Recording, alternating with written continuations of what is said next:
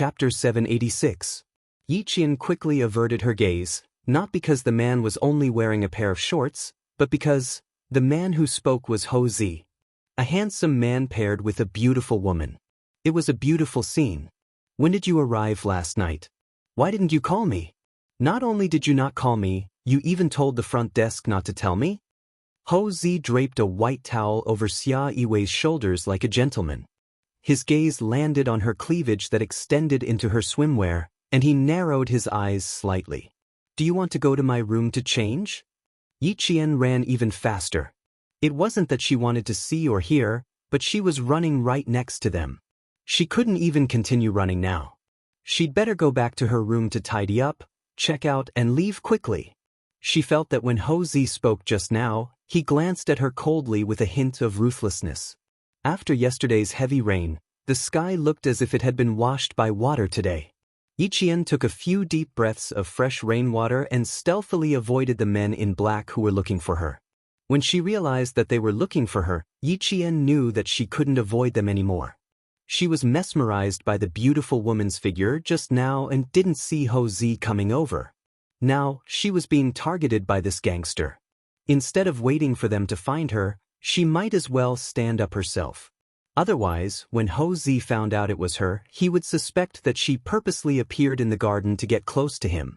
She stopped avoiding the men who were looking for her and smiled. I was nearby just now. I can go with you guys to explain to Brother Z. After National Day, there was another heavy rain. Yesterday morning she could still wear short sleeves, but today she could wear long sleeves. If she was afraid of the cold, she could even cover herself with a thin jacket. The water in the pool wasn't warm, but fresh water that was changed this morning. Against the sky blue tiles of the pool, the water in the pool looked clear and clean. Xia Yiwei was used to swimming in the morning. As long as she had the time, she would swim half an hour earlier than usual. She had specifically instructed the front desk when she came over last night, but she did not expect to meet the man who had been entangled with her for 17 years in the morning. She did not accept his invitation and said faintly, "No, I still need to swim for a while. Boss Ho is very busy. If there's nothing else, please leave as soon as possible." The cold feeling came again. This time, there was no need to guess. He could hear it just by listening. What's wrong? What's not going well at work? Let's hear it and see if I can share your burden.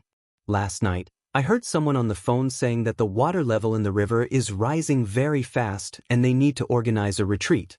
Did the work last night not go well? Ho Zi didn't realize that Xia Yiwei was starting to distance herself from her. She smiled and coaxed her. At the same time, she reached out to pull the beauty into her arms so that they could sit together in the pool umbrella chair. Xia Yiwei wasn't a soft person. She slapped his hand away and said with a faint smile, "Boss Ho, I'm tired. Please let me go." Ho Zi's expression changed when she heard the double entendre. Third master. The bodyguard who had been standing by the side saw that the person below had something to report, so he reminded him softly, "I've brought her over." Ho Zi, who was staring at Xia Yiwei, was in a very gloomy mood. When he heard this, he narrowed his slender phoenix eyes and a trace of malice flashed through them. Who's sneaking around here? Chapter 787. Don't take it out on others. Alright, I'll go upstairs. You deal with your own business. Having known him for 17 years, Xia Yiwei could tell why the man beside her was angry. Without hesitation, she pried his hand away, wrapped the towel tightly around her, and left without looking back. When Yi Qian came over, he saw the expressionless beauty who had just come out of the water walking towards him. He suddenly felt a sense of familiarity. The beauty was extremely beautiful and even had a hint of aggression. However, Yi Qian saw a resemblance to Xia Jinyuan in her beautiful facial features. Her eyes and expression were the most similar. They had the same cold gaze and the same arrogant expression. It was the kind of arrogance that came with being born into a good family. It wasn't annoying, but one could tell at a glance that she had a noble temperament and family background. Xia Yiwei also saw Yi Qian walking towards her. She raised her eyebrows with a faint smile. Wasn't this the girl that old Six had taken a fancy to? She was much prettier in person than in the photos. No wonder even a man like Ho Zi, who had high standards, said that she was not bad and was good-looking. What was rare was the tenacity in her eyes. It was unforgettable. So it's a little girl jogging nearby. I thought it was some lecher who came to the swimming pool early in the morning to look for a romantic encounter. Not bad, little girl. You're already consciously exercising at such a young age. Xia Yiwei stopped and looked at the girl who was looking at her with a smile in her eyes. If I had known, I would have gone for a morning jog with you. Sorry, I didn't notice that there was a swimming pool here when I was jogging. Sorry to disturb you. He had used a Ms. Xia's VIP card to book a room. Now that there was a lady who looked a little like Xia Jinyuan in front of him, he guessed that she was the Ms. Xia, who had the VIP card. Yi Qian had even met Commander-in-Chief Xia before. Facing this lady who was related to Xia Jinyuan, Yi Qian didn't feel nervous at all. He spoke calmly, but there was a hint of lightness in his tone.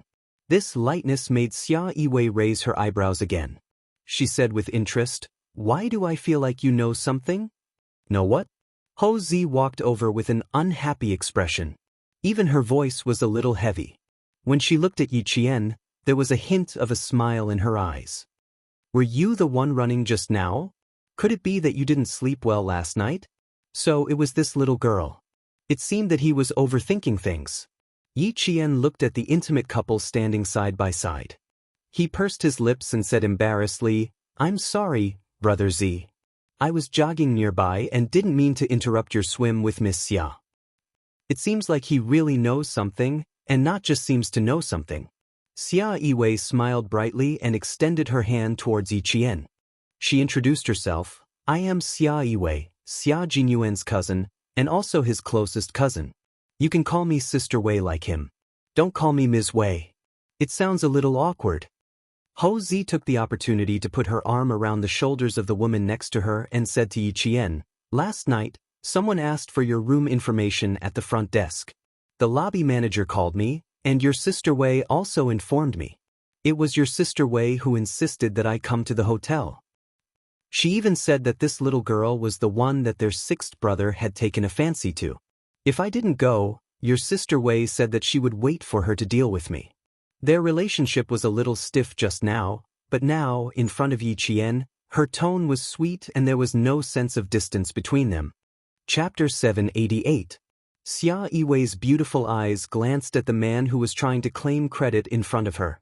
The coldness in her eyes made Ho Zi's heart sink slightly. It was as if something was being separated between the two of them, making his heart flustered. After 17 years of interaction, even their quarrels were well hidden. Xia Yiwei didn't want Yi Qian to know about these things. She smiled and said, "Don't listen to his nonsense. Sixth brother called me before and asked me to look after you. I'm ashamed. I feel like I haven't done anything. If you have any problems in the future, you can contact me directly. My phone number is..." Xia Yiwei, who had seen Yi Qian's memory at the traffic bureau, directly reported her phone number, office number, and home number. She wasn't worried that Yi Qian wouldn't remember, and she only reported it once. Yi Qian looked at Xia Yiwei, who was already so beautiful with just a slight smile, and the amazement in his eyes grew. Family Xia's genes seemed to be very strong. Each one was more beautiful than the other. Ho Zi's eyes flashed with a hint of haze as he teased, "You're not sincere as an elder sister.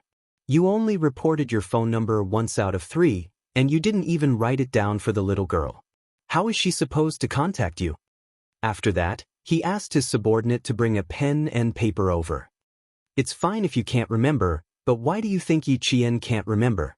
I heard from sixth brother that her brain's memory is so strong that she can clearly remember where she was, who she met, what she said, what she was doing at that time, and what she said in the past few months."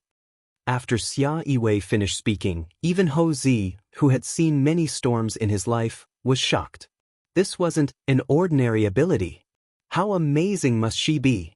How strong must her memory be? That amazing? That's incredible. If sixth brother of family Xia dares to do something bad in the future, I'll find out everything he did.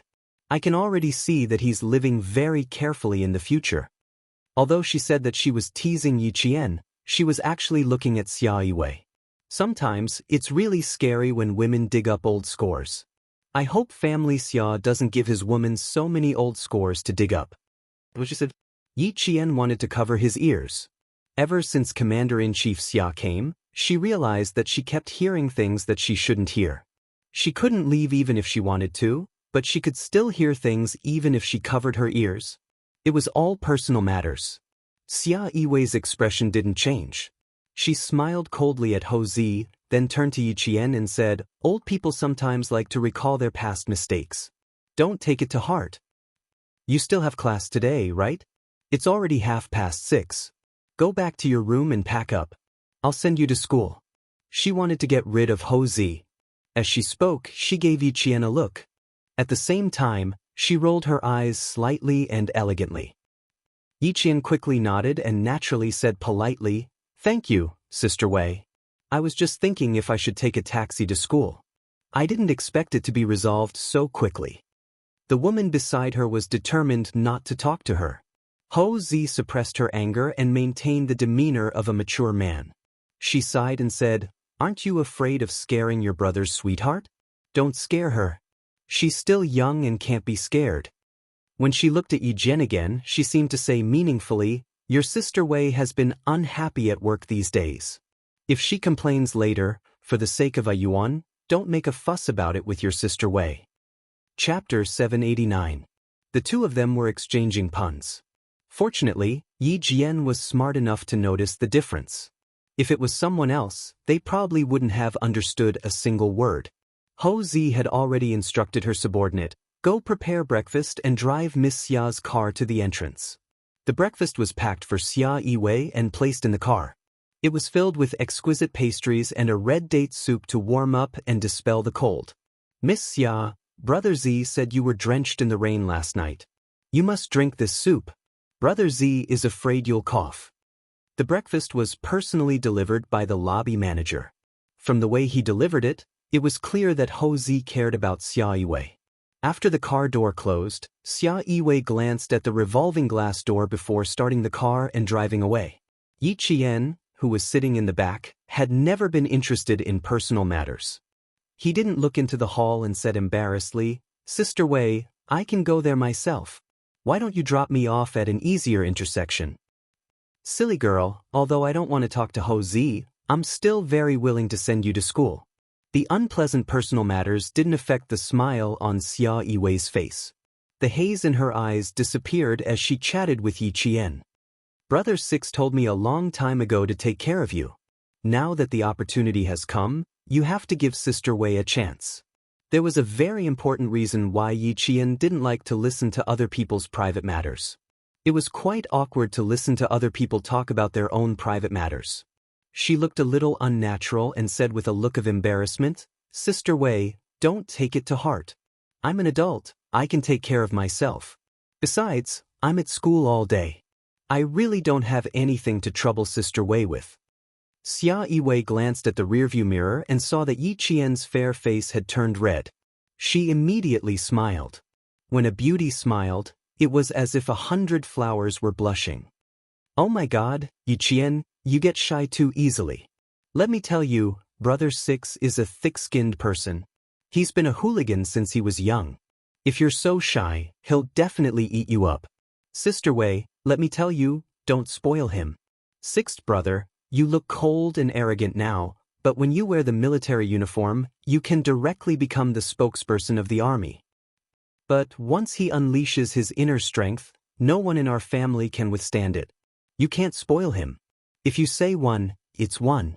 If you say two, it's two. If you say one, it's two. He has to listen to you." Yi Qian was speechless. First, there was Commander-in-Chief Xia who taught her how to subdue Xia Jinyuan. Then, there was her cousin who taught her how to tame Xia Jinyuan. She was really a little curious. Just how much of a fool had he been in the past to give his family such a headache? Sixth brother is disobedient. Even now, old madam says that she has never seen a child as shameless as him. He's so disobedient, but no one can blame him for the things he does. Although Xia Yiwei and Xia Jinyuan were cousins, she had always been studying in the capital. She even completed her university studies in the capital. Thus, she became Xia Jinyuan's cousin who had spent the most time with him. Naturally, they became the closest cousins. When she mentioned her younger brother, she had a look of disdain on her face. However, her expression was extremely proud. There were many things that Commander-in-Chief Xia didn't know, but Xia Yiwei definitely knew.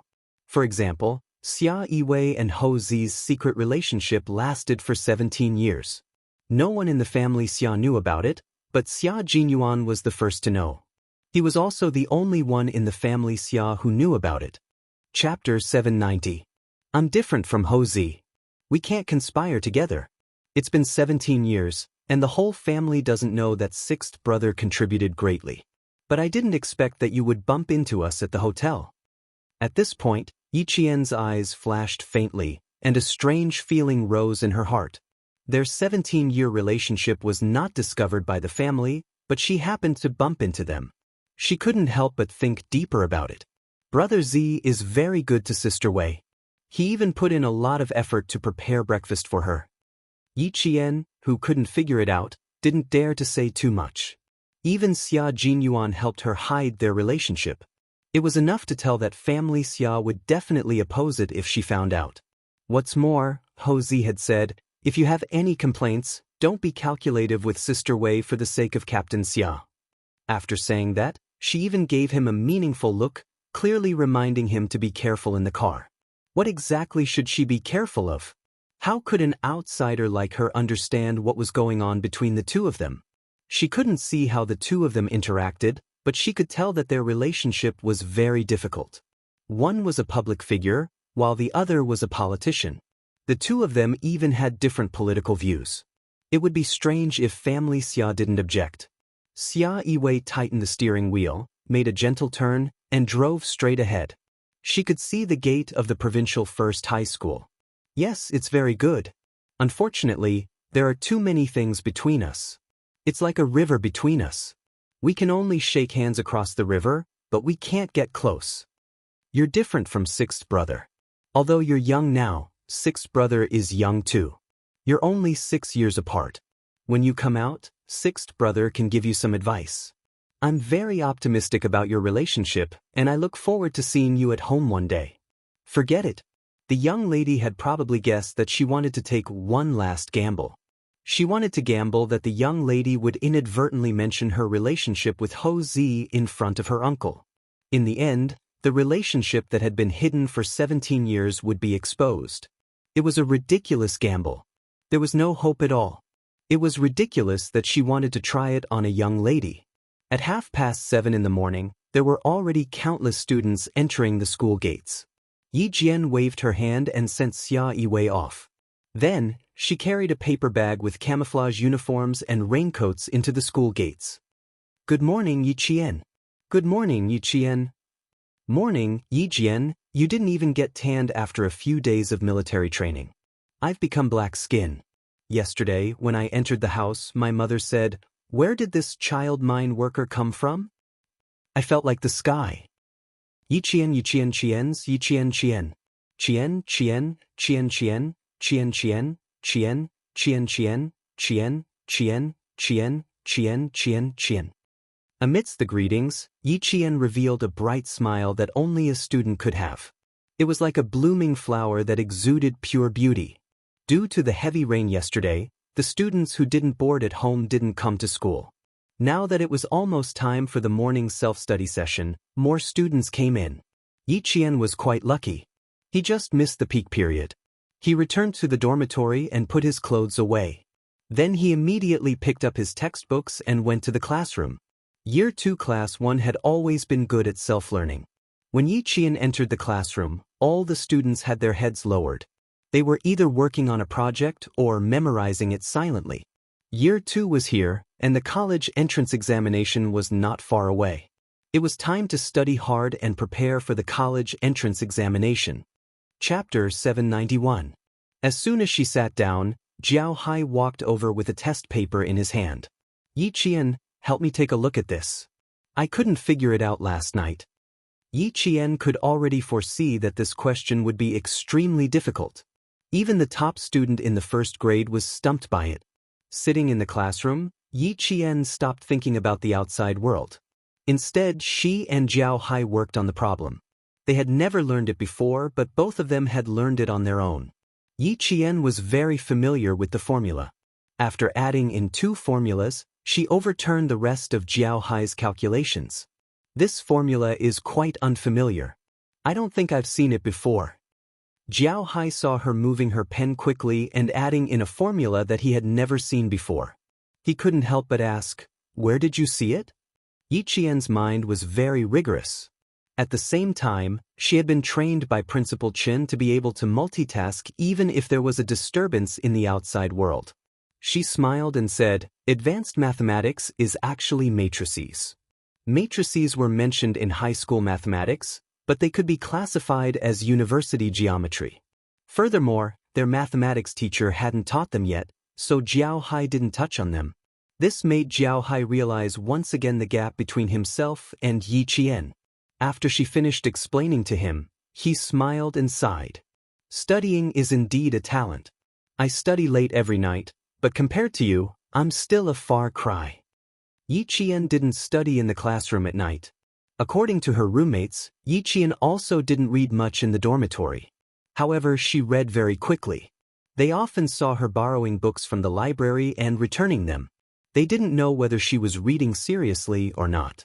It felt like she was, but it also felt like she wasn't. "You're not worse than me. It's just that I'm involved in a wide range of subjects. That's why you feel that way." Yi Qian didn't know that she was constantly comparing herself with her classmates. She wanted to know that sometimes comparisons could hurt. She would help any of her classmates, but she didn't want them to think that she was worse than her. As they were talking, Lu Xen rushed into the classroom. When he saw Yi Qian, he ran over and said, Ying is in the process of transferring schools. I saw her in Teacher Tong's office. Ying is so arrogant. She even said, since Teacher Tong doesn't like her, then she can only transfer to a school that can tolerate her. If I didn't hear her say that with my own ears, I wouldn't believe that Ying would say something like that. After the military training incident, the entire class's impression of Ying could not be any worse. Now, if the class were to vote for who they hated the most, it would definitely be Ying. Yi Qian closed the papers and handed them to Jiao Hai. He looked up and smiled faintly. Since she doesn't think it's her fault, she'll naturally think it's someone else's fault. For a person who doesn't like to admit her mistakes, anything she says is normal. Then, there's nothing to be surprised about. It was Yi Ying's style to be able to say such words. Even if she left, she would leave in a way that would upset the people who stayed behind. What you said makes a lot of sense. Lu Xen scratched his head. When he looked up, he saw that more than 10 students who were originally sitting in their seats had gathered around him.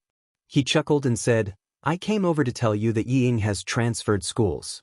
In the future, our class will have one less pretty girl. It's quite a pity. Boys were not used to speaking ill of girls. Lu Xen didn't like Ying either, but he wasn't used to speaking ill of her. Chapter 792. So what if she's pretty? No matter how pretty she is, what she does isn't pretty at all. A girl curled her lips in disdain and rolled her eyes. It's a good thing she transferred away. If she didn't, the whole class would be in a mess. The 3 dormitories of the science class 1 were full. There were only 6 girls in each dormitory, so there was a total of 18 girls. None of them had a good relationship with Ying. No one was reluctant to see her leave.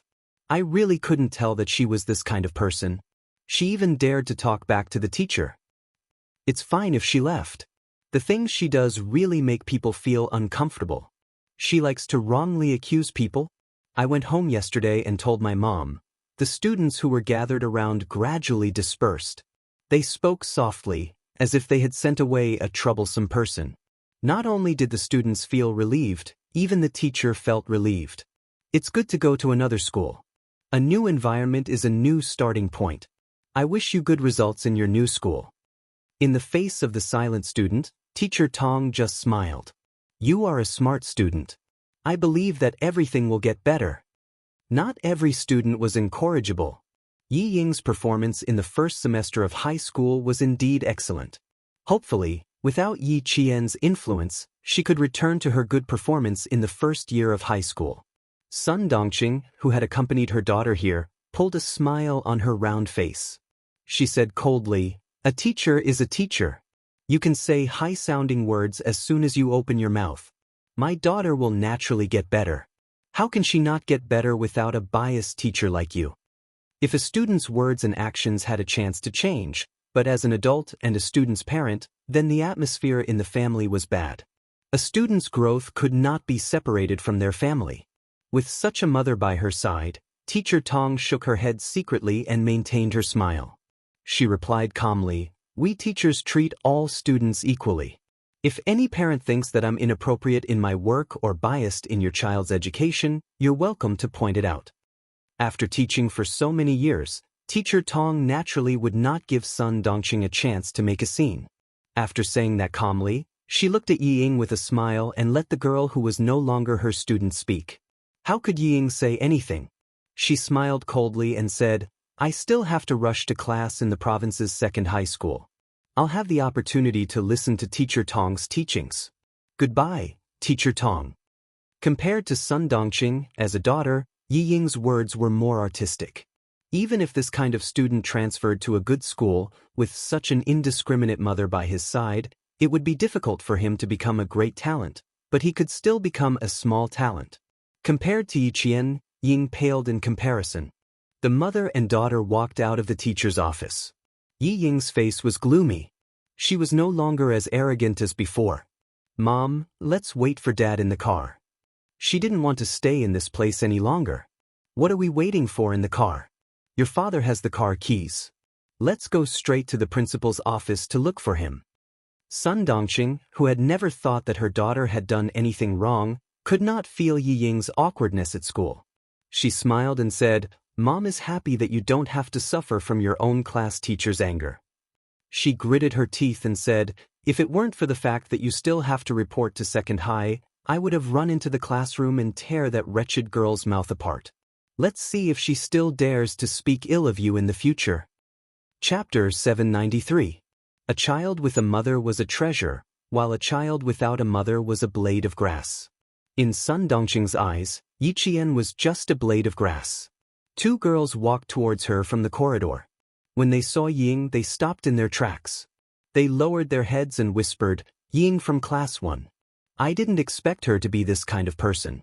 How disgusting. Let's go, let's go." Saying it was embarrassing was an understatement, but the students from other classes were disgusted. How could they not hear their whispers when they brushed past each other? Yi Ying's face turned pale when she heard them.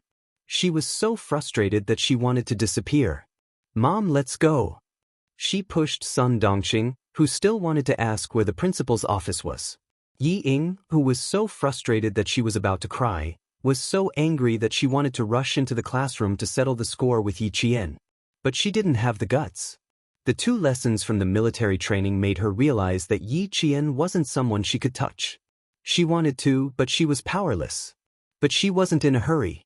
Grandma and her aunt's family were also waiting to deal with Yi Qian. Then she wasn't in a hurry. "There's no hurry. I have to endure. If I make another mistake, even Dad won't forgive me. Endure for a while and calm down. Take it slow. Take it slow. There's still a long way to go." Ying lowered her head and stared at her toes. She softly warned herself in a voice that only she could hear. Yi Ying finally learned her lesson after suffering one loss after another. She temporarily suppressed her impulses and didn't run to the classroom to cause a ruckus. Sun Dongqing saw her daughter walking down the stairs and cursing Yi Qian. "Damn girl, you're getting bolder and bolder." She hurriedly chased after her. In the principal's office, Principal Chow directly rejected Yi Jifan's request. He said calmly, "It's the morning self-study period. The students have already started class. Our school prohibits students from running out during class. Please forgive us. Your school is indeed strict. It's a pity that my daughter doesn't know any better and missed out on such a good school." Yi Jifan could tell that the school was trying to protect Yi Qian. A cold glint flashed across his eyes as he stood up with a smile. "Then I won't disturb Principal Chow any further. I'll treat you to a meal when I have the chance." There were 3 things that Yi Jifan wanted to take care of when he came to school. In the end, he only managed to help Yi Ying with the transfer procedures smoothly. The other 2 things were not completed. She wanted to personally retrieve Yi Ying's school records but failed. She also wanted to meet Yi Qian but failed. As long as Yi Qian was still in school, old Madame Yi and Yi Jifan had no way of seeing Yi Qian. They didn't even have an excuse to ask her to come out. Principal Chow politely walked him to the office door. "Mr. Yi, you're too polite. You're doing this for the children, but our school is doing this for the students. Since the students can no longer study well in school, we can only ask the parents to worry about them. We will pay more attention to the child's growth. Principal Chow, please stay. I won't disturb you any further." They were both polite and courteous. Yi Jifan left the office with a smile on his face, maintaining the modesty of a government official. As soon as they left the school gate, Yi Jifan's face darkened. He left with the mother and daughter who were waiting for him. "Ying, this is your last chance. I don't want to go to the provincial second high school just to clean up your mess. I hope to hear good news about you in school. This is my last and only request for you." The family of 3 left in a hurry. They didn't notice a second-year girl hiding behind a camphor tree. It was only when they left the school gate that she came out. Chapter 794. Oh my God, I'm happy to hear such good news so early in the morning. Even if I get punished for being late, I'm still happy, and Jiasun giggled as she dashed back to the classroom like a gust of wind. At this time, the morning self-study session had already started 5 minutes ago. The second-year Class 1 students were late to copy the text 5 times as punishment.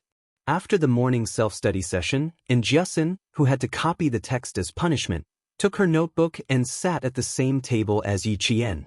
While she was busy copying the text, she could also join in the discussion about Yi Ying's transfer. "Aren't I late? I happened to see Yi Ying walking with her parents. She walked so fast as if she had wheels on her feet." She wrote quickly and did not forget to laugh. Evil people get their just desserts. Serves her right. So that's what happened. She's too bold. She even wronged her own instructor. She deserves to be expelled. She really deserves it. The second-year Class 1 has sent away a plague. Most of the students thought so. Those who had been in the same class as Yi Ying in the first year wanted to say something, but their voices were weak and could not compete with Tao Tao's criticism. After a few words, they stopped. She had already left. There was nothing left to say. At this time, Yi Ying appeared in the second-year class of the province's second high school. Because of her excellent grades, she was naturally assigned to the experimental class. After the morning self-study session, by the time the first class started, all the second-year classes knew about Yi Ying's transfer. Even her disrespect to Teacher Tong was spread. Yao Jing knew that Yi Ying would transfer schools, but she did not expect her transfer to be so fast. She looked for Luo Ran, who also knew about the news, 10 minutes after class ended. "You'd better not stand up for her. She's gaining momentum. Even if you stand up for her now, you won't gain anything." Yao Jing looked at Luo Ran, who was so angry that his face was contorted. She calmly analyzed, "Also, I need to tell you that Yi Qian might have some martial arts skills. I didn't see it during the target practice session, but all the second-year Class 1 students said that Yi Qian is good. Think about it. Do you think you can defeat someone like him with your fists alone?" This was not good news. If she did not tell Luo Ran in advance, she was afraid that he would go after Yi Qian in a fit of anger. It wasn't because of Luo Ran that he reminded him, but because he thought that he needed to use the people in society that Luo Ran knew to stand up for him. "Don't worry, I'm not going to look for her now. Next Friday, I have a duel with Yi Qian." When Luo Ran returned home, he was also severely taught a lesson. Even his pocket money was confiscated. He also had to shrink his neck and live his life. Yao Jing looked at him in disbelief, but when she heard that he was going to have a duel with Yi Qian next Friday, her eyes lit up. "That's fine. We have to behave ourselves for the next half a month. Don't let anything happen in school."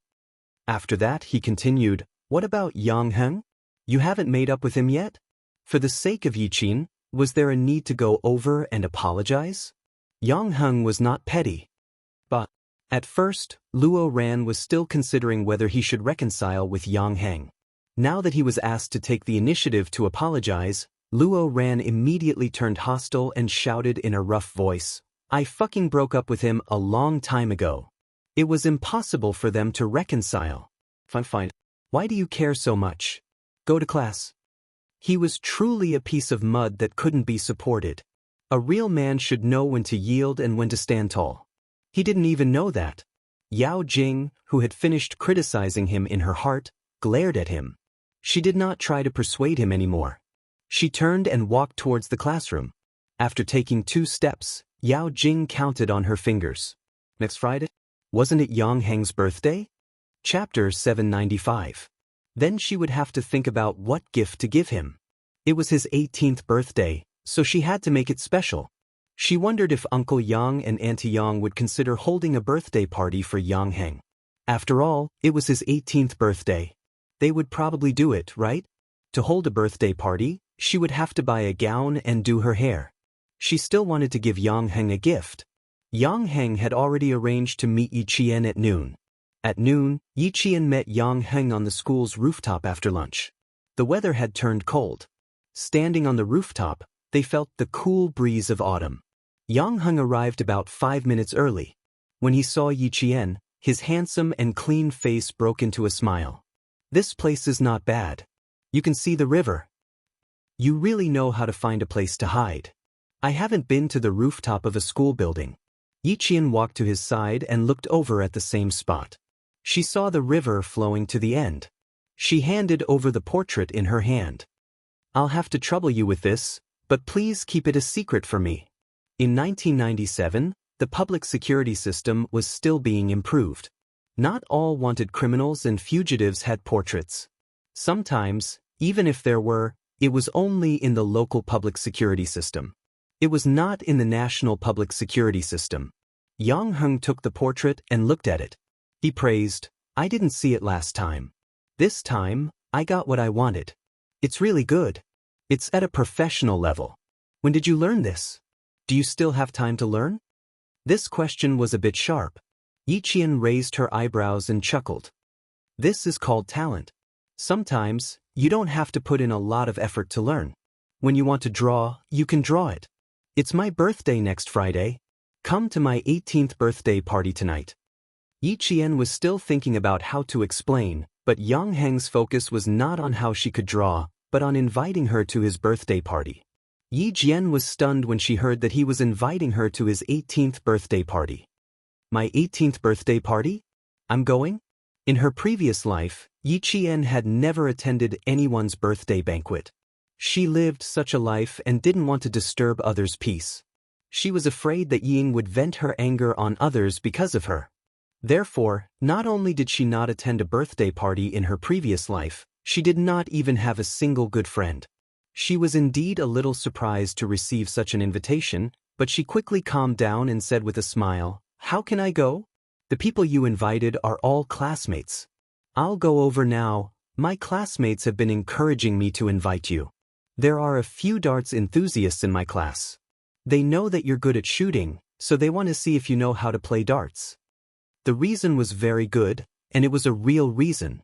Seeing her so surprised, Yang Heng's clean face showed a little embarrassment. It's a little sudden.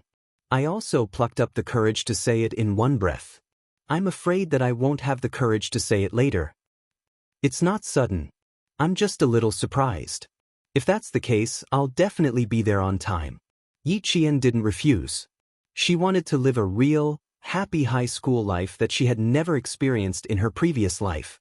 She didn't think she could refuse a normal social life. Once rejection became a habit, she would lose not only fun, but also friends. After getting a response, Yang Heng returned to the classroom. Several boys in the class surrounded him. How was it? Did you agree? Hey, hurry up and say it. Chapter 796. I scared her. Yang Heng deliberately sighed to whet the appetite of the boys who were good at darts. I'm also quite embarrassed myself. The boys thought that they had lost their chance and shouted in unison, Fuck, even a handsome guy can't do it. Where's the pretty girl in our class? Let's invite the pretty girl to play. Yi Qian's seniors were all curious about her. She didn't even study in high school, yet she could get into a second-tier university just by taking a test. She was like a genius. Yang Heng teased them, then slowly smiled and said that Yi Qian had agreed to participate. The boys immediately put their arms around Yang Heng's neck and said, "Are you kidding us? You're asking for a beating." Not long after, the boys started laughing and playing around. School was a place where there were only worries about studying. Aside from that, all that was left was happiness and happiness. Yi Qian missed out on such a simple school life in her previous life, but she would not miss it again in this life. Yang Heng held a birthday party for his birthday. Other than his classmates, he also invited the students from the same basketball team as him. As for Luo Ran, when he heard that Yang Heng had invited his teammates, he threw the basketball in his hand to the ground and left. "What's this? Isn't it just an 18th birthday party? What's so great about it? When I'm 18, we'll all go to the Caesar Grand Hotel." As soon as he left the basketball court, Luo Ran snorted with a gloomy face, "I'll deal with you sooner or later." His bad relationship with Yang Heng was not a secret in school. When Yi Qian heard the boys from her class talking about it, she couldn't help but frown. Luo Ran liked to play dirty, so Yang Heng had to be careful. Yi Qian planned to mention it when Yang Heng brought the news back to her, but the intense monthly exam was about to start. Yi Qian even used her free time to study. Sometimes it was for herself, sometimes it was for her classmates. "I got this question wrong again. I'm so stupid. Teacher Zhang said so last time. I even got 2 basic questions wrong. Sigh, I was too careless." Yi Qian seems to have scored full marks again. I have to learn from her. Her grades have always been very high. The monthly exam is a piece of cake for her. "Hey, can you explain this question to me? I got it wrong."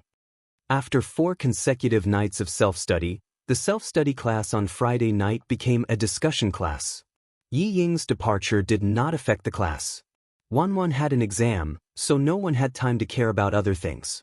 Yi Qian had to pay attention to the abrasions on his arms this week, so he didn't even go to the training grounds. He spent all his time at school. After waiting for 5 days and not seeing Yi Qian, old Madame Yi, who was staying in the hotel, did not look too good. "Jifan, do you think Mom is easier to coax than before? You can easily deal with the tasks that are given to you?" Without Sun Dongxing in the room, old Madame Ye's face lost its usual friendliness. "It seems that you've become a high-ranking official and have begun to play tricks in front of me." Yi Jifan, who was sitting on the sofa in the office, smiled helplessly and said, "Mom, look at what you're saying. Which task of yours did I not do well? Yi Qian is at school. I can't just barge in. Also, I took half a month off because of what you asked me to do. I want to help you relieve your worries. Tomorrow is Saturday. Let's see if she'll come out. I've got people watching at the school gate.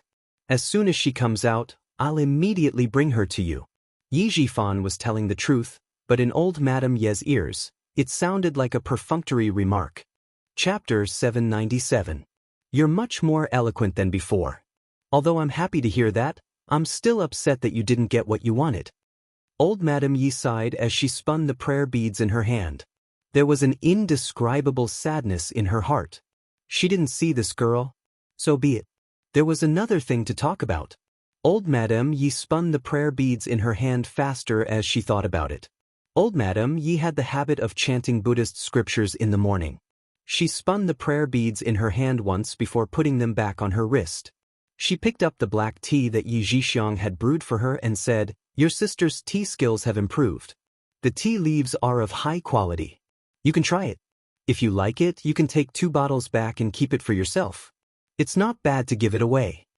Old Madame Yi had spent the most effort on her daughter's matters. She only hoped that her daughter's family would be safe and sound. As for her son, the old man had already said that he would never grow up well. "Mom, you know that I don't have the habit of drinking tea. Drinking a few mouthfuls of water can also quench my thirst." Yi Jifan had been an official for many years. He was no match for old Madame Yi in the past, but that might not be the case now. After a lukewarm rejection, Yi Jifan looked at old Madame Ye's face darkened. He smiled faintly and said, "Mom, you've been living with little sister for so many years. It's normal that you don't know my living habits. Don't blame yourself. I'm not blaming you." Old Madame Yi used to speak like this, but now Yi Jifan was giving her a taste of her own medicine. Old Madame Ye's eyes instantly darkened. "You've all grown up. You've all grown up. Now that you've grown up, you don't take me seriously. Although old Madame Ye's expression was not good, her tone did not change at all. Her voice was so old that it sounded a little bleak. For your sister's sake and your two nephews' sake, think of a way to use some connections to get rid of your brother-in-law's identity. You should try your best to get this done. Your brother-in-law's identity isn't very good now. It wasn't easy for our family to have you as an official. Mom hopes that our family will be safe and sound. Money is not a problem. It's fine as long as it can be solved. Just as Yi Jifan had guessed last night, old Madame Yi had brought her daughter's family back to solve Sun Yaozu's identity as a fugitive. She wanted to use Yi Jifan's connections to try. It would be a good thing if it succeeded, but if it didn't, it wouldn't affect anything. At most, he would let his daughter and son-in-law go abroad to avoid it. Now that he had money in his hands, it was easy to get things done. Hearing this, Yi Jifan threw the teacup in his hand onto the coffee table and sneered, "Mom, you're really considerate of Zhixiang's family. Using my future in exchange for Sun Yaozu's identity? Mom, are you still treating me like a fool? You're almost 40 years old. Why are you still so impatient? When did I ever want to gamble with your future? It's just that since you've been promoted so quickly, you should have some backing. That's why I wanted to see if you had any ideas." His impatience made old Madame Yi feel even more relieved. Since he dared to give her such a cold shoulder, it seemed like he really did have a powerful backing. Yi Jifan's expression was not just cold. He said directly, "Then I can only tell you that I really don't have any ideas. Changing the identity of a fugitive just like that? You're really daring. All these years, I'm used to spending money to settle things. The older I get, the more I don't know how to restrain myself." Chapter 798. As he spoke, he stood up. His eyelids drooped lightly as he looked coldly at the old lady. "I still have some matters to attend to in the afternoon, so I can't accompany you anymore. Goodbye." A trace of coldness flashed through old Madame Ye's cloudy eyes. The nerves on her orange peel-like old face twitched slightly. Her double chin also trembled. This time, old Madame Yi was really angry. "Stop right there." She stood up as well and coldly looked at this son that she had only brought back from the outside and lied to old man Yi that she had carried for 10 months. She said in a low voice, "You don't have the right to shout and wrangle in front of me. If it weren't for me, who knows where you would still be a beggar right now." Old man Yi had already said that before, since he wasn't her biological son, she naturally wouldn't be able to raise him well. In return, Yi Jifan smiled coldly. "You don't have to worry about whether or not I'll be a beggar somewhere. That's right, I'm not related to you by blood, but I'm related to the Yi family by blood. Otherwise, how could Dad not have realized that I wasn't his son at all back then? In the past, you could use the fact that I'm not your son to threaten me because I had to go through a background check. But now, do you think it's still okay?" Since he had already torn down the last piece of cloth, Yi Jifan didn't want to give her any face. "I treat you as my mother, so you're still my mother. If I don't acknowledge you and want to look for my biological mother, you can't do anything to me. Mom, you're old. You're almost 70 years old. How can you still be so lawless outside? Follow little sister and enjoy your old age. You should stay out of the affairs of your children and grandchildren. It seems that you don't want the jade pendant I gave you." Old Madame Yi, who was so angry that her heart ached, took out her trump card and coldly threatened, "This is the jade pendant that Sun Xueqing gave to Yi Qian. As an uncle, how can you be so shameless to hide it? This unfilial thing. Was this how he repaid her, his mother, by raising him? She wasn't his biological mother, but she had at least fed him and raised him." Yi Jifan, who had already guessed what would happen last night, would not be threatened by her. With a faint smile, he looked at the angry old lady and slowly said, "Mom, you really don't have to worry. Little sister took away sister-in-law's pitiful pension. At least that girl Yi Qian knows that I took this jade pendant. I forgot to tell you that Yi Qian still remembers when she was 3 years old. Do you think she remembers that you and Xiaomei received the pension from eldest sister-in-law?" Yi Jifan had thought it through last night. Now that the identity of the person behind Yi Qian was still unknown, it would be unwise to confront her again. In that case, Their family could only bear with it and wait for his position to be completely stabilized. Their daughter, Yi Ying, would also be able to make a move against Yi Qian. The jade pendant would allow him to have a meteoric rise in his career. Yi Qian would not be able to take it away from him. After speaking, Yi Jifan tidied his clothes and didn't forget to tell old Madame Yi, "Rest well." Only then did he leave. This time, old Madame Yi was defeated by the son she had brought in. She thought that she had everything under control, but she didn't know that Yi Jifan used to be a wolf in sheep's clothing. Now that he had a certain status, he didn't need to be afraid of old Madame Yi anymore. If old Madame Yi still wanted to use him to settle the matter with her biological daughter, Yi Zhixiang's family, then she had no choice but to swallow her anger. In terms of scheming, Yi Jifan had reached his current position. How could he be worse than an old lady? Chapter 799.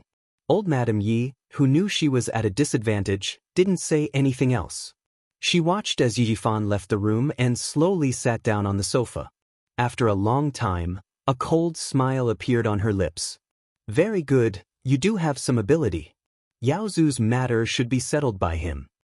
The confrontation between the mother and son fell into the ears of Ho Zi's subordinates. They recorded the conversation on a tape and sent it to Ho Zi that night. Ho Zi wasn't interested in the family's secrets, but with this tape, she had an excuse to call Xia Yiwei. No matter how many things happened outside, it didn't affect Yi Jian at school. After 4 days, the gauze on her arm could finally be put aside. By next Friday, the graze of the stray bullet had completely healed, leaving only a scar the size of a 5.5mm bullet. Yi Jian looked at the wound that she could see when she raised her hand. She thought of the fine scars on Xia Jinyuan's shoulders, arms, and chest. This time, she had another scar that represented glory. The first scar was the slightly large one on her lower back. It was the scar that scared Jiasin when she took a shower. It was the scar from the fight with the mercenaries in the no man's land. It had been 2 weeks since the military training.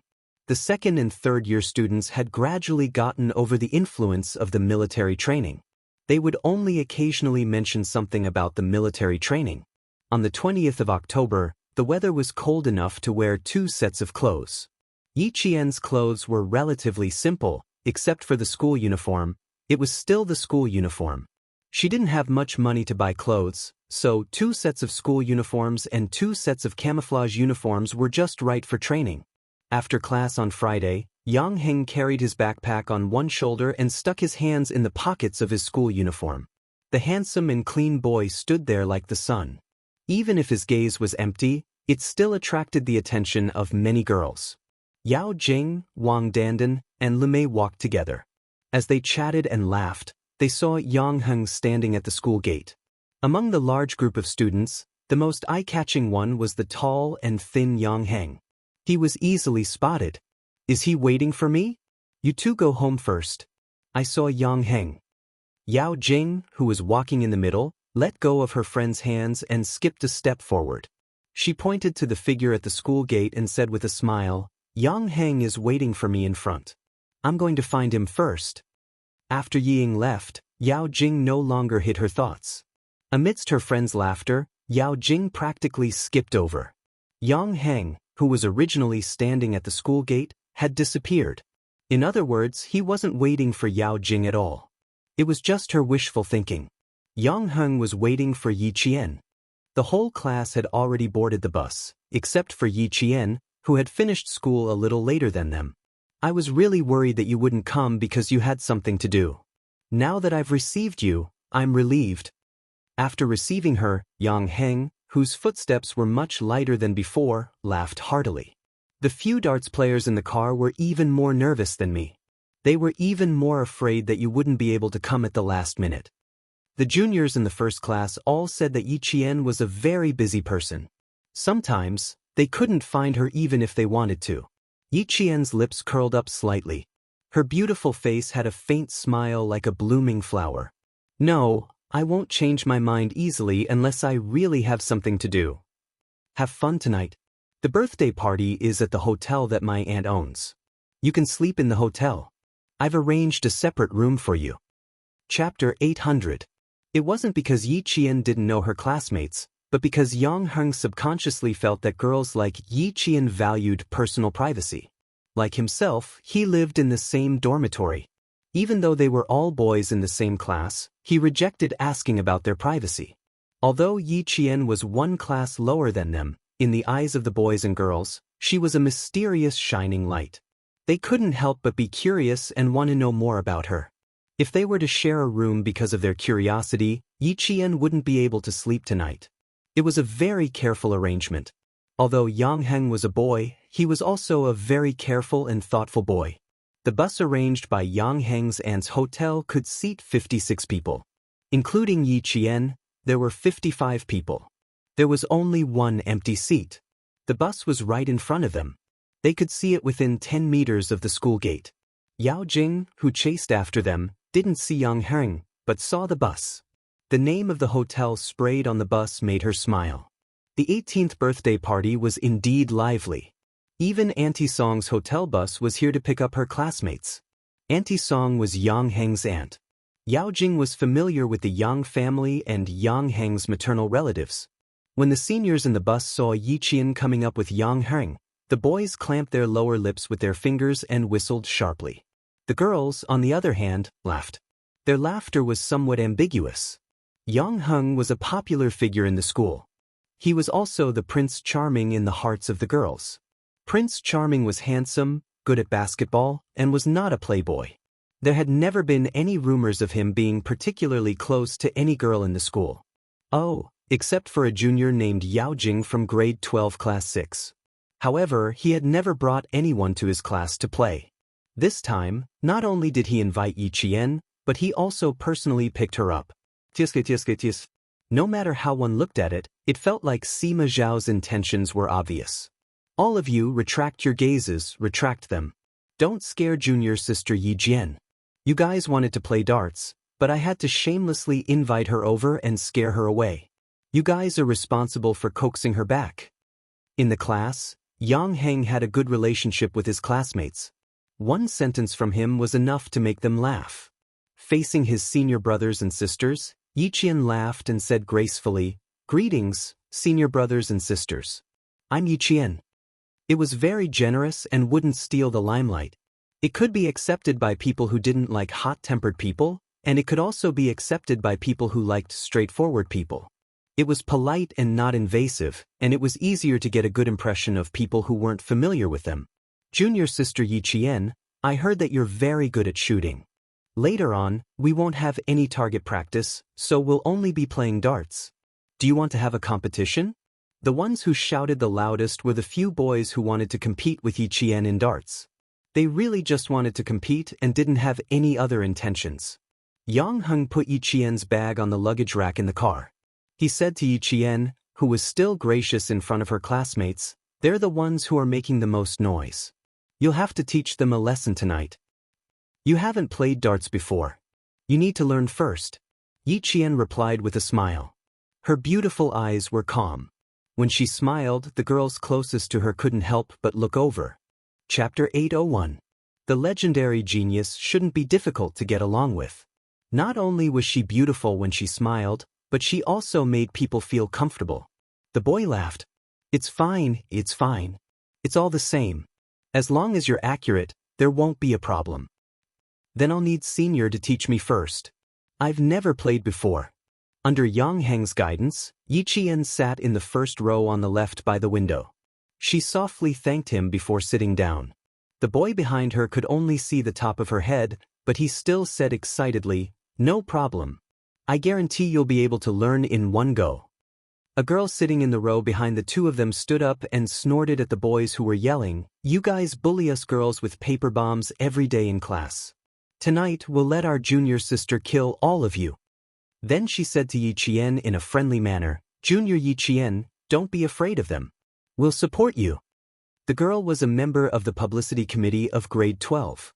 She had an apple-shaped face and a pair of dimples when she smiled, adding to her friendliness. "With the support of my seniors, even if I lose, I'll have to lose beautifully." Yi Qian's bright eyes softened as she looked at her senior. She pursed her lips and smiled. "Even if we lose beautifully, we'll still win." Yes. We'll win decisively and lose beautifully. The car became lively. The driver was about to close the door when a petite figure rushed out from the side and slammed her hands on the slowly closing door. There's still someone who hasn't gotten in yet. Why are you driving? Fearing that the driver would open the door in fright, he held back his anger and said stiffly, "Fellow student, if something happens to you, how can we, the drivers, bear the responsibility?" The girl jumped into the car briskly and sat beside the driver.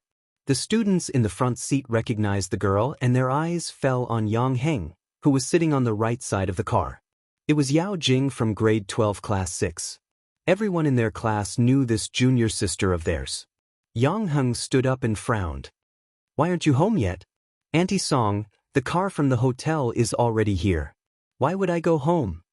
Yao Jing climbed up the car ladder with her head raised. She smiled at Yang Heng, who was leaning out to look at her. "I'll follow you." When she stood up and saw who was sitting next to Yang Heng, Yao Jing's gaze, which was originally smiling, suddenly became extremely sharp. It was more like the thorns on a cactus, shooting densely at Yi Jian. Her smile froze on her face. For a moment, Yao Jing couldn't maintain her composure, revealing a gloomy expression. Yi Qian was also in the car. "Are you kidding me? What was she doing here, sitting with Yang Heng? Didn't Luo Ran say that he was going to duel her today? Then why was she still in the car? Also, when did she get so close to Yang Heng? He even invited her to his birthday party." On the night of the military training, she saw the two of them taking a walk together. Then she heard Yi Ying say that she saw them, but they didn't interact after returning to school. How did they suddenly become so close? Countless whys made Yao Jing's expression turn worse and worse. Her glare at Yi Qian became sharper. It was hard to ignore her gaze. Yi Qian looked up and glanced at her coldly. A faint smile appeared on his lips as he looked away. Chapter 802. Unlike Yi Ying, Yao Jing was more tolerant, so she didn't have to worry about quarreling with him in the car.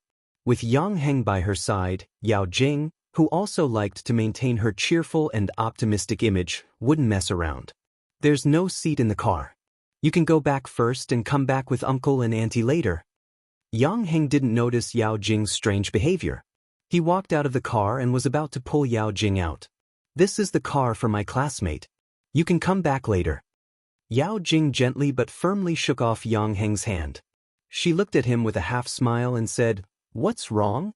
Is it not convenient for me to get in the car?" "Dandan and Lemay have gone back. I don't want to go back alone. You can sit in the lower seat. I'll sit with Yi Qian." She didn't give Yang Heng a chance to speak. She pulled his arm intimately and pulled him to the seat near the car door. "You sit here and I sit above. The seats are just right, aren't they?" "Yao Jing." Yang Heng didn't like her behavior. It seemed easy to negotiate, but in fact, she was arbitrary. His clean and handsome face darkened. "Today is my birthday. I don't want to quarrel with you." He didn't invite Yao Jing, but his parents invited Uncle Yao. Naturally, Yao Jing was also invited. "I don't want to quarrel with you. But you always like to be difficult with me." Yao Jing stuck out her tongue playfully. She stuck out her tongue at the two girls in front of her and said helplessly, "Seniors, is Yang Heng always so difficult in front of you?"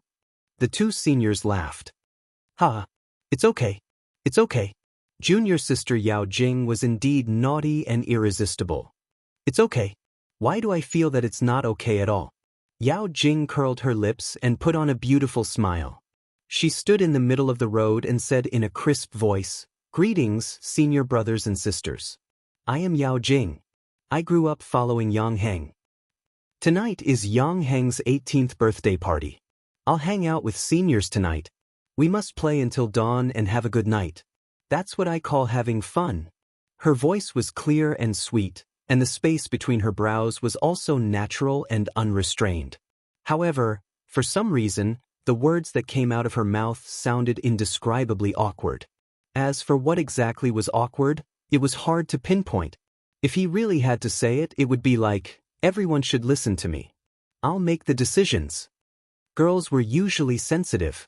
After hearing the voice, she glanced at Yang Heng and saw that his expression was also normal. She probably understood that this was an uninvited guest. Boys, on the other hand, like to listen to it. Yang Heng didn't say to drive, so the driver waited. Yao Jing, who was talking to the boy, turned her head and said with a smile, "Sir, you drive. Yang Heng, let's go there early so we can treat your classmates to some snacks." Auntie Song, the dessert chefs in the hotel are all from Harbor City. Their skills are very good. Senior sister and senior brother, you can try it. It's really good. Yiqian, you haven't eaten it yet, right? You should eat more. It's hard to eat it outside. They chatted and laughed as they sat beside Yiqian. She introduced enthusiastically, Auntie Song, the landscapers in the hotel are all from Harbor City. There are 2 swimming pools. One is outdoor and the other is indoor. I'll take you to the swimming pool. What's so fun about following Yang Heng? Follow me. You can play all the games in the hotel. Chapter 803. Yi Jian was not interested in any of Yao Jing's questions. Her sense of superiority was the same in front of other students. Now, she was asking her questions just to make fun of her for not having eaten the desserts in Harbor City and not having stayed in a good hotel. A good hotel? Caesar Hotel was the best hotel in the city. She stayed there for a night and even went for a morning run in the back garden. Speaking of a good hotel, she had to mention the hotel she stayed in when she went abroad with the leaders. The security was good, and the guards were either special forces or bodyguards from Zhongnanhai. Yi Qian, who had no intention of competing with Yao Jing, smiled faintly at Yao Jing, who was sitting beside him. He did not take her subtle provocation to heart. The car started, and Yang Heng gave Yi Qian a look, hinting Yi Qian to ignore her. He said to Yao Jing, "I'm afraid your parents are waiting at home. Give them a call when you arrive at the hotel." I know. You're so strict." Yao Jing frowned. She glared at Yang Heng and snorted. "If I don't remember, it's enough for you to remember. Yi Qian, don't you think so?" In fact, there was no need to drag her along. Yi Qian raised his eyebrows and looked at her. He said slowly, "You don't have to ask me. Ask yourself. I'm really not interested in your relationship with Yang Heng. What I'm interested in is defeating the boys who want to challenge me with my senior sisters. As for food and swimming, I'm not interested." The girls on the left nodded in agreement. "We'll cheer for you later. Don't brag all day long about how powerful you are. You're pissing us off." My forehead was hit by Wang Jin's paper bullet today. There was a small red mark. These guys need to be taught a lesson. A few girls walked past Yao Jing and started chatting with Yi Jian. Yi Jian naturally ignored Yao Jing's questions that made her feel superior. She didn't like talking to Yao Jing, but since it was Yang Heng's birthday today, she had to be discreet even if she didn't want to talk to her. Yao Jing thought that Yi Qian would at least answer her. If he did not answer her, she would have a way to let Yang Heng see Yi Qian's unreasonable behavior.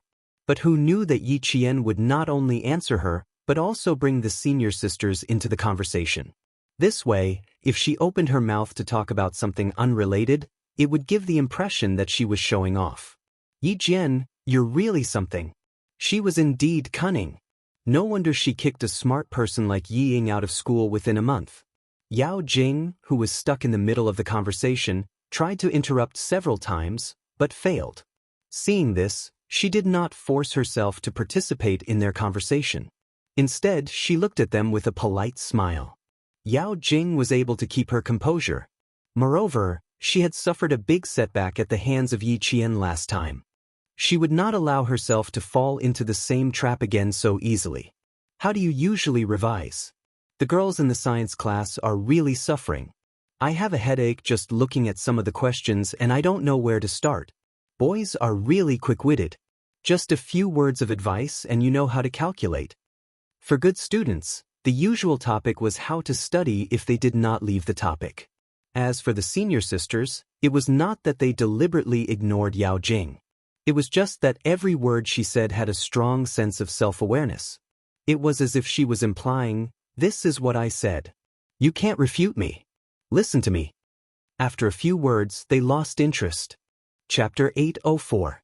When talking to Yi Jian, she would politely ask a few questions.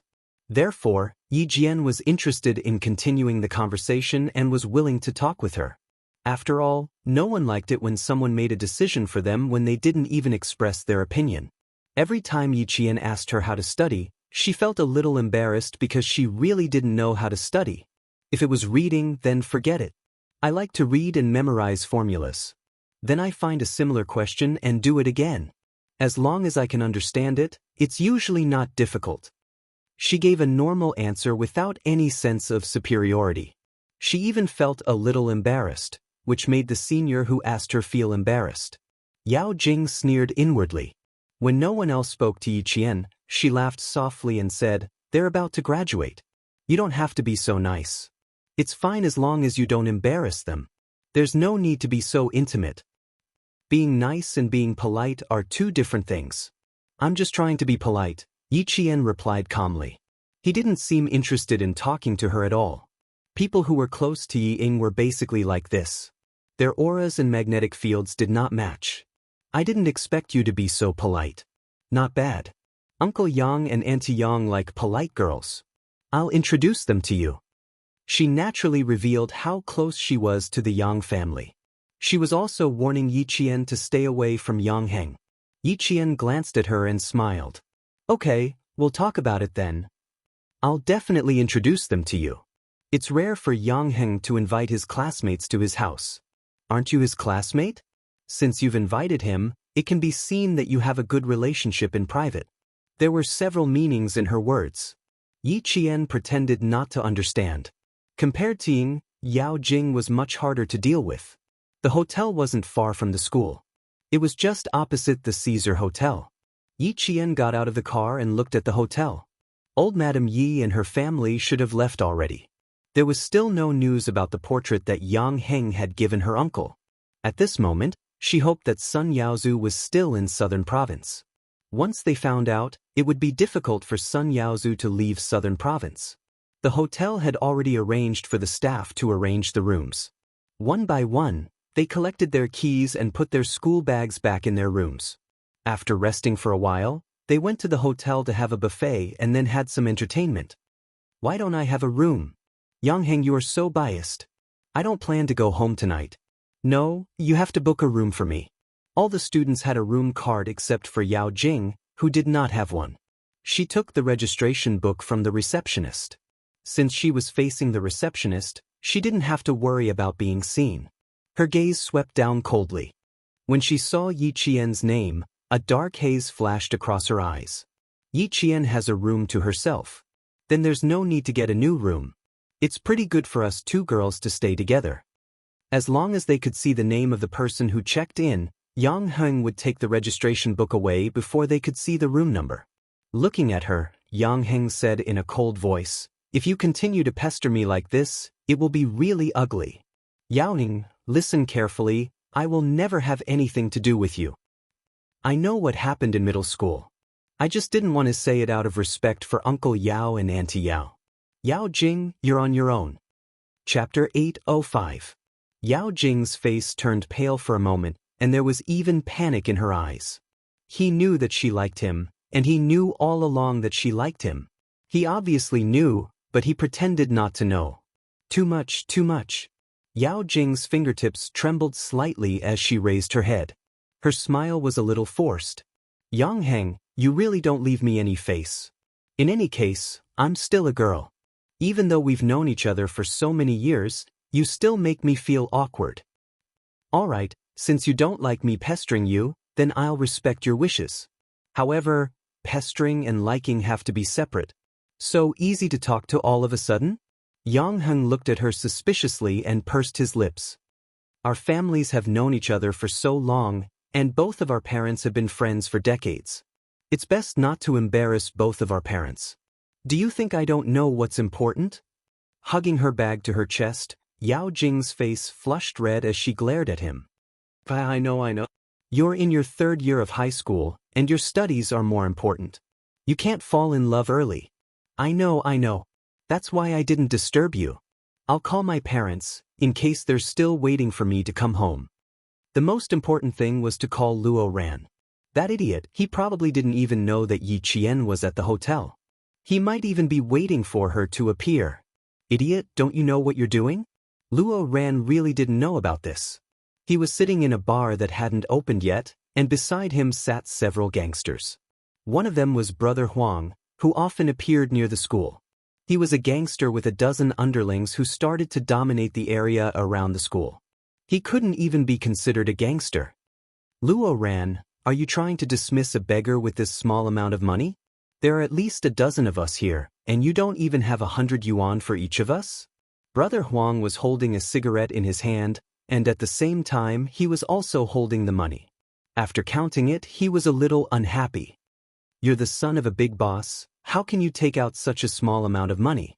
It wasn't easy for this kid to take out money, so how could he not take it out? He said that he didn't like the money, but he had no intention of letting go of the money in his hand. Luo Ran replied angrily, "Forget it if you can't do it. I'll fucking find someone else. Do we need more than 10 of you to teach a little girl a lesson? Brother Huang, are you fucking treating me as a money tree?" He really did scold her. Even though Brother Huang felt uncomfortable, he had to bear with it. He laughed and said, "She's just a little girl. Fine, let's teach her a lesson. Then, we don't need all of us to do it." Luo Ran, who had been well-behaved for half a month, begged his grandmother to give him 1,500 yuan. Yao Jing reminded him that he didn't need to fight personally. Even if someone fought, it was still a fight and a lesson. "Then I'll pay for it." In the end, he would show Yi Qian the consequences of messing with him. Any random person outside would be able to deal with her. The beeping sound of the pager came from Luo Ran's body. He took it off and looked at the number. Luo Ran walked to the bar counter and dialed a number. The year 1997 was an era of pagers. Cell phones were considered high-end luxury goods, and it was impressive for a student to have a pager. Yi Qian came to Yang Heng's birthday party. "Didn't you know? You've been stood up by her." When the landline phone rang, Yao Jing picked it up and immediately said, "We're at the hotel managed by Yang Heng's aunt. When do you plan to come over?" Chapter 806. Luo Ran jumped up. "Damn it, how dare you stand me up? Wait for me, I'll bring my men over now. Stupid bitch, how dare you tease me? I'll kill her." "Alright, don't try to show off. Come over and check in at the hotel first. Then we'll see what happens later. Be smart, don't let anyone see you." When Yao Jing heard that he really didn't know, she got angry. He couldn't do anything and only knew how to show off. "Forget it, I don't care anymore." If Luo Ran really understood what she said, he would let the people in society deal with Yi Qian. She would just stay out of it. Yao Jing didn't expect to face Yi Qian directly. Naturally, she was afraid of the military officer who appeared in front of her the other day. She didn't dare, so she let Luo Ran and the other gangsters deal with Yi Qian. She didn't believe that a few people couldn't deal with Yi Qian. At 6 o'clock in the evening, the sky gradually darkened. The hotel reserved a large banquet hall for Yang Heng to celebrate his birthday. It wasn't extravagant, but it was equivalent to treating his classmates to a buffet in his own restaurant. The moment the 50-plus students entered the banquet hall, they could only smell the fragrance of the food. The male students' gazes immediately landed on the various delicacies placed on the table. There were prawns, fish, crabs, fried, roasted, and steamed. There was nothing missing. It wasn't extravagant, but a birthday party like this still cost a lot. Yao Jing wore a pink strapless princess dress. Her hair was tied up, and she wore a crystal princess crown. She also wore a pair of 5-centimeter white high heels with pink crystals embedded at the tips as she walked in. She instantly became the center of attention among the students in school uniforms. Beautiful. Much prettier than wearing the school uniform. Silly, how can she not be beautiful? One look and you can tell that she's specially dressed up. A pink swan in a group of ugly ducklings. How noble. Looks like Yao Jing's family is not bad. That dress must be expensive. Just looking at it makes me feel that it's expensive. Walking through the aisle of the banquet hall, Yao Jing lifted her chin slightly. She listened to the praises of her seniors and the corners of her mouth curled into a perfect smile. She walked to the white piano.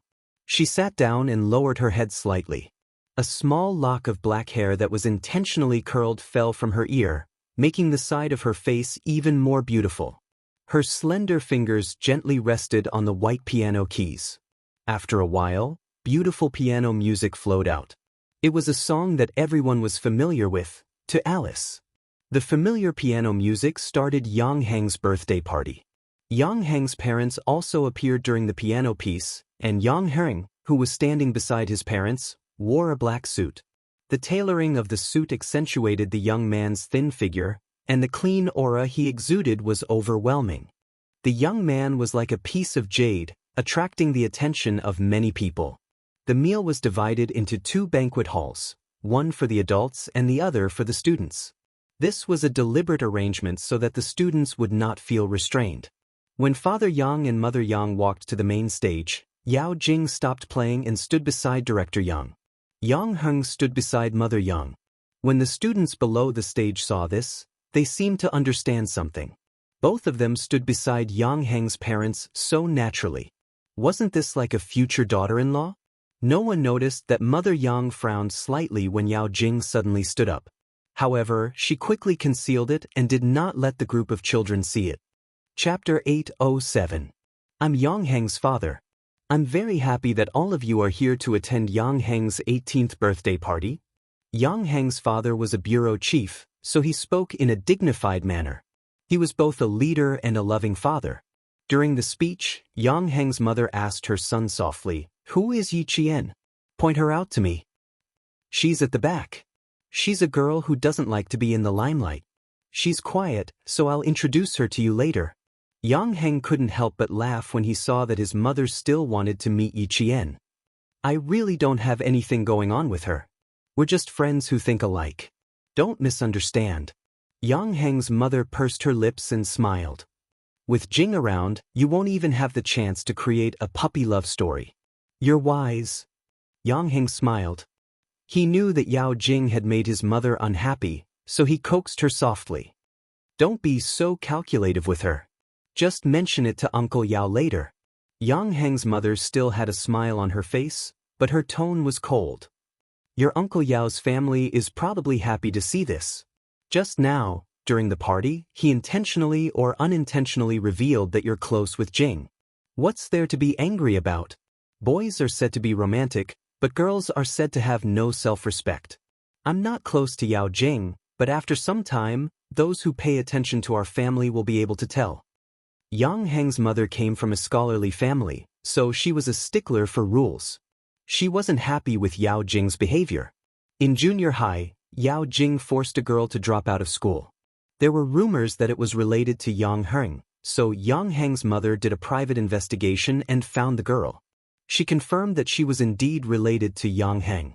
However, because the girl attended a school party with Yang Heng, Yao Jing held a grudge against her. After that, Yang Heng's mother had a knot in her heart. She reminded Yang Heng to keep a distance from Yao Jing. At the same time, she even moved her family away to avoid trouble. The Yang family didn't express their attitude, and the Yao family didn't say anything either. They just got along like this, so they thought that the two families would continue to get along well. The mother and son spoke softly. Chief Yang didn't talk for too long. It was only a matter of 2 minutes before he passed the topic to Mother Yang. Mother Yang's words were gentle and clear. She could be compared to an announcer. She said simply and happily, "It's fine as long as you have fun. You're an adult after 18 years old. As parents, we can't control you like children. Have fun today. If you need anything, you can look for me and the staff at any time." The parents' open-minded attitude made the students who came to the birthday party relax. When Yang Heng spoke, he was even more straightforward. "Eat and drink well. Sleep well at night. Also, the brothers in our class who want to play darts with Yi Qian, you guys need to eat more. Only then will you have the strength to play against Yi Qian." The smile on Yao Jing's face deepened. So Yi Qian was invited here to compete with her senior brothers. Yang Heng did not specially invite him. That's more like it. Otherwise, she would have talked to Auntie Song tonight and let her and Yi Qian have to bear the consequences. The buffet was a relaxing meal. As they ate, they watched the programs organized by the third-grade students. Yang Heng's birthday party wasn't a high-class event, but it was exceptionally lively. Chapter 808. "Mom, this is Yi Qian. She's famous in our school, a genius."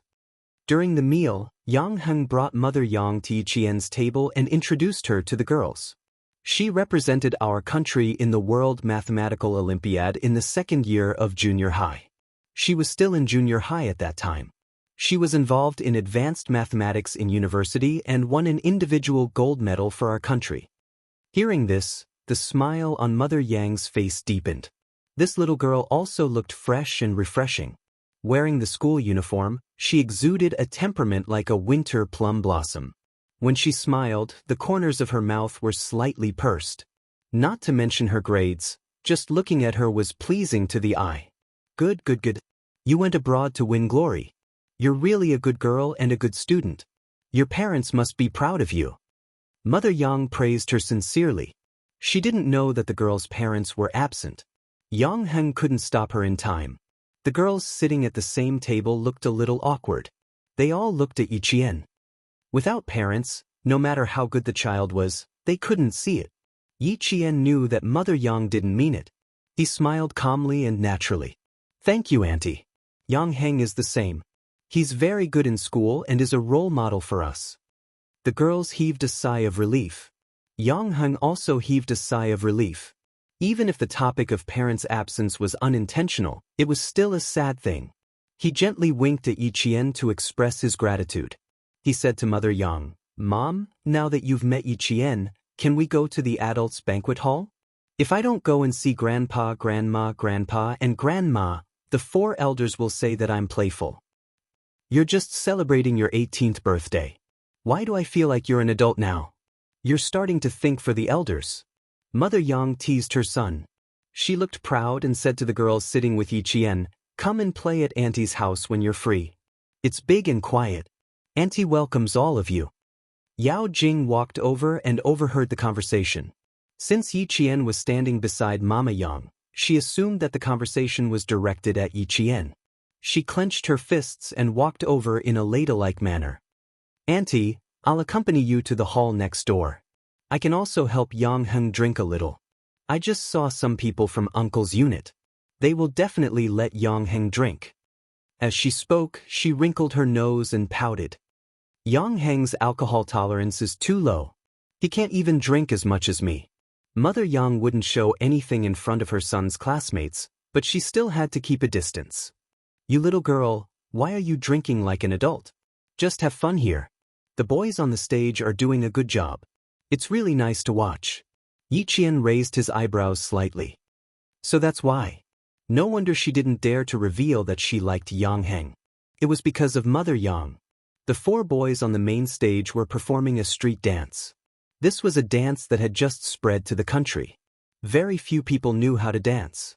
Now, there were 4 boys performing at once, and they danced quite well. Yiqian watched with great interest. She didn't even notice when Yao Jing had left. When the dance was over, 2 hotel staff carried 3 wooden racks for darts onto the stage. They then placed the 18-inch darts plate on the racks. The audience immediately applauded. Come, let's invite our junior Yiqian up. 5 boys gracefully jumped onto the main stage.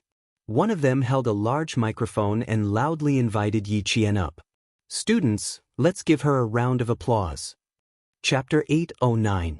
Junior Yiqian, you can do it. You can do it. Wang Jin, don't be so smug, Junior Yiqian is very strong. The one holding the microphone was called Wang Jin, a professional darts player. Rumor has it that he's even participated in competitions before. Amidst the applause, Yiqian calmly walked up the stage with a confident smile. Looking at the red, black and white colored darts board, the center point was the smallest circle, then the center point was the smallest circle. Then, the center point would expand to a total of 5 circles, with the numbers 1 to 20 on the edge. Yiqian looked at the darts board. She's never played before, so she could only guess how the score would be calculated. Darts emerged in England in the 15th century. In the 30s, darts became more and more professional, appearing in professional associations and competitions. The few of us were led by me, and we played together for a few years. Wang Jingxian introduced the origin of darts. It was obvious that he respected this sport very much. The points area, double area, triple area, outer circle center, and inner circle center were all introduced in great detail. Since this was related to the score, it's only natural to go into detail. You're saying that the innermost dot is not the highest score, and the highest score is in the triple zone of the inner iron ball's 20 points? Yi Jian realized that her guess was wrong after listening to Zhang Ziyan's explanation. Wang Jin nodded with a smile. Those who haven't played darts before all think the center point is the highest score. In fact, the true highest score is in the triple area of the inner circle. The spectating students all let out a long "oh" sound. Not only did Yi Qian not know this, many of the students didn't know either. It sounds very good. I didn't expect Wang Jin and the others to be so professional. That's right, I just found out the center point isn't the highest score area. Ha, me too, I always thought hitting the center point was awesome. Up on the stage, Wang Jin pointed at the center point. Today we won't be playing 301 or 501, we'll be competing on who can hit the designated area in one shot. The center point is the highest score, no points, only the number of times. The 301 mentioned by Wang Jin was referring to the type of darts competition. There were 10 rounds in one game. Each player would start with a score of 301, and the score would decrease with each throw. The first player to reduce to 0 wins. 501 was the same as 301. The only difference was that the score was 501. There were more than just these two rules in darts. Wang Jin couldn't explain them all, and the students below the stage wouldn't be interested. As for Yi Jian, she felt that it would be better for her to just play and hit the bullseye. She had no idea what 301 and 501 Wang Jin was talking about. Hearing this, he smiled and said, "All right then, we'll only count the number of times and not the points. Because if you want to play with the score, I don't understand. But just counting the number of times won't be that interesting. How about we play some more tricks? For example, 2 darts at a time, 3 darts at a time. What do you think?" As a professional darts player, Wang Jin wanted to play a little more for fun. Throwing 2 darts at a time meant throwing 2 darts in one hand and letting the 2 darts hit 1 or 2 darts on the darts board. These were all fun for beginner players and belonged to the game category. The seniors below the stage laughed and scolded Wang Jin for being shameless for bullying Yi Qian, who was playing for the first time. Unexpectedly, Yi Qian thought about it and nodded. "I think this is more challenging.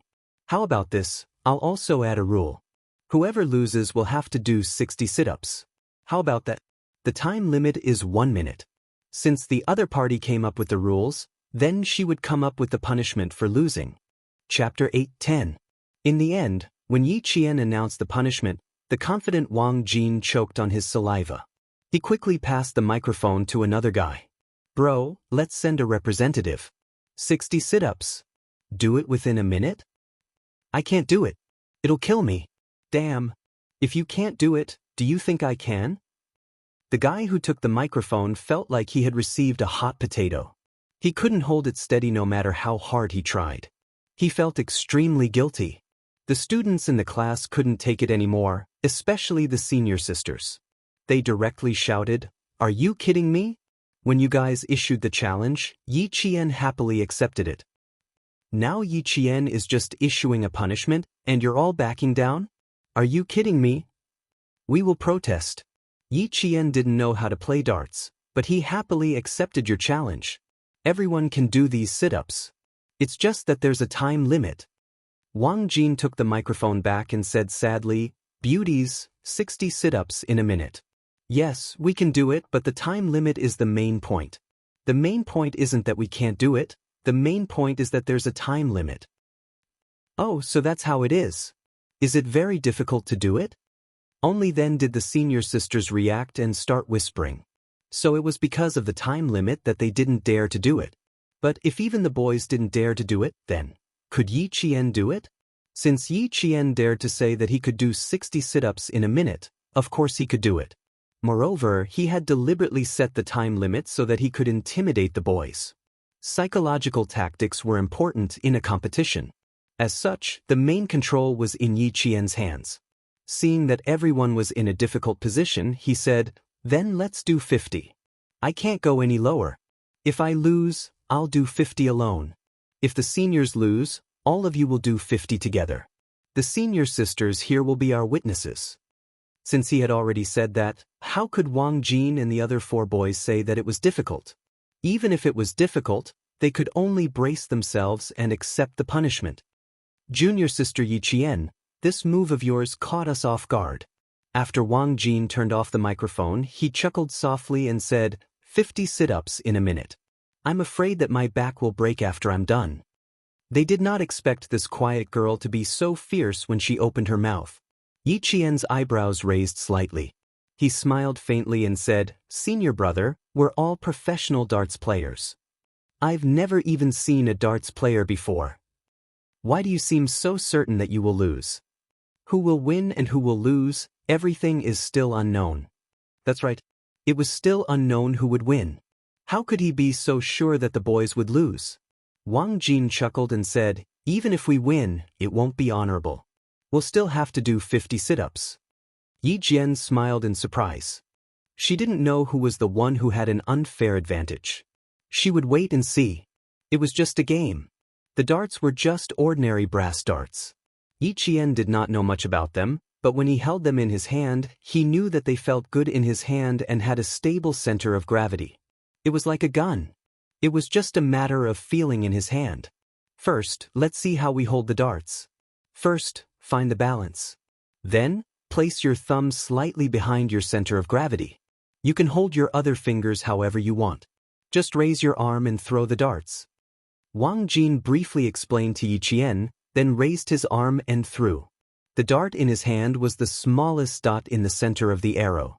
Chapter 8:11. At the beginning of the warm-up, the 5 boys took turns throwing darts on the 3 dart plates. The cheers and applause from the audience came like a tide. Although they didn't understand it very well, it was also very interesting to see their tricks. Yi Qian was watching from the side. She was used to watching them play one by one. She could see that Wang Jin and the others were indeed very professional. That kind of professionalism could be seen from their expressions. What are your classmates playing? The applause is so loud, and they are all saying good things.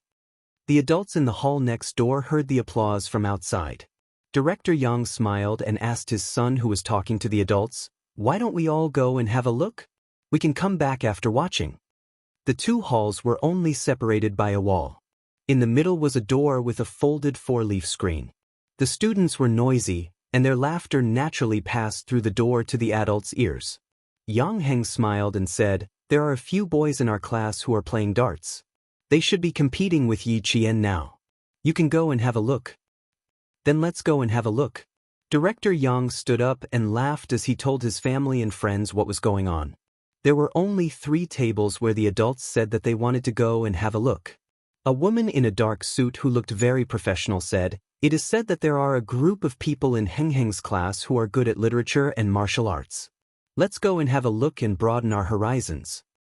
Auntie Song, you are making fun of us students. What else can broaden your horizons?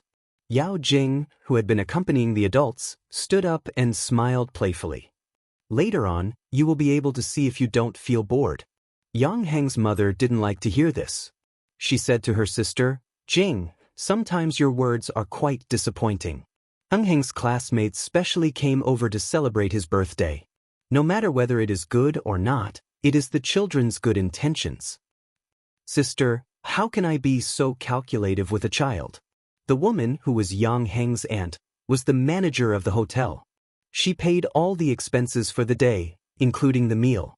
Director Yang's family didn't need to pay a cent. When they came over, Wang Jin was holding a dart in both hands. He was between the 2 dart plates. After a few test throws, he raised his arms and threw the dart in both hands at the same time. Not bad. You can even play a variety of games. This kind of game can not only entertain and relax, but also make people focus. The students in the experimental class play differently. They play things that are beneficial to them. They were all relatives and close friends, so they didn't have to pay much attention to their words. However, only Yang Heng and Yao Jing were in high school. When she heard the words experimental class, Yao Jing's expression changed. She had never been good at studying, and if she really went to the experimental class, she would lose even more face. However, the one who spoke was Mother Yang. Even if she felt uncomfortable in her heart, she couldn't refute her. Instead, he smiled and said, "That's why Yang Heng is so good. He's good at studying and playing basketball." Heng Heng, isn't that girl Yi Qian? She knows how to play too?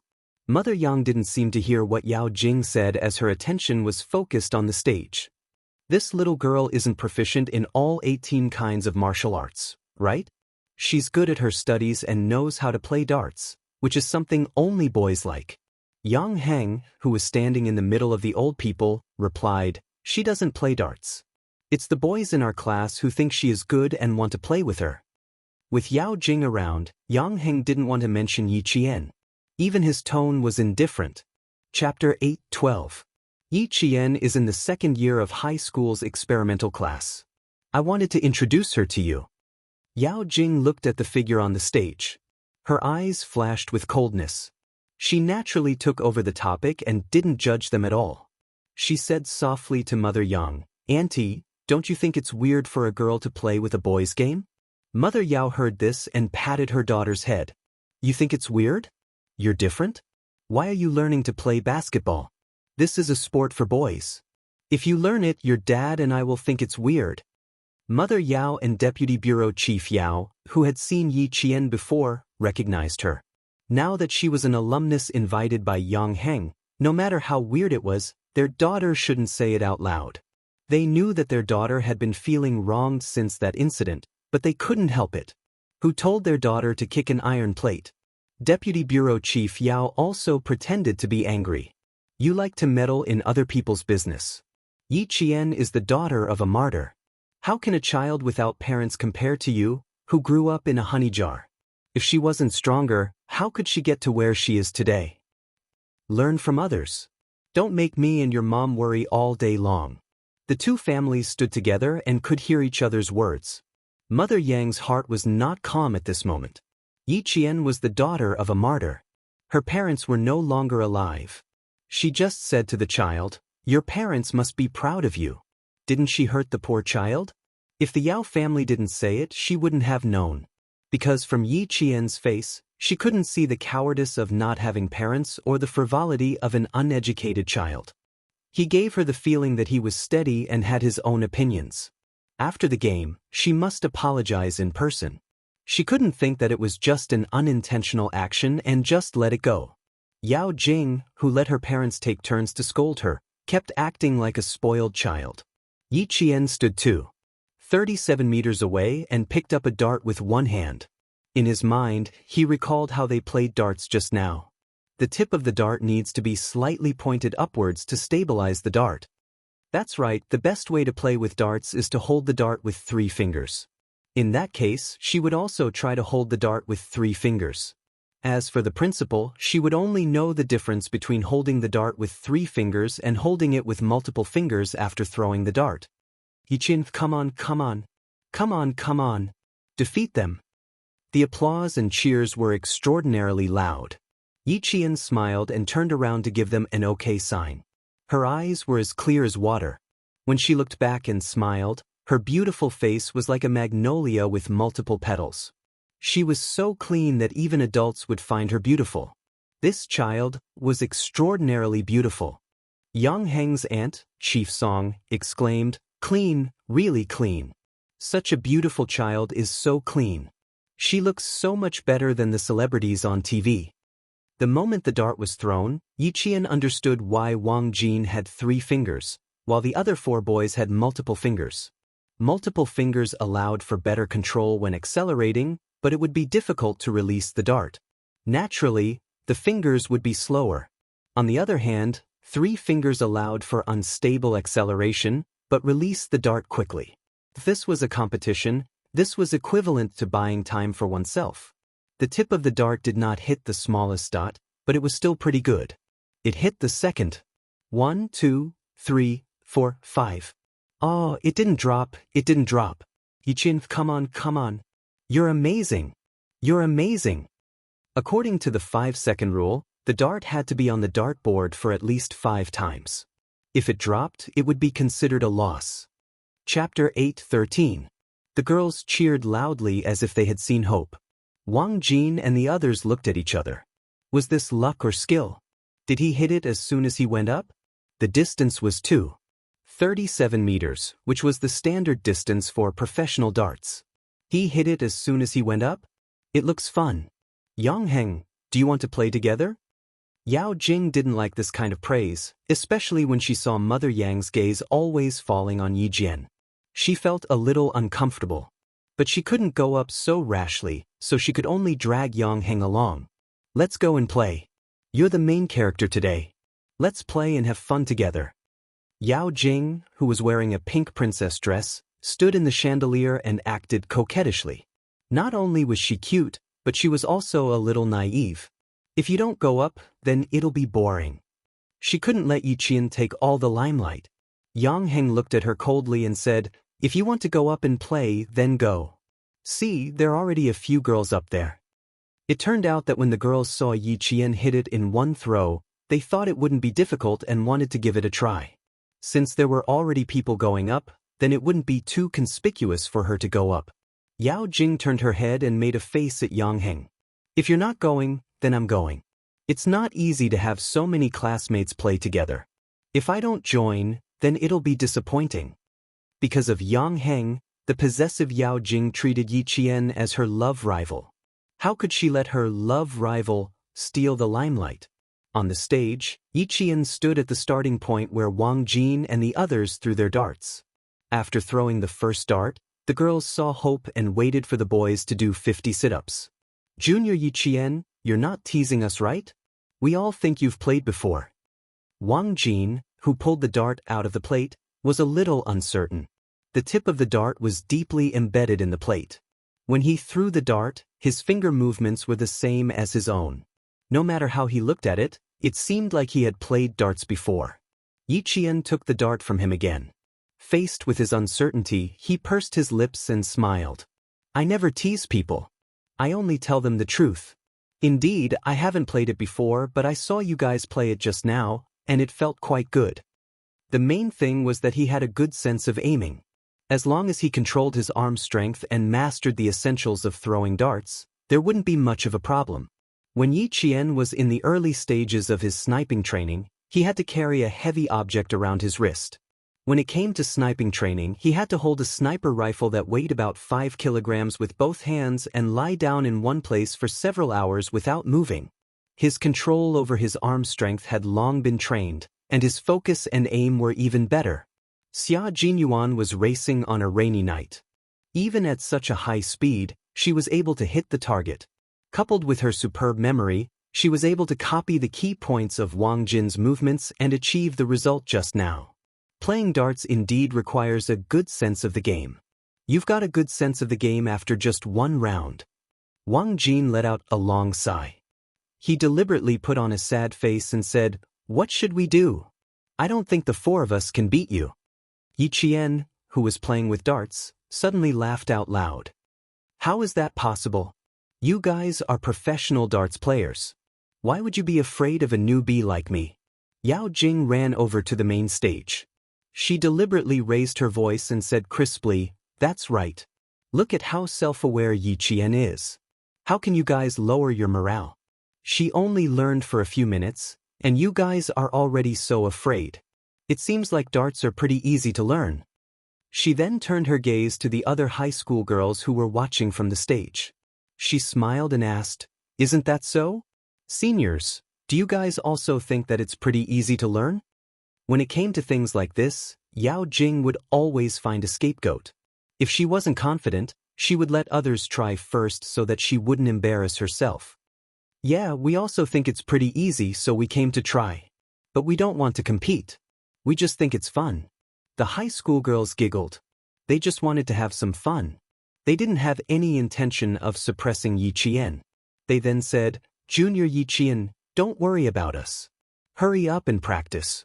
The game will start in 5 minutes. Do your best. We have high hopes for you." "Do your best, Yi Qian. I have high hopes for you too." Yao Jing playfully winked at Yi Qian. She walked over to the darts board and took out a dart. She weighed it in her hand. Her eyes flickered as she glanced at Yi Qian. She smiled and said, "It seems pretty easy. Why don't I give it a try too? Seniors, come and teach me." I'll learn seriously. We can't do it. Let them teach you. The game hadn't started yet, so it was still okay to have some fun. The seniors pushed a boy over and smiled. Go, go, go. Teach Junior Yao Jing. There's only a few minutes left. Who knows, you might be able to teach an expert. The boy was shy, but he still walked over. Just as he was about to take out a dart and give it to Yao Jing, he saw that Yao Jing directly took a few darts in her hand and said, "Thank you, senior brother," in a clear voice, but the darts were thrown over one after another. "Senior brother, is it like this?"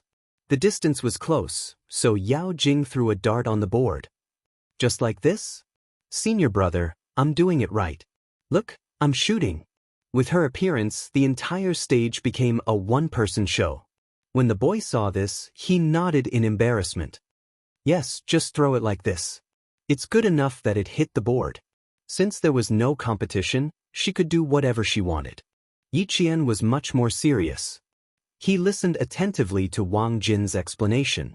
"Your arm strength seems to be pretty good. The tip of the dart is stuck in the board. But it doesn't matter. I can guarantee that the tip of the dart is stable." After dinner, the hotel staff quickly cleaned up the entire banquet hall and replaced it with fruits, snacks, and sweets so that the spectating students could continue eating and watching. Yi Qian's 5-minute warm-up time was up. After throwing 2 darts, she nodded to Wang Jin. "Okay, we can start now." "This is fun." Yao Jing, who had at least 5 darts in her hand, trotted to Wang Jin's side. Tonight, she was the one with the most smiles and the sweetest smile. "Count me in. I want to play too." Just now, the seniors said that I played well. "Senior sisters are also playing well, let's play together." "No, we have to make a bet. It's more fun with a bet." It was just for fun. There was no need to make a bet. Wang Jin quickly stopped her. No. We're just playing. There's no need to make a bet. It's a hobby, not a bet. If you want to play, let's play together. It was more fun with more people. Yang Heng walked up and took the 5 darts from Yao Jing's hand and handed them to Wang Jin. "You can't leave me out. It's more fun to play together." Yes, it was more fun with more people. Chapter 8:14. Deputy Bureau Chief Yao said to Mother Yang, "These 2 children have been the same since they were young. They always stay together no matter where they go. Heng Heng is mature and steady. My daughter is mischievous and loves to laugh. One is quiet and the other is active. They complement each other and don't be impulsive." "How can you say that? The children are all grown up. Stop joking around and don't make them feel awkward." Mother Yao smiled and glared at her husband. She said to Mother Yang, "Huing, old Yao doesn't know how to talk. Don't listen to his nonsense." Heng Heng is in her 3rd year of high school. Studying is more important. When she gets into Hua University or Shi University, you can just wait to enjoy life. In this day and age, no matter what kind of parents, as long as they send their children to school, they all want their children to get into a good school. Only then will their family have hope. Mother Yang understood the meaning behind her neighbor's words. She smiled and said, "The children are all grown up. I see that Heng Heng treats everyone the same. She's cold and indifferent. I don't know who she takes after. One is quiet and the other is active? They complement each other and don't be impulsive. What's wrong with old Yao's family? The children are only in high school. Why do they act like their daughter can't get married? No matter how anxious they are, they shouldn't be this anxious. Could it be that there's something else? Yes, the children are all grown up. They don't belong to us anymore." Mother Yao nodded as if she was speaking from the bottom of her heart. She then looked at her daughter who was wearing a pink princess dress. She was especially dazzling among a group of students in school uniforms. Even Yi Jian could not steal her daughter's limelight. However, Yi Qian did have some tricks up her sleeve. She got to know Yang Heng within 2 months of coming to school. Their relationship was so close that she even attended his birthday party. She had so many tricks up her sleeve at such a young age. She was able to make Jing Jing suffer in her hands without saying a word. Mother Yao's gaze slid past Yi Qian's face. Her thoughts weren't just a little bit. Although the Yang family didn't interfere with Yang Heng's friends outside, Yi Qian, who didn't have any family background, would have some prejudice. So, either she came here on her own accord, or Yang Heng played with her. Maybe they were just ordinary friends. She had to take a closer look to see how Yang Heng treated Yi Qian.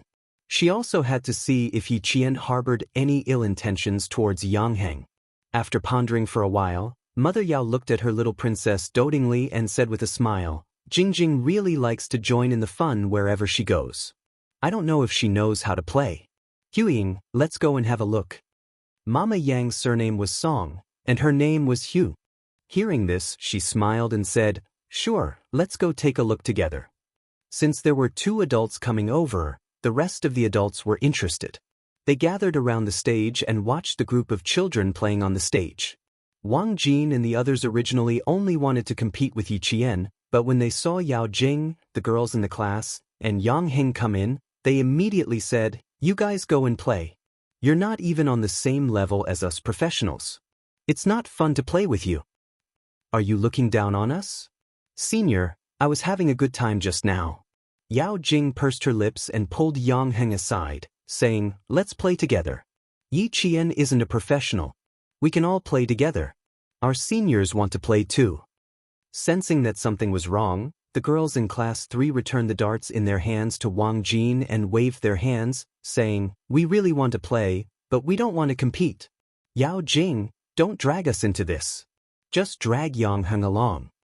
They pushed each other and whispered unnaturally, Hurry up and get off the stage. Everyone got off the stage. None of them were forced to stay by Yao Jing. Chapter 8:15. After coming down from the stage, a few of them looked unhappy. They whispered that Yao Jing really likes to make her own decisions. We don't even want to play. She keeps trying to embarrass us. She said she was asking us, but we didn't say anything. She made the decision again. What kind of person is she? I hate people like her the most. What a great model. I really thought she was cute. Forget it, let's not talk about it. Let's see what they'll do. I wonder how Yi Qian is doing. It's so boring to meet such a troublemaker. As they spoke, they looked over at Yi Qian. Seeing that he was trying out the darts for himself and didn't even look at Yao Jing, they couldn't help but smile. I think Yi Qian didn't even notice her. What's there to notice if she's not good enough? If it were me, I wouldn't bother to look either. The girls giggled and whispered, but they didn't know that although Yi Qian didn't pay attention to Yao Jing, he saw her little actions. She just wanted to compete with her, but she was too cautious and didn't want to embarrass herself. She wanted to drag Yang Heng down as well, but she was afraid that it would be too obvious, so she dragged her seniors who were playing darts down as well. She wanted to do it naturally without causing any disgust. But girls were all petty. Yao Jing's actions had already made her seniors disgusted. But then again, if Yi Ying had Yao Jing's methods and schemes, she wouldn't have transferred to the province's second high school. Yao Jing, who was standing on the stage, felt embarrassed when she saw that her senior sisters had all left the stage without giving her any face.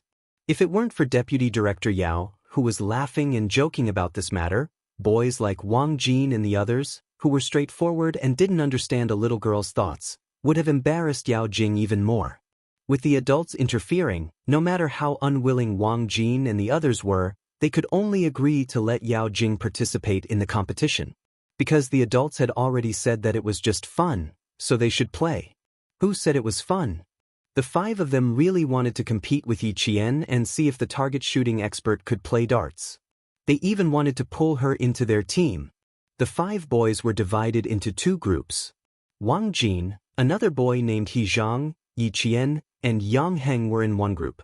On the other hand, Yao Jing was in a group with 3 other boys. Both sides had 4 people. In terms of numbers, it was a tie. In terms of skill, it was barely a tie.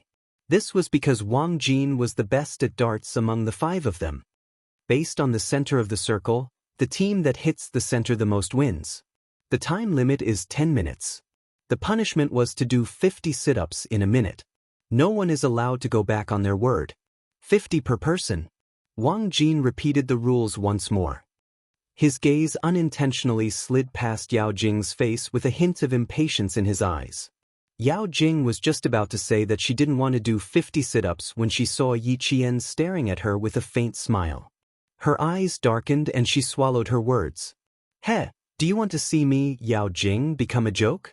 Just wait and see. It was still unknown who would win and who would lose. She lifted her chin slightly and gave Yiqian a faint smile. She winked and said, "It's so fun. The loser has to do 50 sit-ups.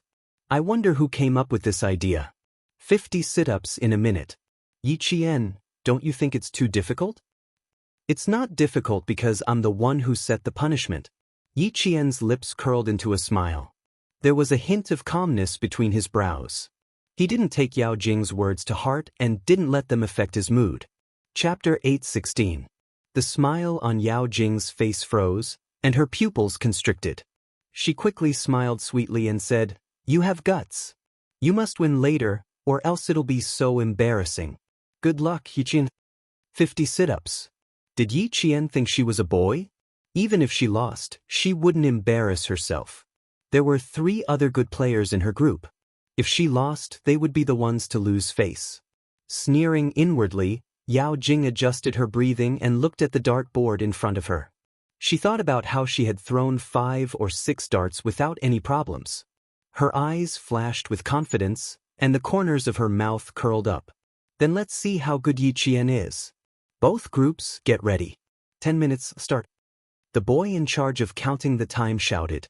The first player, Wang Jin, stood at 2:37 meters and threw. The other group also stood at 2:37 meters and threw. 2 brass darts were thrown, and they hit the smallest circle in the middle at almost the same time. Good. The adults watching below the stage all applauded. Not bad, he really had some skills. Both teams won the first round, and the audience applauded. Some people cheered for this group, while others cheered for the next group. With a good start, the members of both groups had smiles on their faces. "Don't take the darts, I'll do it." The boy in the second position reminded the player in front of him that a circle could hit 2 or 3 darts. After the first position threw, he immediately let the next player take over. This saved him the time to take the darts, so he could try to get more darts. Yang Heng, who was standing beside Yiqian, laughed and said, "I'm a little nervous. Don't blame me if I miss." "Why aren't you nervous when playing basketball?"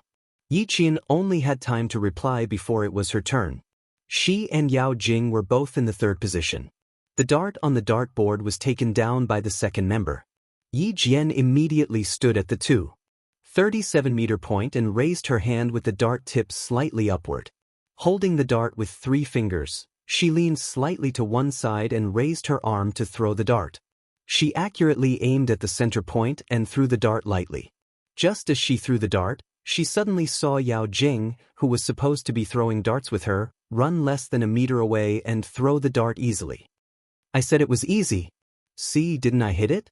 Yao Jing pulled the dart out of the circle, turned around, and smiled brightly. "You don't even dare to play such a simple game. I haven't learned from Yiqian, and I hit the circle." The situation was not just a little bit awkward, but she had also run so close to the dart. She must be here to cause trouble. The 3 boys in Yao Jing's group were dumbfounded. Running so close to her to throw the darts, was she really dumb or was she pretending to be dumb? She couldn't be here to make others laugh, right? The applause did not stop because of Yao Jing. It was all for Yiqian, especially the girls. Their voices were so loud that the boys beside them had to cover their ears.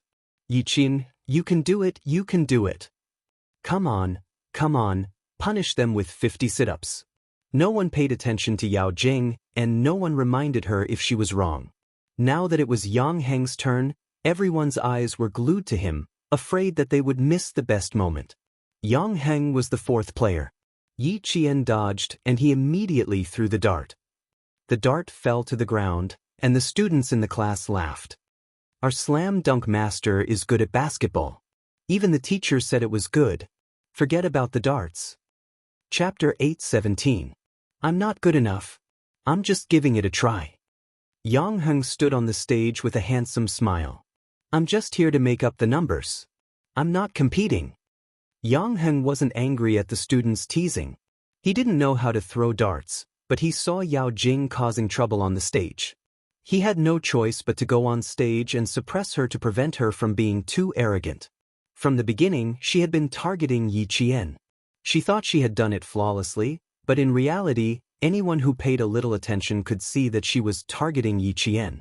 If even Wang Jin could see it, how could the other students not see it? He knew Yao Jing very well. When she realized that she was the one who had embarrassed herself, and Yi Qian had won all the way, she would hate Yi Qian even more. Then, she would be more careful and target Yi Qian even more. She would only have scruples if he stood on the stage to keep her in check. Yang Heng's self-teasing made the students of grade 12 class 1 laugh. Even though he had lost openly and honestly. It made it even more obvious that he was a true boy. Holding a dart in her hand, Yao Jing, who was standing in the trajectory of the dart, didn't react in time. She stood still and blocked the dartboard, successfully slowing down the fourth dart thrower in her group. Not only did she make a fool of herself, she also made a fool of her teammates. The boy was anxious and shouted at Yao Jing, who had just realized something was wrong. "Why are you still smiling like an idiot?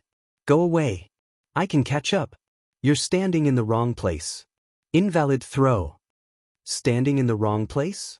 Invalid throw? How was that possible? She didn't throw the dart directly at the dartboard. Instead, she stood at a certain distance before throwing the dart. But they said that she was standing in the wrong place. Yao Jing's expression became awkward. Then, she was really standing in the wrong place. Suddenly, Yao Jing realized that she had made a very serious mistake.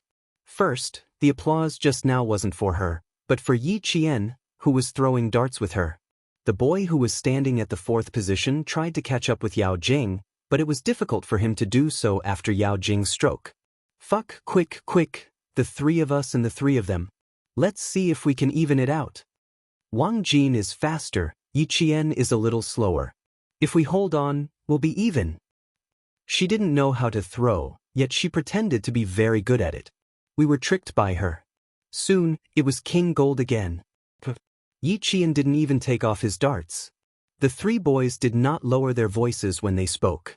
When the enthusiasm of the entire competition was raised, how could they notice that they had to lower their voices? Right now, he only wanted to win. Deputy Director Yao and Mother Yao, who had all heard it, felt a little awkward.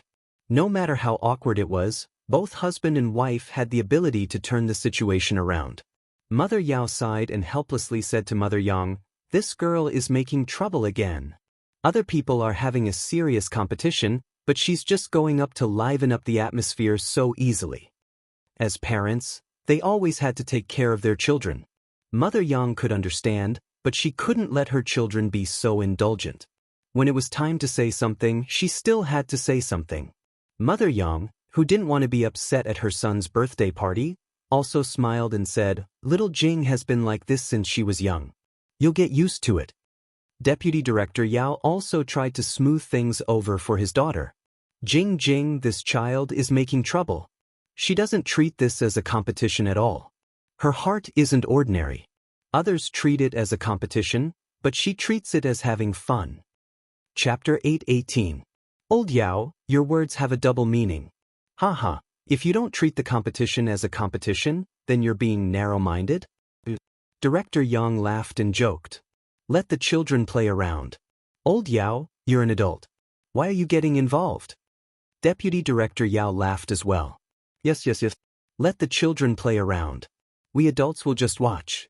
But my little girl, Jing, she's going to throw a tantrum with me when she gets home. We have to let Heng persuade her. She doesn't listen to us. She only listens to Heng. Her rebellious period is here. We can only persuade her. Director Yang clapped his hands and stared intently at the stage. He was very interested in what Deputy Director Yao said, and he didn't deny it. At this time, Yao Jing was so embarrassed that she bit her lips. She really didn't know that there was a distance between the darts. No one told her. She thought that she just had to find the right distance to throw the darts.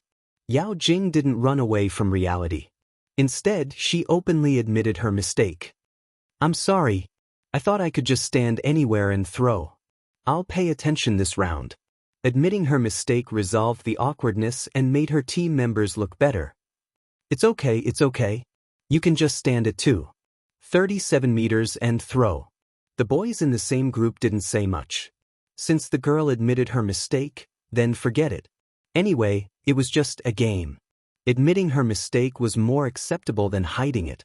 In this aspect, Yao Jing was much better than Yi Ying. Yi Qian's group had already thrown 2 rounds. In both rounds, Yi Qian hit the center circle. Wang Jin's heart trembled as he watched. He was really good. He didn't miss on his first try. Unfortunately, it was a 2-group competition. It would be more interesting if it was an individual competition. Yao Jing, don't go the wrong way. The second round was Yao Jing's turn. The boy beside her quickly reminded her, afraid that she would run to a distance less than 50 centimeters away from the darts board again. That wasn't throwing, that was stabbing. Stabbing the dart directly was as easy as raising your hand. A distance of 37 meters wasn't a short distance. Yao Jing stood at the distance and tried several times to throw the dart toward the center circle, but she still couldn't throw it. So far, how did Yi Qian do it? Quick. It was Yi Qian again. They're all in the 3rd round. Hurry up and throw it. Who cares if it hits or not? You have to make room for me. The guy behind Yao Jing urged.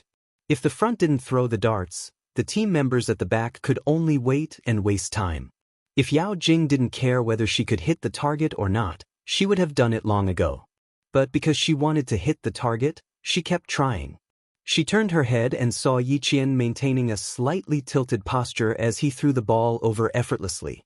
Yao Jing heard another round of cheers and thunderous applause from the audience. She pursed her lips and felt very uncomfortable. She only knew how difficult it was after trying to hit 37 meters. It was difficult for her to even hit the dartboard, let alone hit the center circle. No, I have to learn from her posture first. Maybe I'll be lucky and hit the target. Yao Jing didn't care about the urging of the guy behind her. She imitated Yi Qian's posture and threw the dart. The dart tip was at least a meter away from the target. It didn't even touch the darts and fell to the ground. Chapter 8:19. The sensitive girls could tell that Yao Jing was imitating Yi Qian. They all pursed their lips and giggled. She was making a fool of herself. Yang Heng, who also missed his target with a dart in his hand, glanced coldly at the embarrassed Yao Jing. The corners of his mouth curled up slightly. Provoking Yi Jian? I really don't know what kind of brain she has. When it was Wang Jin's turn to throw the darts again, his team was 1 round faster than Yao Jing's team, and the applause was all for them. As for Yao Jing's apology, it was like throwing a small stone into the sea. It didn't even cause a splash. Do you still want to play? Yang Heng stopped playing and walked to Yao Jing, who was smiling fakely. If you want to find fault, you have to see if you have the ability to do so. If you continue playing, don't blame me for not reminding you. You'll be the one making a fool of yourself. Yao Jing knew that she would be the one making a fool of herself if she continued playing, but she couldn't just quit like that. How embarrassing! She pouted and said unhappily, I don't want to play anymore. It's not as fun as I imagined. Come down with me. This kind of competition wasn't something she could handle.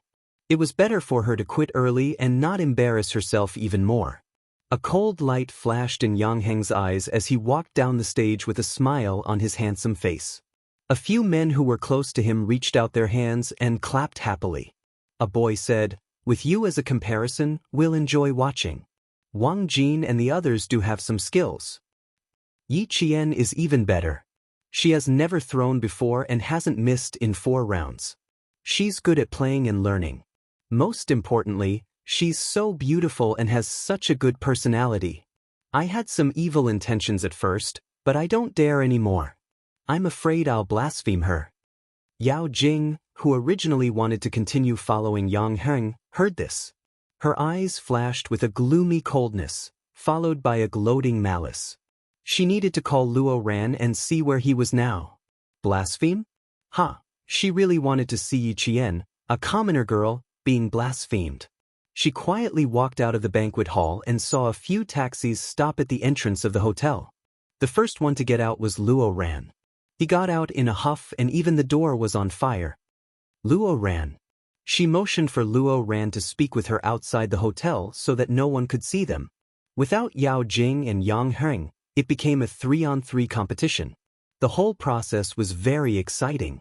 Wang Jin and the other 2 boys had to draw a line every time they threw the darts, but Yiqian only needed to stand at a distance of 2.37 meters, and his throwing speed was only slightly slower than Wang Jin and the other boys. Mother Yang listened to her son's classmates excitedly discussing. She had always thought that Yiqian had also learned how to play darts. Only now did she realize that Yiqian had only learned it for a while. She said in surprise, "Aya, this child is really good at both civil and martial arts. Maybe it's because I grew up in the army, so I'm familiar with these boys' games." Compared to the smile on Mother Yang's face, the smile on Mother Yao's face was much lighter. When her daughter came down from the stage, the smile on her face disappeared. Originally, her daughter was the most outstanding one. Who would have thought that she would be suppressed by Yiqian again and successfully attract the attention of the Yang family? Her methods were so high that it made her, an adult, tremble. She said, "It's not good for a girl to be too outstanding. For families like yours and mine, the most important thing is character." Chapter 8:20. Mother Yang glanced at her former neighbor and frowned slightly. Was she telling her that Yiqian's character wasn't good? Over the years, she didn't like Jing's overbearing personality, so she didn't interact much with the Yao family. She didn't expect the old neighbor to have changed so much. She even liked to gossip behind her back. Her own child was excellent, but other children were also excellent. How could she say that other children's character wasn't good? She didn't have the grace and tolerance that an adult should have. "I think they're all good. Those who can go to the experimental class and represent the country can't be too bad." Mother Yang said faintly and clapped with a smile. The 10 minutes of competition on the stage had already ended. Mother Yao's expression stiffened. Her old neighbor meant that those who could go to the experimental class and represent the country were good children, but those who didn't go to the experimental class and didn't go abroad to compete weren't good children? Why did it sound like she was talking about Jing? Mother Yao, who felt uncomfortable in her heart, wanted to say a few more words. However, when she saw Mother Yang's elegant expression, smiling and applauding for the wonderful performance on the stage, she frowned and thought to herself, "Huiying seems to treat Yi Jian differently." Mother Yao adjusted her expression and clapped with a smile. She didn't want to affect the relationship between the old neighbors. No matter what, her family had a good relationship with the Yang family. As long as Jing and Yang Heng continued their relationship, it wouldn't be difficult for the two families to become in-laws. How could the picky Mother Yang take a fancy to a girl who had suddenly appeared out of nowhere? For Yiqian, she didn't care about other people's opinions when she was reborn. Especially for an adult like Mother Yao who was picky about other people's children, she wouldn't care. Yiqian's team will definitely win. She only missed twice. Forget it. I think the two teams are about the same. But Li Qian's team is 2 rounds slower than Yiqian's team. It's a bit difficult to win. While the students were discussing, Yiqian's team did indeed win after calculating the center circle of the two teams. Based on the individual probability of hitting the center circle, Yijian only hit 2 fewer center circles than Wang Jin, which was the same as the other 4 boys. After careful calculation, the boys still lost. "I can't believe this is your first time playing. How can the 5 of us believe such a high hit rate?" Wang Jin and the other 4 looked at Yi Qian's individual score and were all in disbelief. Only 2 points less than Wang Jin. They had been practicing for a long time, but they were defeated by Yi Qian so easily. They couldn't accept it, and at the same time, their fighting spirit was ignited. "Why don't we play with 2 darts and 3 darts again?" Wang Jin's interest was piqued. He was reluctant to let go of his opponent. Yi Qian didn't want to play anymore. He smiled and said, "I've never played darts before, but I like to play with a slingshot. It's the same hit rate. I just need to find the feeling. I can still throw a center circle. I'm afraid I won't be able to do it if I play a bigger one." How could Yi Qian, who was more thoughtful than the boys, agree? After all, it was Yang Heng's birthday party. It was Yang Heng's main venue. They played darts for the students to have fun, not for the guests to play. Chapter 8:21. Moreover, it was enough to play 1 round of this kind of competition. There was really no point in continuing to play. She said, "Don't use your ultimate moves. I was sweating just now. If we continue, I can't. My legs are a little weak." Yi Jian never thought that showing weakness was a sign of cowardice. She was confident, and there was no sign of cowardice between her eyebrows. If they continued to play, it was hard to tell who would win and who would lose. 2 darts at once, 3 darts at once. She didn't know if it was 2 consecutive darts, but the targets were similar. When she was training in the desert, Uncle Jen would throw 2 objects at the same time, and they would fly over together with the sand. She had to hit both objects at once to pass the test. If it was similar, she was confident that she could beat the boys. However, there was no need to continue. Enough was enough. At this point, the girls were waiting for the boys to start doing sit-ups. Wang Jin and the other 4 reacted quickly and said, "If you're willing to bet, you're willing to lose. 50 sit-ups. Come, let's do it together." They finished the 50 sit-ups happily and ended the competition perfectly. Yang Heng, who was standing next to Director Yang, smiled and said, "Dad, what do you think? I told you she's good at this. It's her first time and she's already so good. I'm so happy to have a friend like her." "Oh, just a friend? No other thoughts?" Director Yang smiled and teased his son, "I think this girl is very charming. Are you sure you just want to be a friend?" Yang Heng also smiled as he looked at his father who was teasing him. He said frankly, "It's because she's very charming and I know very well what I'm capable of. That's why we're only suitable to be friends and only friends."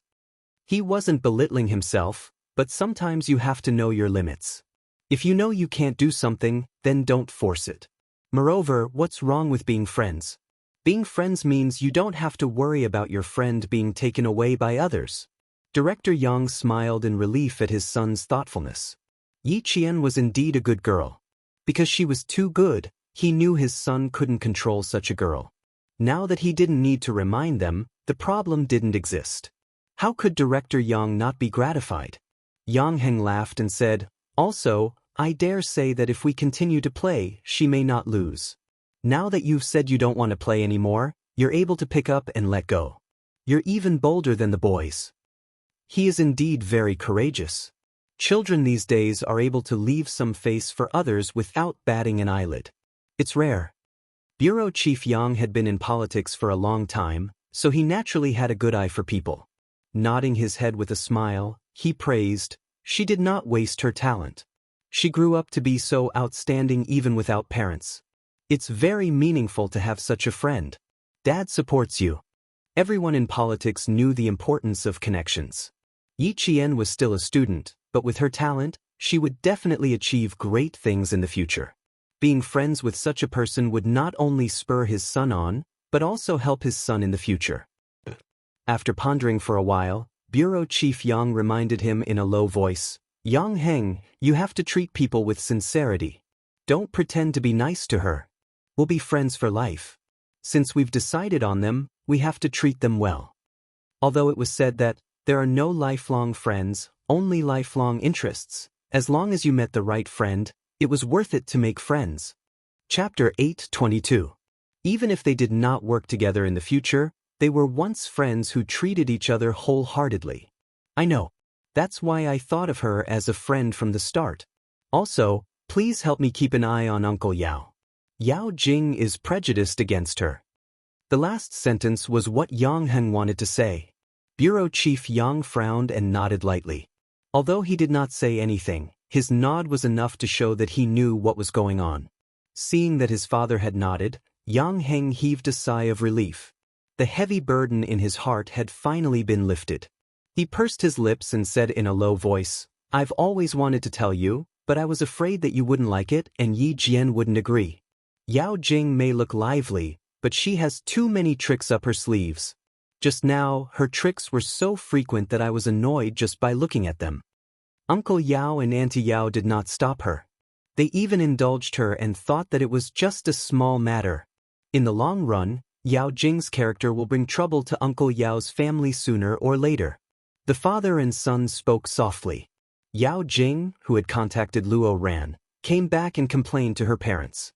Her delicate face was gloomy. She knew that this was Yang Heng's birthday party, but she stole the limelight. How can there be such an annoying person like her? "Mom, talk to Auntie Yao later. Don't let her be deceived by her appearance." That's enough. You were in the wrong just now, and you still have the nerve to criticize others. Keep your head up and your chest out. Don't shrink your neck. Father Yao criticized in a low voice. Yi Qian is very outstanding. You have to admit that. You have to understand that you are not as good as others. Look at her. She fought against 5 people alone, and she didn't panic at all. She even forced the 5 boys to sweat. If you don't want your limelight to be stolen, you have to have the ability to steal the limelight from others. If it were you, with your character, you would definitely follow up the victory and make yourself look good. But look at her. She knows when to stop. Not only did she take care of the boys' faces, but she also won their respect. Moreover, this is Yang Heng's birthday party. He is the main character. Mother Yao was not Sun Dongqing. She had to teach her child when she made a mistake and did not know how to behave properly. She also criticized with a sullen face. You didn't even know how to read people's faces. What I taught you, where did it all go? Also, your dad and I have warned you not to go against Yi Jian. And you? You think you're the host today just because your Uncle Yang and Auntie Yang smiled at you? You're stealing the limelight. Even I'm embarrassed. Apologize to your Uncle Yang and Auntie later. Children can be immature, but they must know how to admit their mistakes.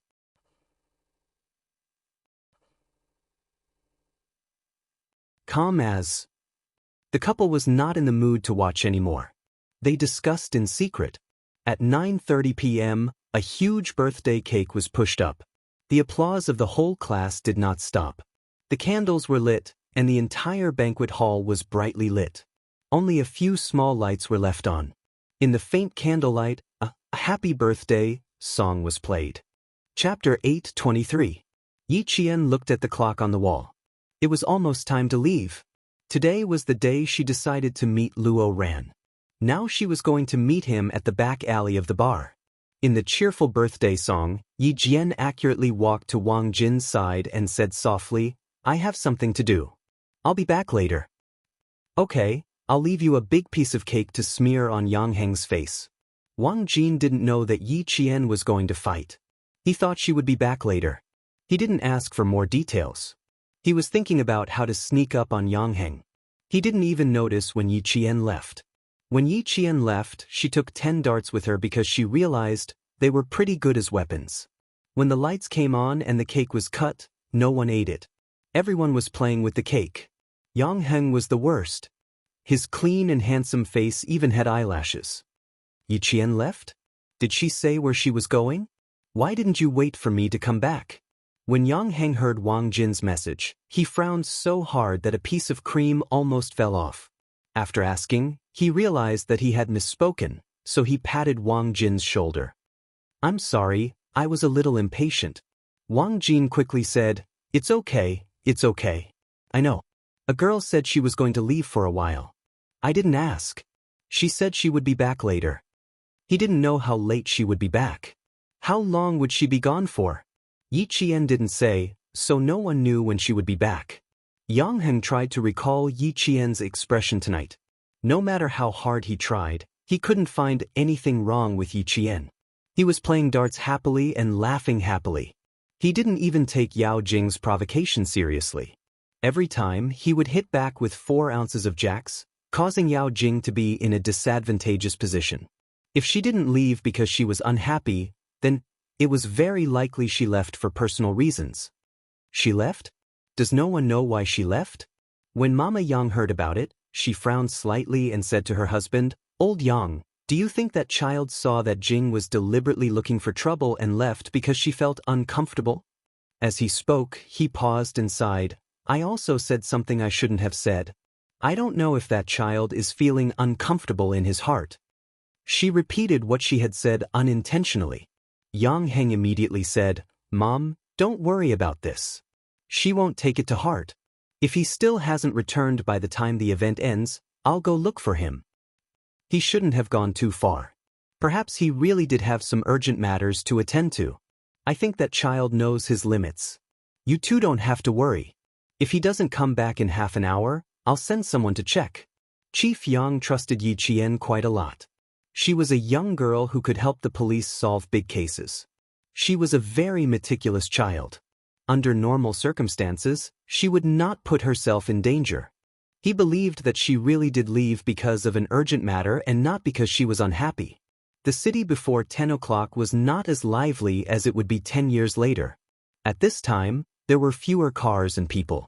When you walked to the side of the road, the speed of the passing cars was twice as fast as it was during the day.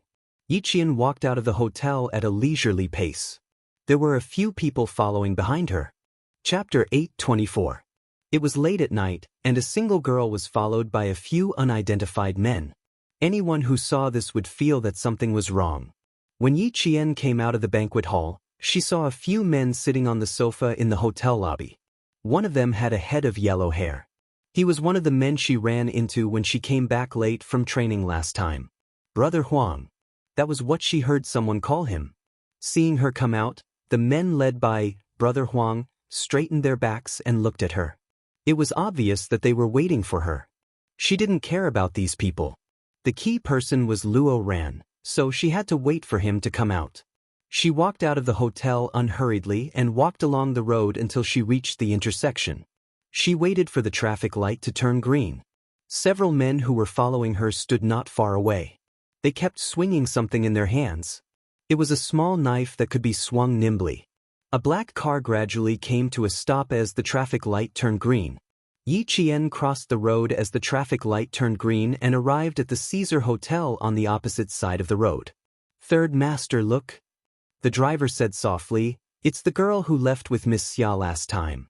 She's going to the wasteland where we're going to build the club."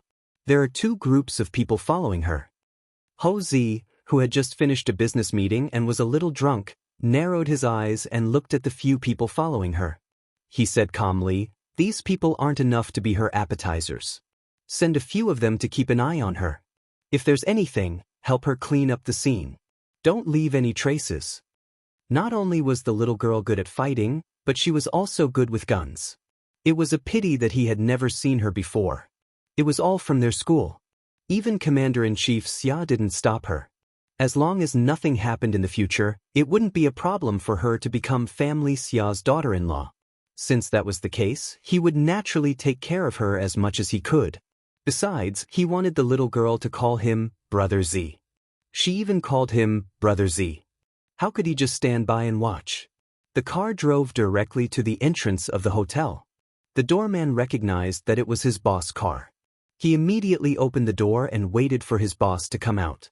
The lobby manager quickly walked from the lobby to the revolving door and waited for Ho Zi to come in before saying softly, "Third master, we have an important guest on the 23rd floor."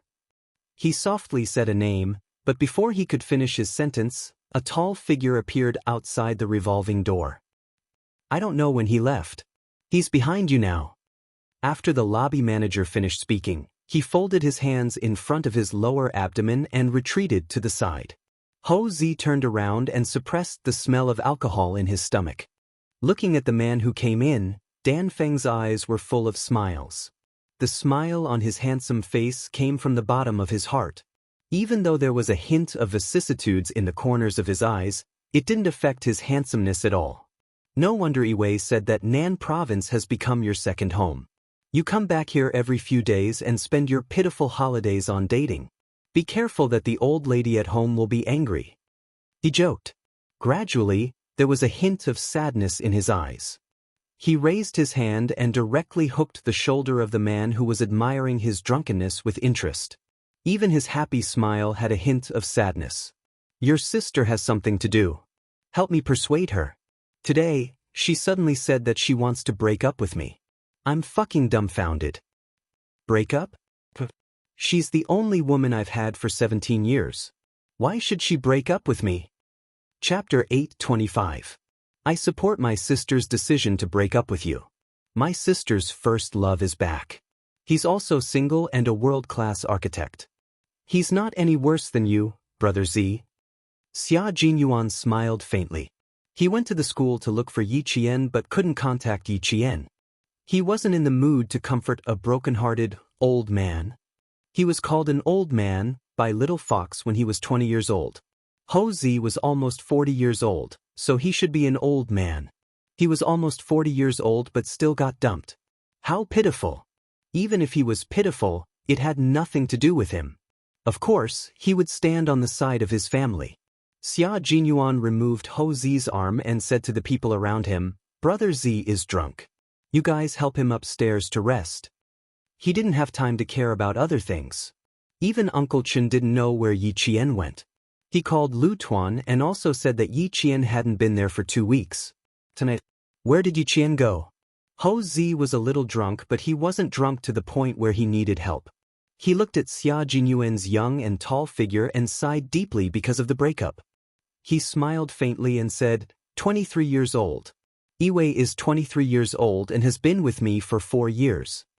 Just as he finished speaking, Ho Zi's single phoenix eyes suddenly tightened. What did old Six say just now? Did he say? Yiwei's first love was back. Damn it.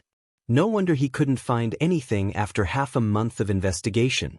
It turned out that he was back. Ho Zi suddenly felt a sense of crisis and restrained his expression. There was a faint but obvious trace of hostility on his face. He couldn't win against him in the past, and it was the same now. He wanted to steal his woman? No way. Old Six had done him such a big favor as soon as he came back. Naturally, he had to return the favor. Yi Qian didn't know that he was seen by Ho Zi. She heard the footsteps behind her, and with a faint smile in her eyes, she led these people to the wasteland behind Caesar Hotel. The development of the southern province's provincial capital was not as impressive as it would be 10 years later. If he wanted to find a quiet place to teach someone a lesson, he only needed to avoid the city's roads and a few heaven's eyes. Behind the Caesar Hotel was a piece of barren land. Weeds grew all over the ground, making it look like a natural lawn. It was late at night, and there wasn't even a street light. Yi Qian stood quietly by the side, waiting for them to come over. She walked quickly and calmly. Coupled with the darkness around her, the few hooligans who were following her felt their hair stand on end. Luo Ran, who was at the back, looked at the desolate surroundings. He wasn't afraid at all. Instead, he felt that this was an opportunity. Luo Ran, who had followed them all the way from the hotel, no longer hid at the back. He quickly caught up with Brother Huang in front of him and said fiercely, "No one will know even if you destroy the body in a place like this. She led us here in the middle of the night. You must teach this woman a lesson." Damn it, I can finally vent my anger. No matter how incompetent Luo Ran was, he could tell that Yi Qian had deliberately led them here. There were many people around him, and all of them were armed with knives. Luo Ran wasn't afraid at all. He just wanted to take care of Yi Qian as soon as possible so that he could vent his anger.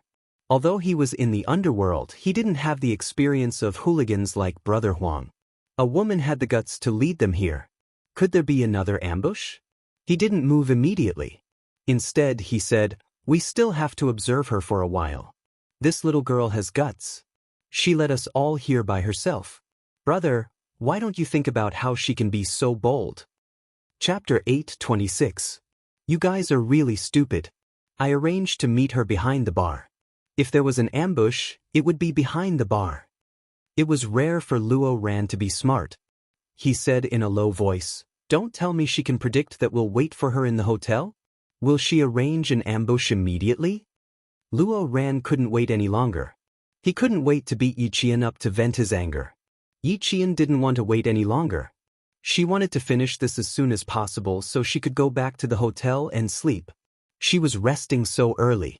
She still had to rush to the training ground tomorrow morning to start her car training. She bent down and picked up 2 medium-sized stones from the bushes. She threw them in the direction of the voice. Before the stones hit the ground, Yi Qian's cold voice came from the darkness. "Luo Ran, you brought so many people here. Do you still need to hide? Damn it, they're provoking us." Brother Huang walked to the front with a knife in his hand. He was humiliated if he didn't stand up after being provoked by a student. Luo Ran originally wanted to listen to Yao Jing. It would be best if he didn't show himself. Now that things had come to this, he couldn't care less. He brought people here, so why should he be afraid of her? "Yi Qian, if I don't beat you until you call me Grandpa tonight, my surname isn't Luo." Luo Ran took out a knife from his pocket and stared fiercely at the direction of the voice. He vaguely saw a shadow, but he didn't see anything. Yi Qian moved her hands and feet. She took the silver wire from her wrist and walked towards the group of people. The night was too dark for Luo Ran, Brother Huang, and the others. They wanted to surround Yi Qian and beat her up, but now they couldn't even see her exact location. But to Yi Qian, darkness was a good camouflage. Brother Huang was still looking for his target. He didn't realize that Yi Qian was less than a meter away from them. When he saw a shadow slowly walk into his line of sight, Brother Huang was delighted. He spat and fiercely ordered his men, "Use your fists first. Kill this girl." As he spoke, one of his underlings standing to his right suddenly screamed and fell into the grass. His hands clutched at his neck, his legs kicked, and a sharp and terrified scream came from his throat. "Neck my neck, brother." He could still shout at the beginning, but in the end he couldn't make a sound. He was gasping for air, and there was no way for him to call for help. The Wolf Dao's survival method was to always remember to attack the most fatal part of the prey when attacking. The silver threads in Yi Qian's hands were most suitable for long wraps, and wrapping around a person's neck was the fastest, easiest, and most frightening. After a blood-curdling scream, there was only the sound of struggling gasping for air. Without any warning, something happened suddenly. Hearing the scream, Brother Huang and the others, whose scalps were numb, were all so frightened that they took a few steps back. There was panic in their expressions at that moment. Damn it! What happened?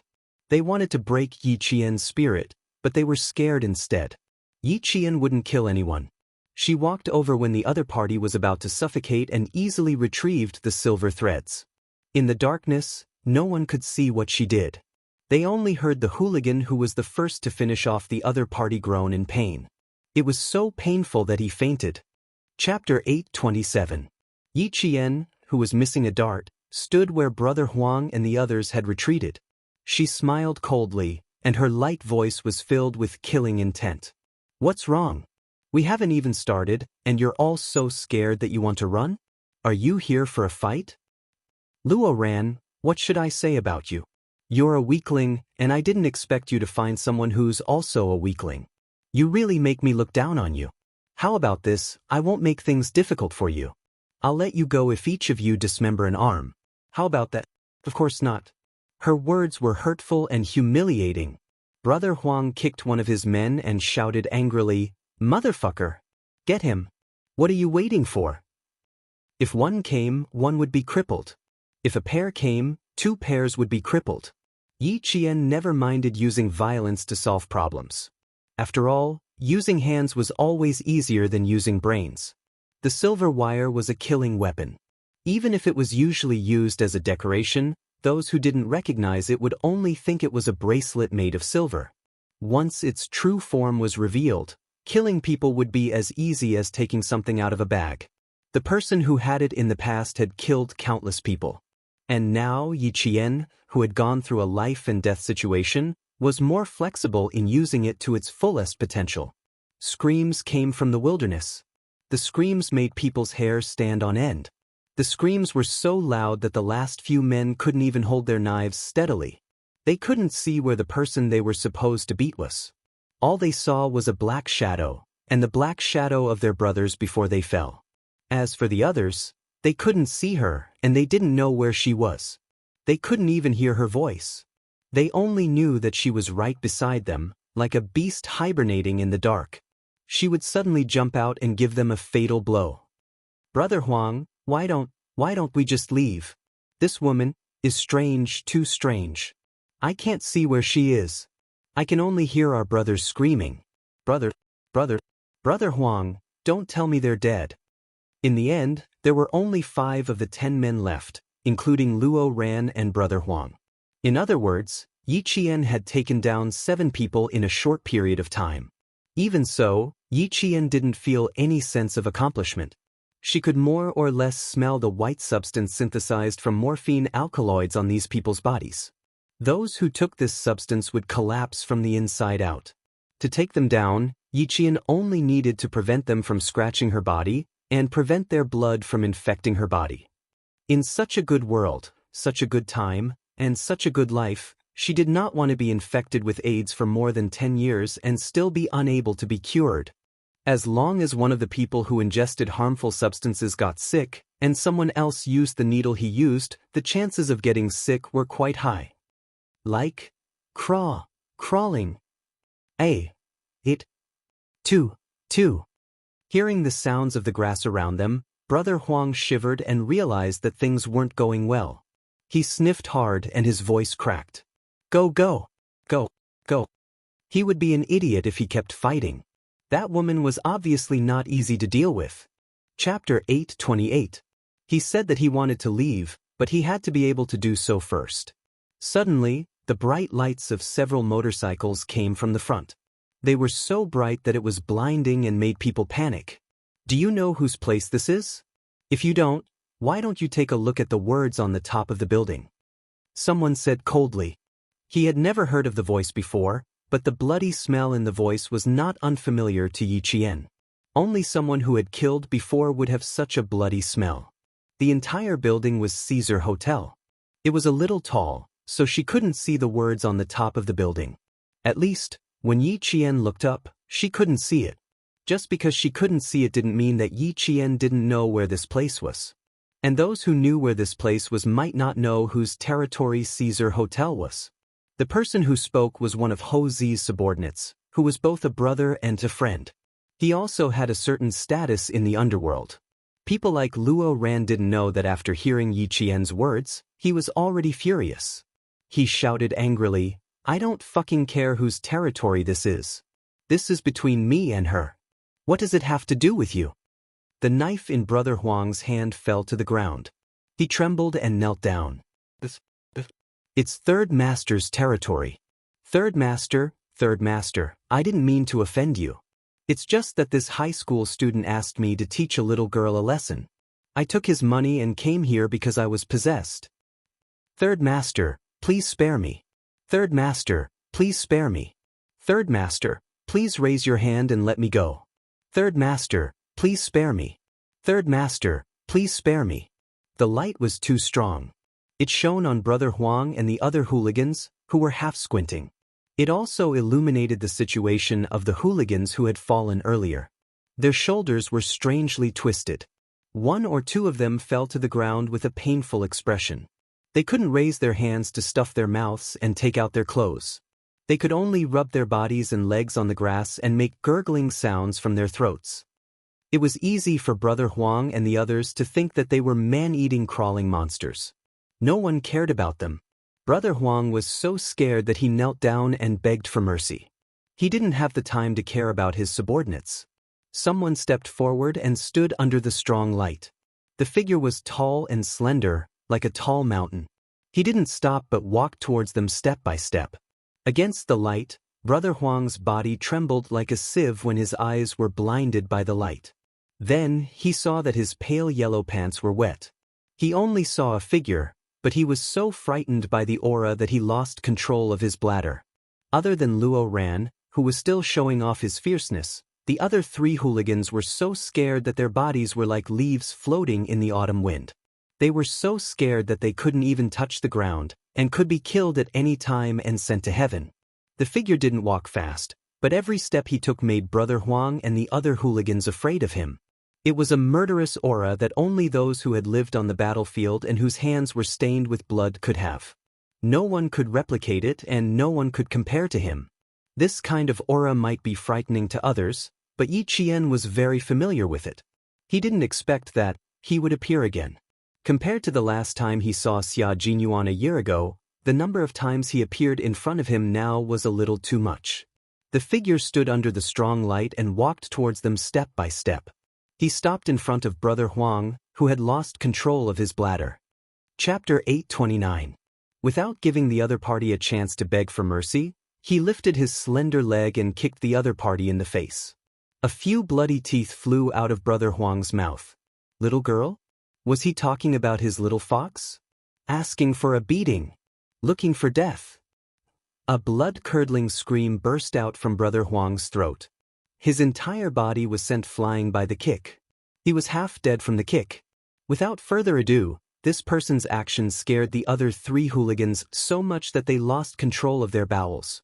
Was the person who kicked Brother Huang Master Ho-san? Was he the third Master Ho, a well-known figure in the underworld who was known to be ruthless and feared by everyone? If it was really Master Ho-san, no one in the underworld would dare to say a word about it, let alone find out that it was Master Ho who did it. Master Ho-san, please spare our lives. It really has nothing to do with us. That brat said he was going to get rid of the girls in his school. We were paid to do it. We came with Brother Huang to do it. Master Ho-san, please spare our lives. Luo Ran, whose eyes were spitting fire, gritted his teeth and cursed, "Damn it! How dare you ruin my business?" He picked up the knife in his hand and stabbed it at Xia Jinyuan, who had yet to speak. Yi Qian saw this and threw the silver wire in his hand. It wrapped around Luo Ran's neck like a collar. He didn't even need to use any strength. The silver wire wrapped tightly around Luo Ran's neck as Luo Ran ran forward. Luo Ran's eyes widened as he tried to protect his neck with his hands. He wanted to pull out the thing that was strangling him. The more he struggled, the tighter the silver wire wrapped around his neck. The Grim Reaper was getting closer and closer to his face. Luo Ran was scared. "Let go of me. My father is a famous entrepreneur in Southern Province. How dare you do this to me? My father won't let you off. Damn it, let go of me. Let go." The thing that was strangling his neck was getting tighter and tighter. It was getting harder and harder to breathe. In the end, he couldn't even open his mouth to speak. He could only gasp for air to keep him alive. Yi Qian walked over with a silver thread wrapped around one knee and said to the angry Xia Jinyuan, "It's just a small matter." "Why are you angry?" "I'm not angry." Captain Xia was not a person who would easily get angry. At this moment, she could see that Jun Yan's expression was indifferent. He was really angry. Little ghosts are hard to deal with. Some things can be dealt with in one go, so go back to the hotel and rest. "I'll deal with it," Xia Jinyuan said calmly. The murderous intent in his voice was like a knife that cut through everyone's hearts. Just by listening to the sound, Brother Huang and the other hooligans felt like they had died countless times. "Third Master, please spare my life. Third Master, please spare my life." We had eyes but failed to recognize Mount Tai and offended Third Master. "Third Master, please be magnanimous and let us go. Please let us go, Third Master." At this moment of life and death, they didn't care about the gold under their knees. They knelt on the wasteland where their knees hurt and kept kowtowing and begging for mercy. No one could clearly see Xia Jinyuan's face as he stood against the light in his casual clothes. They only knew that with such a man standing in front of them, all of them were little things that he could silently get rid of with a wave of his hand. It was as easy as blowing off dust. Luo Ran, on the other hand, was just a high school student who had been raised with money. No matter how arrogant he was, he would always say that he wanted to take other people's lives. However, when it came to his own life, he would be so scared that even his pupils would shrink. Chapter 830. He was intimidated by Xia Jinyuan's murderous aura. A chill ran up from the soles of his feet and stopped right in front of his heart. He was so scared that every cell in his body was reminding him to run, run. If he didn't run now, he might lose his life. He wanted to run, but in order to prevent Xia Jinyuan from helping him, Yi Qian lifted his leg and kicked Luo Ran in the stomach, causing him to fall to the ground. Luo Ran was already having trouble breathing, and the pain almost made him pass out. "Yi Qian, how dare you fucking kick me?" Luo Ran, whose face was distorted by the pain, clutched his stomach and looked at Yi Jian ferociously. The fierceness in his eyes was not fearless, but shallow, cute, and stupid. Even at this point, he was still trying to be brave and fierce. If that wasn't stupid, then what was? Just a moment ago, he was so scared that he wanted to run. Now, because Yi Qian kicked him, he wanted to use his power to scare Yi Qian.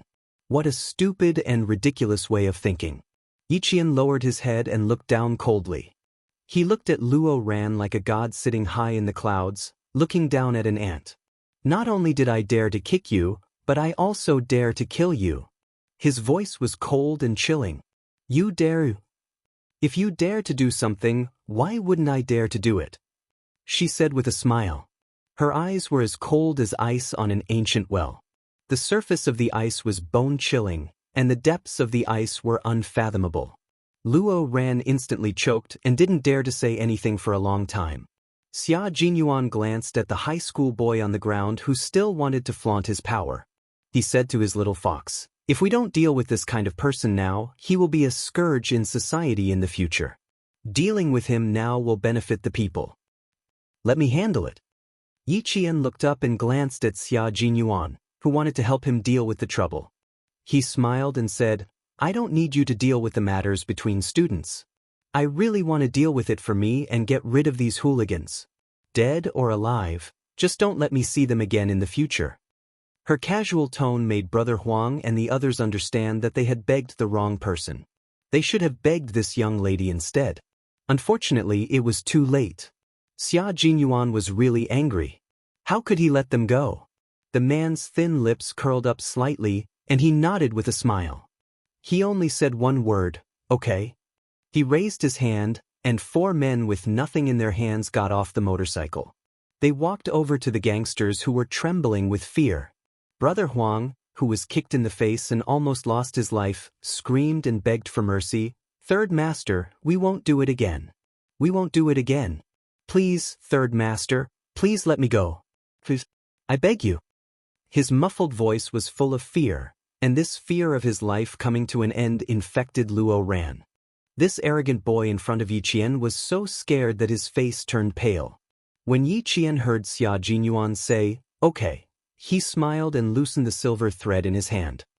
If he really strangled Luo Ran to death, then it would not be worth it.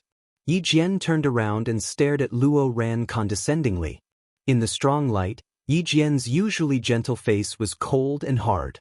There was no emotion, only indifference. That kind of indifference made Luo Ran's heart tremble. He saw that she did not care about her own life. He saw that in her eyes, it was as if killing him was just a matter of raising her hand. He also saw that the thing that was strangling his neck was a thin thread that seemed to be made of silver. And this thread was particularly familiar to him. It was the silver item that Yi Jian wore on her left hand. Chapter 8:31. This was a weapon that could kill people. She casually carried a weapon that could kill people. Luo Ran looked like he had admitted defeat, but his mouth was still stubborn. He met Yi Qian's eyes and said in a trembling voice, "Yi Qian, I'm warning you. My dad is rich. If you're afraid of killing me, my dad won't let you off." Yes. His family was rich. Rich people were the boss. Even the school couldn't do anything about him, let alone Yi Qian. With that thought, Luo Ran's arrogance gradually returned. He tried to stand up and glared at Yi Qian. His voice grew fiercer and fiercer. "Let go of me if you know what's good for you. Otherwise, my dad will teach you a lesson tomorrow. If I can kill you, I naturally have the ability to prevent your dad from finding out that it was me. Luo Ran, you have to realize that your life is now in my hands, not your dad's." Yi Qian spoke calmly with a faint smile on his face. His words carried a hint of killing intent. It easily frightened Luo Ran. His face was full of horror. The silver thread in his hand tightened. Luo Ran, who had just escaped from suffocation, once again experienced death. Through his enlarged eyes, he saw Yi Qian's smile deepen. At the same time, his killing intent deepened. Do you know why beasts like to bite the neck? It's because the neck is the most vulnerable part.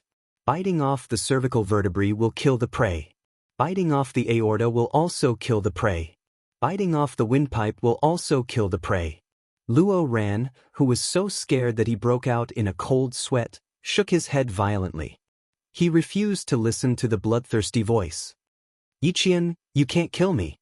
I'm a student, and you're a student too. You can't kill me. You can't." "Why can't I? Just now, you said you wanted to kill me. You, who can't kill, said you wanted to kill me. I have the ability to kill and can easily get rid of you. Why can't I kill you? Look around you." The first 7 hooligans who rushed out, which one of them didn't have a knife in their hand? Take a good look. Where are their hands now? Take a good look and you'll know if I have the ability to kill you or not. Yi Qian grabbed Luo Ran by the collar and dragged him to the front of a few thugs who were lying on the ground and whimpering. He lifted his leg and hooked the right arm of one of the thugs that was clasped behind his back. It was soft, as if it had no bones, and it was hooked out by Yi Qian's leg. The moment he did, Luo Ran saw the strangely twisted right arm. He saw a small knife piercing through the gangster's palm. It went in from the back of his palm and came out from the center of his palm. Blood was still flowing along the tip of the knife. The drops of blood caused Luo Ran to scream in horror. He wanted to retreat, but Yi Qian pressed him to his knees. He looked closely at his palm that had been pierced by the knife. No, I don't want to. I don't want to. Let go of me. Let go of me. He wanted to retreat, but Yi Qian wanted him to clearly understand that if he wanted to fight with her, the consequences would be very tragic. He even called the people of the underworld over. If he didn't bleed them and dye them with some color, then it would be a waste of Luo Ran's efforts. 7 people, 14 arms, 2 joints from the elbow to the shoulder. I unloaded one in a straight line and the other in a reverse direction. Then I stabbed the knife into the right palm where they threatened me with the knife. Before I came out, I brought a small weapon with me. It was convenient to use, so I stabbed it into their left hand. Chapter 8:32. His voice was very soft, even fainter than the wind, but every word carried a thick stench of blood. Very, very heavy. So heavy that when Luo Ran saw the dart in the gangster's left hand, he was so scared that all the muscles in his body spasmed. A knife in the right hand and a dart in the left. Tisk. It really hurts. But I don't want to hear them scream in pain, so I stuffed their mouths with their own clothes. The whole process didn't take much time. Yi Qian smiled as she spoke. Her expression was calm, but the words she said were hair-raising, making Luo Ran feel despair. I didn't even need much time to take care of 7 people. Taking care of you, I think? Her gaze fell on Luo Ran's neck, and her smile deepened. It will only take about 2 minutes. Don't you think so? Yes, she wasn't wrong at all. If Yi Qian wanted to kill him now, it would be a piece of cake. At this moment, Luo Ran regretted it so much that his intestines turned green. In the face of life and death, his past arrogance and smugness were nothing. They were just for show. They couldn't protect his life. I was wrong. Yi Qian, let me go. I was wrong. He begged for mercy. His throat was itching to cough, but his survival instinct kept him begging Yi Qian to let him go. Luo Ran, who used to be so arrogant that he didn't even look at the ground, who used money to solve every problem, fell hard this time.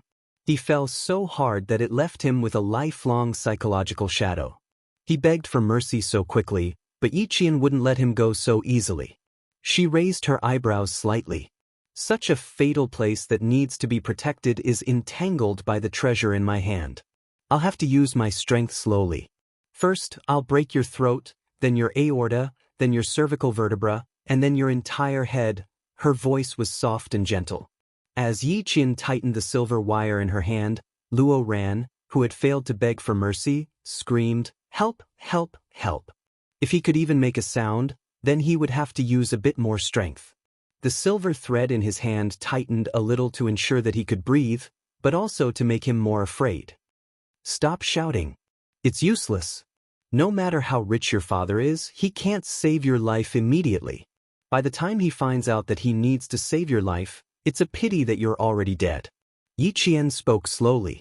From his actions and words, he did not show any mercy to Luo Ran. She could easily take Luo Ran's life, but she could not really do it. Right now, Luo Ran was just a student who spoke arrogantly and acted arrogantly. However, he was not the enemy she wanted to deal with. He was just a high school student that she needed to teach a lesson to. She needed to teach him a lesson that he would never forget. From now on, he would be obedient whenever he saw her and just take a detour whenever he saw her. Luo Ran's 4 limbs were struggling. Although he could no longer speak, his throat was still letting out muffled and terrified cries for mercy. "Let me go! Help, help!" His fluttering hands clung tightly to the dry grass that had withered in autumn. He broke a few strands, but he continued to hold on until he had no more strength. He could no longer hold on to anything. His 2 black eyes rolled upwards, and he completely fainted from fear. Before he fainted, Luo Ran saw the figures dragging Brother Huang and the others away in the strong light. Every figure was like the king of hell in the hall of hell, making him afraid. Brother Huang and the others, who were being dragged away with one leg, let out screams that made him feel like he was in the hall of hell. Screams filled the air. Chapter 8:33. Brother Huang and the other hooligans were dragged by Ho Zi and the others. Their backs and heads had been cut by the stones on the ground, and they were screaming in pain.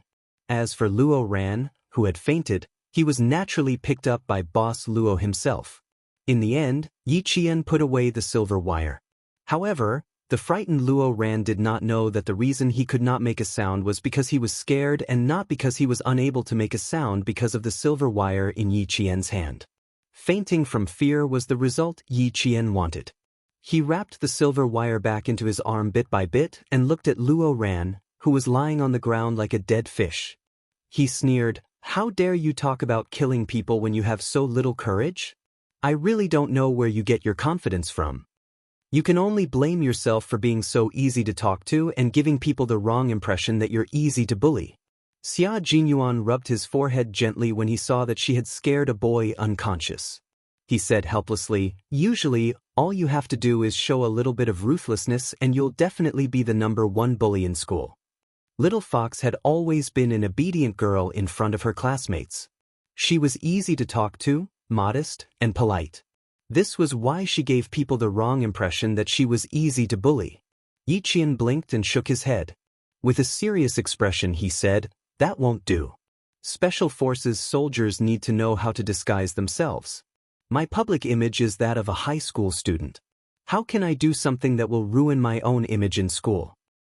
If he goes back to school and tells everyone about what happened tonight, it will also ruin your image as a good student." As Xia Jinyuan spoke, he waved one hand behind his back and the silent motorcycles all started moving. After the rumbling sound, the barren land returned to darkness and only the two of them existed. As for the unconscious Luo Ran, he pretended that he did not exist. The cool night breeze carried the sounds of the night insects. A minute ago, the scene was filled with murderous intent, but a minute later, it was quiet. As the night breeze blew, it was as if nothing had happened.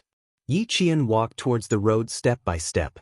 His voice was as calm as water as he replied calmly, "No, he won't dare to say it out loud.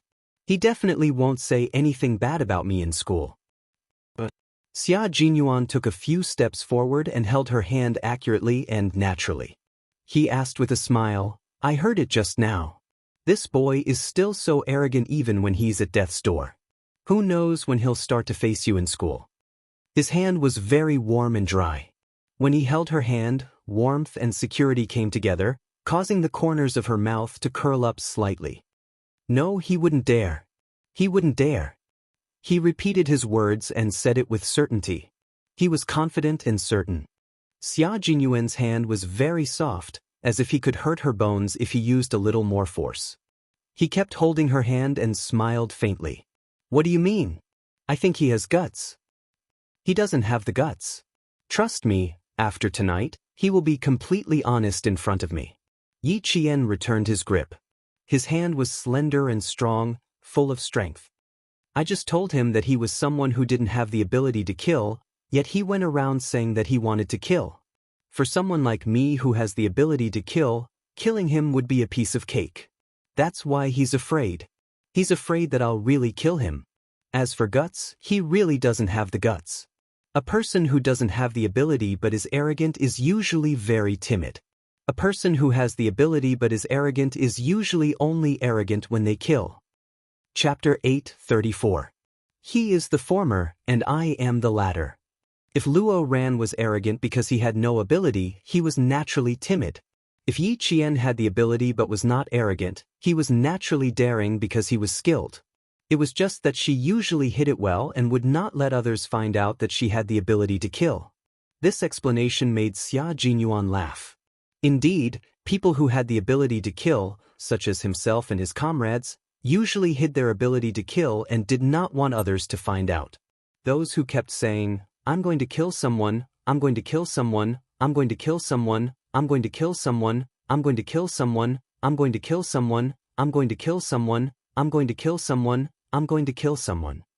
The little fox who belongs to the latter category seems to be very afraid of me taking action. "Okay, your reason has convinced me. Why did she say so much? She just wanted to stop him from taking action.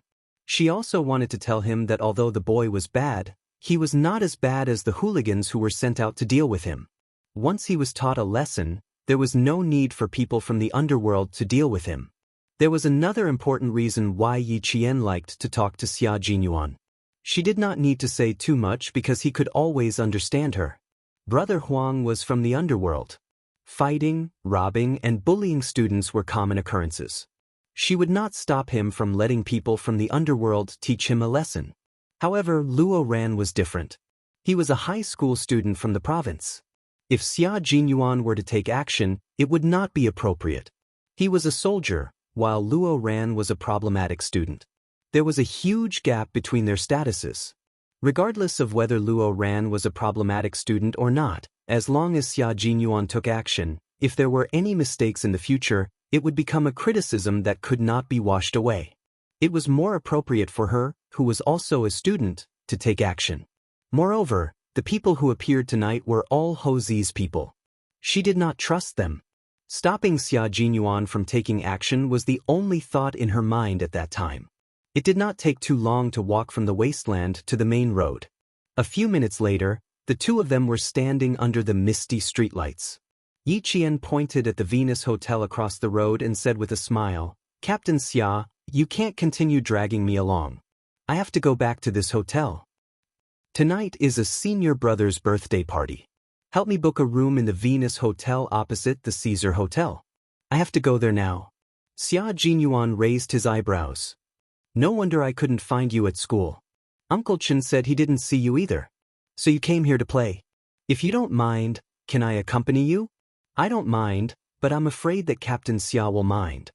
Yi Qian's smile had a hint of mockery, and even his gaze had a hint of meaning. "There are dozens of students playing inside.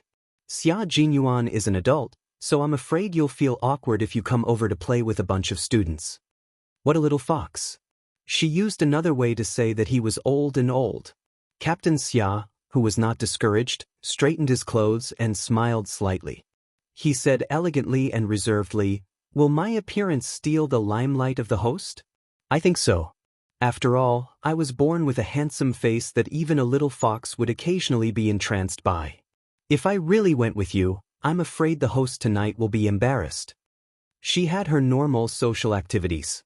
As long as there was no danger, he had no right to interfere. No matter how much he liked her, he still needed to set her free. Especially when the little fox in front of him did not like to be restrained and only wanted to fly alone.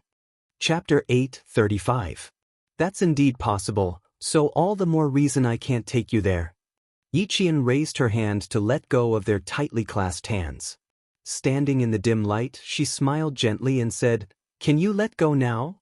I have to go back to the hotel." Xia Jinyuan narrowed his deep eyes slightly. Not only did he not let go, he tightened his grip on her hand, and his thin, sexy lips curved into a faint smile. He chuckled softly and said, "We can't stay together tonight, but I think you won't mind if I walk you to the hotel entrance. This is what a gentleman should do. I can't let a girl walk alone in the middle of the night." Since he said so, there was no way she could refuse.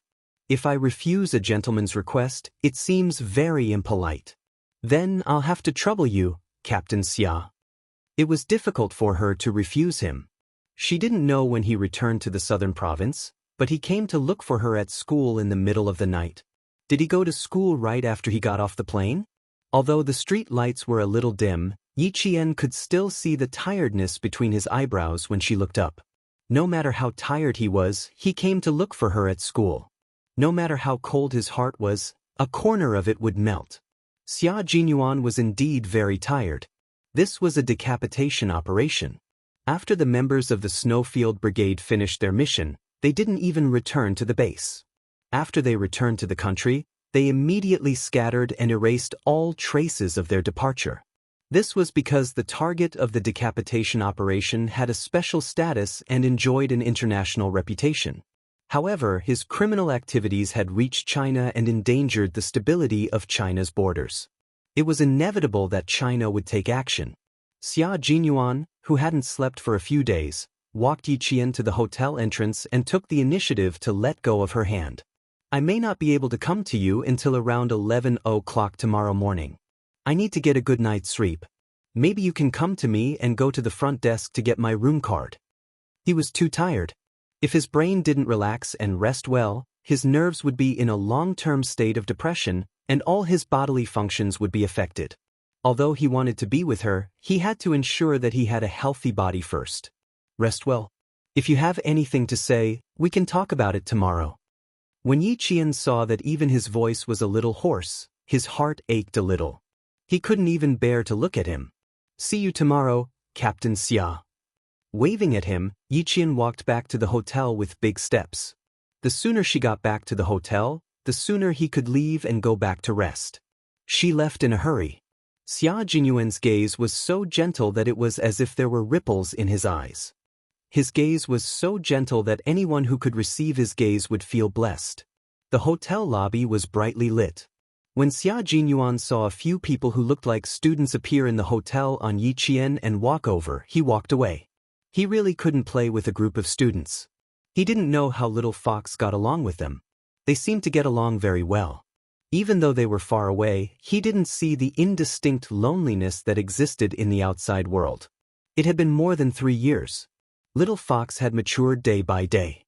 She was also getting along better with people day by day. This made him feel reassured. Very reassured. He had once told Uncle Chen that Yi Qian had a deep repulsion towards the opposite sex. If this repulsion was brought to the military, it wouldn't be obvious on the surface, but in reality, it would affect her overall performance in the military. Chapter 8:36. A warrior could not only fight alone, but they also needed to fight in a team. Rejecting the opposite sex would affect the team and make other comrades feel awkward. Over time, Yi Jian would be isolated and helpless, becoming a comrade who did not have good comprehensive abilities. The final result would be the worst. He had the ability, but he had to retire. Now that he saw that she was getting along well with her classmates, he did not have to worry about her not cooperating with the group. The figure outside had already left, and Yi Jian, who was secretly watching, also withdrew her gaze. She smiled at Yang Heng and said, "It's not a big deal. It's just that something urgent came up, so I went out." "It's good that you're back. If you came back any later, my dad's people would have gone out to look for you." Yang Heng let out a long sigh of relief. It had only been half an hour since Yi Qian left. Why did he feel like he had been waiting for hours? Wang Jin patted Yang Heng on the shoulder and joked with Yi Qian, "Yang Heng was worried sick when you went out for half an hour. We almost thought that you were kidnapped by human traffickers. We were looking for you all over the hotel. He even said that if we couldn't find you, we would immediately tell his dad so that he could send people out to look for you." After that, he pretended to be shocked and added, "I was scared to death. I just found out that Yang Heng was the director's son. When I saw someone call him Director Yang, I was so scared that my knees went weak." At that time, Wang Jin raised his hand and gently patted Director Yang's abdomen. He smiled and said, "Uncle Yang, look at your good figure. You must be working out regularly." In the end, someone came over and respectfully called him Director Yang. He was scared out of his wits. Yi Qian laughed. "What are you afraid of? Director Yang is Director Yang. Yang Heng is Yang Heng. You don't look for Director Yang often." He then said to Yang Heng, "I'm sorry. I didn't expect to cause you trouble. Don't be so polite. I definitely wouldn't be worried if you went out for a while in school. But I brought you here today, so I have to be responsible for the safety of you girls. No matter who leaves early, I will be worried." Yang Heng glanced at Wang Jin, who was trying to sound flirtatious, and explained to Yi Qian, "I treat everyone equally. Don't misunderstand." Wang Jin laughed out loud when he heard that. He was not the only one who laughed out loud. The other boys who were standing by the side also laughed out loud. Yang Heng, "Oh Yang Heng, don't you know that the more you explain, the worse it gets?" As Wang Jin spoke, he wiped a piece of cream off the cake in his hand and suddenly reached out to wipe Yi Qian's face. The change only took half a second. Wang Jin's screams could be heard from the hotel lobby. It hurts, it hurts. My hand is broken, my hand is broken." The laughter of the other boys stopped abruptly as if they had been strangled. They stared at Wang Jin's arm that was twisted so much that the back of his hand was twisted backwards. They couldn't help but touch their own arms. Although he didn't twist them, it still hurt a lot. Looking at Yi Qian, who was holding onto his arm, the boys took a small step back. Previously, Yang Heng had said that if a girl went out in the middle of the night, wouldn't it be dangerous if she bumped into hooligans? Yes, it was dangerous. But they guessed that it was the hooligans who were in danger and not Yi Qian. At this moment, Wang Jin's right hand that was trying to attack Yi Qian with the cream was being twisted backwards. At the same time that his arm was twisted, his acne-covered face was also twisted in pain. Chapter 837. It was really dangerous. Who would have thought that applying cream would be so dangerous? Did Wang Jin's arm get dislocated? Yi Jian withdrew her hand quickly. She immediately withdrew her hand when she realized what was going on. However, Wang Jin still felt the pain. She patted Wang Jin's hand awkwardly and said softly, Sorry, I was a little too nervous and accidentally made a move. It's not dislocated, just a little bit of pain. It'll be fine soon. Why don't you shake your arm? Or move it a little? If it's really dislocated, I'll fix it for you immediately. Wang Jin was shocked. Junior sister, if it's really dislocated, I'll go to the hospital immediately. Ouch, don't tell me it's really dislocated. Seeing Wang Jin's face contorted in pain, Yi Qian was so embarrassed that even her white jade-like face was flushed red. She had indeed overreacted, mainly because Wang Jin had suddenly attacked her face, and she had subconsciously reacted. This was a subconscious reaction.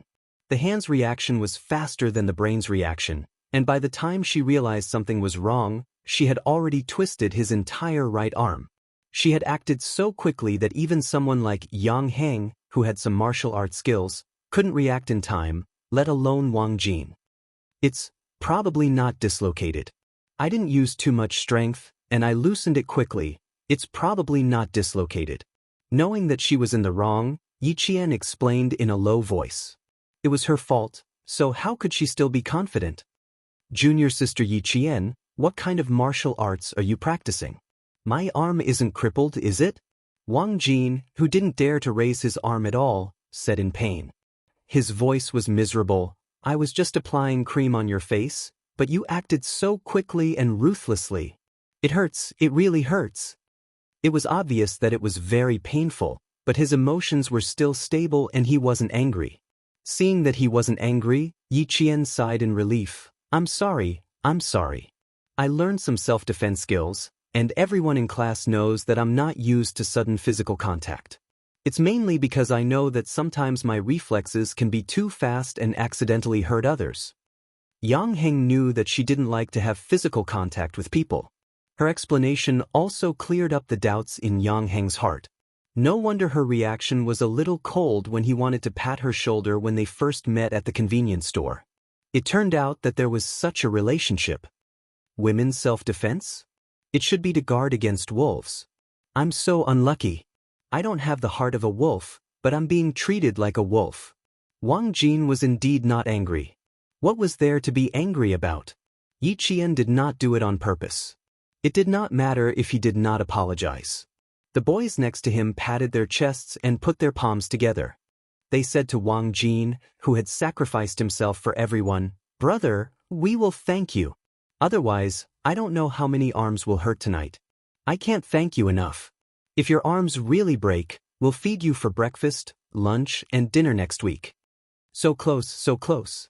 Wang Jin had risked his life. They were just laughing and talking about how they had to put more cream on Yi Qian when they saw her later. Now, there was no need. They didn't dare. Yi Qian's awkwardness dissipated a lot when he joked about the pain. I've learned my lesson tonight. I'll be more careful next time. I definitely won't let you suffer like this again. I'll learn my lesson too. Next time, I'll only talk to you and won't touch you. Wang Jin didn't dare to move his arm. He said to Yang Heng, Come on, brother, help me lift my arm. Chapter 838. Yang Heng gently touched Wang Jin's arm and carefully held his wrist. He used his eyes to ask Yi Jian if he could lift it up. Seeing Yi Qian nod, he slowly lifted Wang Jin's arm. As he did so, he asked softly, "How is it? Do you feel anything else? Is it painful? Is it bone pain? Or muscle pain? Don't move, don't move. Let me rest, let me rest." Wang Jin felt pain in his shoulder. He moved slightly and smiled. "My shoulder joint is not dislocated and my arm is fine. It's just pain. I think it's a muscle sprain. I've never had a muscle sprain before. Now I know what it feels like. It doesn't feel good, especially. We agreed to fight together, but I ended up fighting alone. You guys are too disloyal." Yao Jing walked out of the banquet hall and happened to hear Wang Jin's words. Her eyes lit up as she looked carefully at the boy who spoke. Seeing him holding his arm in pain and saying, "We agreed to fight together." Yao Jing raised her eyebrows slightly. She immediately scanned the hall and saw that Luo Ran and the others were not there. Only Yang Heng and a few other boys were surrounding Yi Qian. Yao Jing smiled coldly. It seemed that Luo Ran and Yi Qian had indeed fought tonight. Just as she thought about it, her heart skipped a beat and her expression changed. She jogged over and grabbed Yang Heng's arm, asking anxiously, "How are you? Are you hurt?" Yi Qian's gaze suddenly turned cold and landed on Yao Jing's face. She seemed to think that Yang Heng had gone to fight. His clear eyes narrowed slightly and he immediately took the initiative to speak. "Other than Wang Jin, everyone else is fine. Yang Heng's skills are good, so it's impossible for him to be hurt." "How do you know he's not hurt? Some injuries are more serious than external injuries." Yao Jing's voice suddenly became extremely sharp. She glanced at Yi Jian with a fierce gaze. "Don't act like you know everything all the time. If Yang Heng is hurt, I won't let you off." Wang Jin and the other boys were all confused. Why were they so confused when they heard that? Yang Heng, who could tell that something was wrong, said to Wang Jin and the others who didn't understand at all, "Go back to your room and take a shower first. Remember to come down and sing a song later. The fruit platter and other things are all ready, just waiting for you." Wang Jin helped the boys and said with a smile, "All right, you guys can chat first. We'll go upstairs and take a shower before coming down." "Hey, why are you leaving? Yao Jing tried to persuade them to stay. She wanted to call Uncle Yang and Auntie Song over. As soon as the boys left, Yi Qian's expression turned cold. He said coldly, "What does it have to do with you whether Yang Heng is hurt or not? It's not like I got hurt because of you. Among them, only Wang Jin's arm is injured. Yao Jing, I advise you to stay out of my business." He wanted to see if it was as he thought. If that was the case, Yao Jing would be another headache for him in school. "Yi Qian, you're so shameless. Do you want to see all the boys get hurt for you so badly? How can you be so shameless? Does it feel good to let the boys stand up for you? You provoked someone you shouldn't have and even pushed Yang Heng out. You're so disgusting." Under Yi Jian's deliberate lead, Yao Jing, who was prejudiced by first impressions, spoke more and more. Naturally, she revealed more and more information. Chapter 839. Yi Jian's eyes turned cold when she heard Yao Jing say, "Shameless." She stared at Yao Jing coldly. "You're so filthy that even your thoughts are dirty. Every word you say is not only nonsense but also stinks. Yao Jing, if you have any sense of shame, you'll be ashamed of your actions." She couldn't tolerate Yi Qian's insults. She had tolerated enough in her previous life. How could she tolerate it again in this life? Being scolded in front of Yang Heng made her so angry that her lungs were about to explode. Just as Yao Jing was about to retort, she saw Yang Heng looking at her coldly from the corner of her eye. It was as if a basin of cold water had been poured over her, drenching her completely. He was angry with her. He was angry with her because of Yi Qian. He was angry with a friend whom he had known since childhood. Yao Jing, whose heart had turned cold, was fuming with rage. "Yang Heng, how could you do this to me? How could you do this to me?" Yang Heng's handsome face was covered in dark clouds. He looked coldly at the girl who had said that she was thinking for him, but had slandered Yi Qian under the guise of caring for him. Not only was there coldness in his eyes, there was also deep disgust. Yao Jing wasn't an honest and upright person. Her behavior alone made him feel even more ashamed. "I'm friends with Yi Qian. Since someone is making things difficult for him, what's wrong with me stepping in? He didn't know what Yao Jing knew, but judging from what Yi Qian had said, Yao Jing had done something very sinister tonight. As for what it was, he could only slowly tempt her to say it herself. Yao Jing, who had deep feelings for Yang Heng and was exceptionally stubborn, was furious when she heard this. She glared at Yi Qian like a poisoned arrow. Yi Qian, you're too despicable. You even instigated Yang Heng to stand up for you. Stand up for what? The people who spoke were none other than Director Yang and his wife, who were sending their family and friends back to their hotel rooms to rest, and Deputy Director Yao and his wife, who were preparing to go home. Director Yang first looked at Yi Qian. When he spoke, he did not put on any airs of an official. He said cordially, "Just now, you had some urgent matters to attend to, so you went out. I told you, you are a child with a sense of propriety. It is impossible for you to go out without a reason. Even if you went out, you must have some matters to attend to and will be back soon. Look, he came back in half an hour. Uncle Yang, Auntie Song, you came at the right time. Yi Qian got into trouble outside, and when I came out, I saw Yang Heng fighting for her. There are also a few boys from their class who play darts." Yao Jing had been worrying about how to inform Chief Yang and his wife, so how could she let go of this opportunity? She quickly reported everything to them. Director Yang was clearly asking Yi Qian, but she beat him to it. Director Yang's expression turned a little cold. Little girl Jing is really much more active than before. She's also more impatient. Old Yao, girls shouldn't be like you. That's why I'm worried. The older she is, the livelier she is. But she said something about Yang Heng fighting for her? I think this girl is anxious. She's afraid that Yang Heng will get hurt.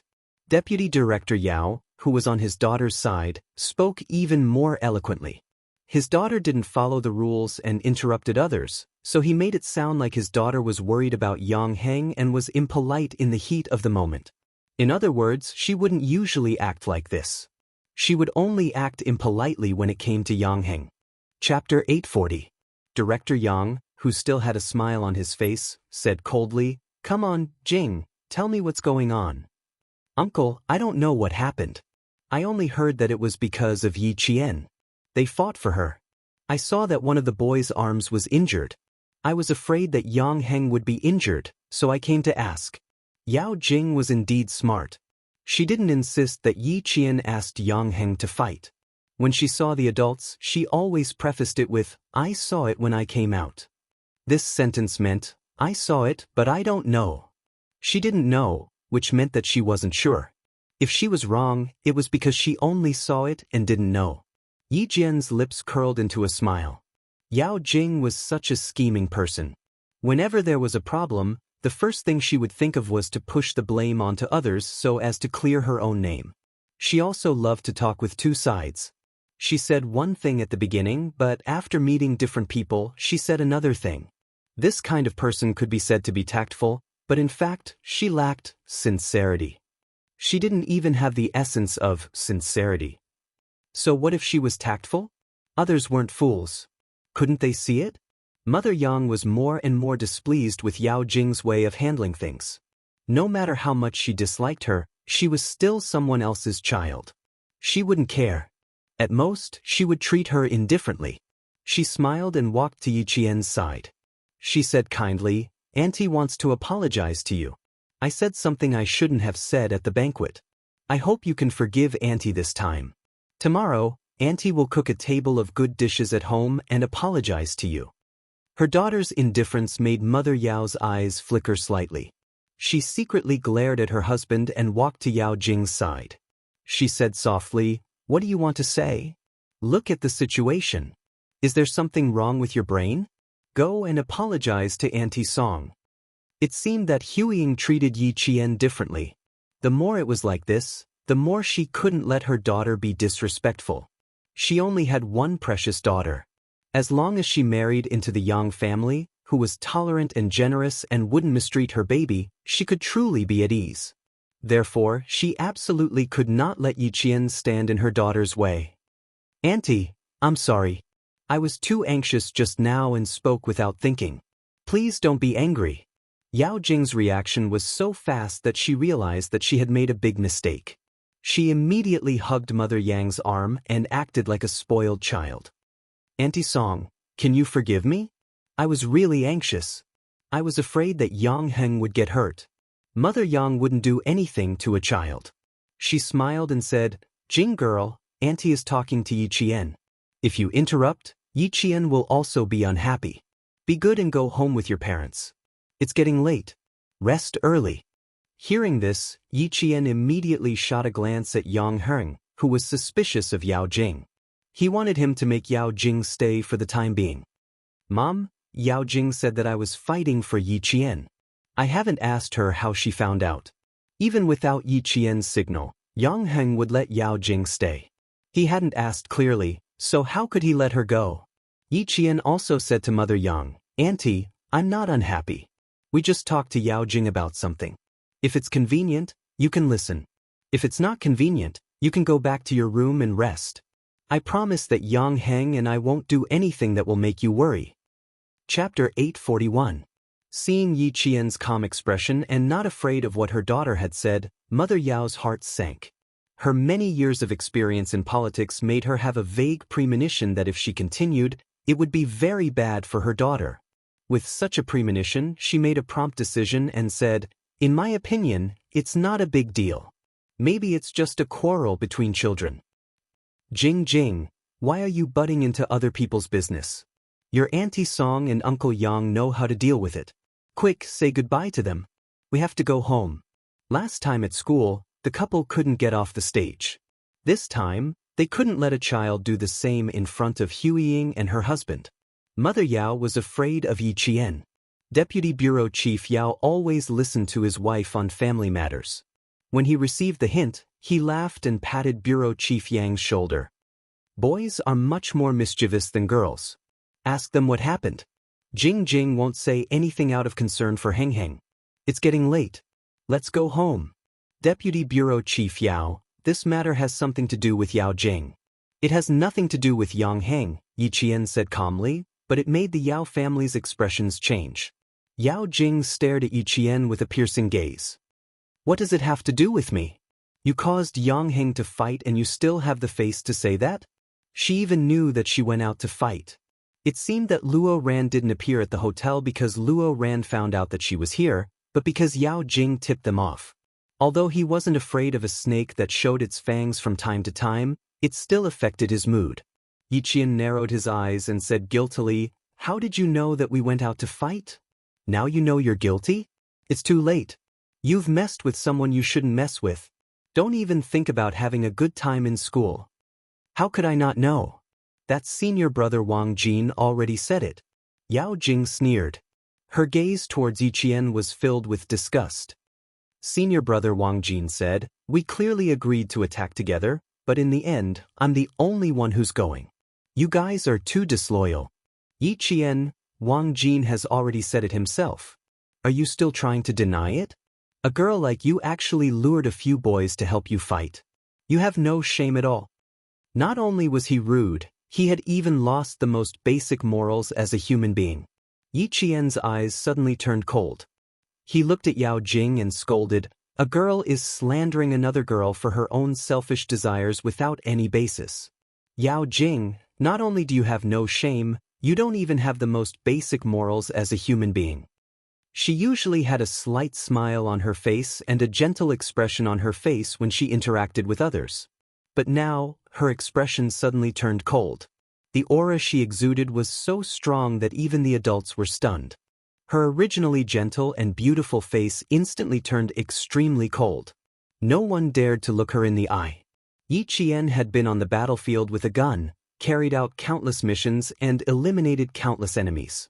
The aura he exuded was not something that a flower in a greenhouse like Yao Jing could compare to. She was immediately scolded by Yi Qian. She took a few steps back and fell into her father's arms. Deputy Bureau Chief Yao, who had been stunned by his daughter's bump, came back to his senses. When he thought of the army behind Yi Qian, he swallowed back the words he wanted to say. After a while, he sneered and said, "You're so sharp-tongued to bully a schoolmate. I think you're just SOSO. Jing, let's go." Chapter 842. Deputy Bureau Chief Yao, your daughter tipped off a boy from our school who has been hanging out with gangsters all year round.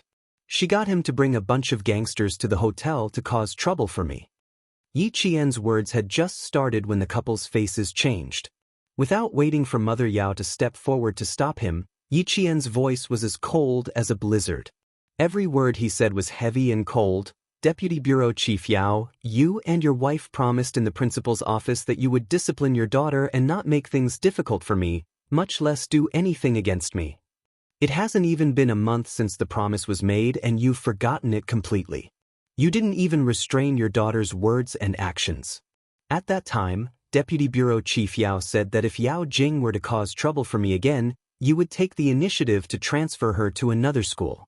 Now, I'd like to ask, can a dignified government official's promise be confirmed one by one and live up to it?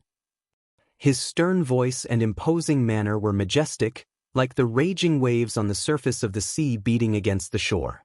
It agitated the Yao family to the point that their complexions turned from deathly white to miserable cold, and even more so, they couldn't conceal their monstrous rage.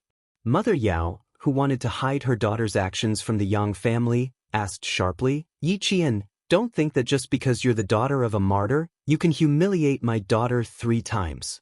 Even if you want to, I won't let you off so easily. Her daughter had been at a disadvantage in front of Yi Qian and had even been exposed by Yi Qian. How could Mother Yao hold herself back? She shielded her daughter behind her and yelled even louder, Jing Jing, stand still for mommy. I've taught you since you were young that you can admit defeat, but you can't lower your head. If you're bullied, then you have to bully back. Very good. Since you don't want to deal with the aftermath, then I'll have to file a report to the police. You want to pretend that you didn't scheme against me? Yao Jing, I'd like to see if you're smarter than the police. Facing Mother Yao, Yi Qian's expression didn't show any signs of fear. Every word he said made the hearts of those listening tremble. Call the police. What exactly happened? Why did they need to call the police? Bureau Chief Yang realized that this matter wasn't a small one, so he said in a deep voice, go to the tea room and explain what's going on.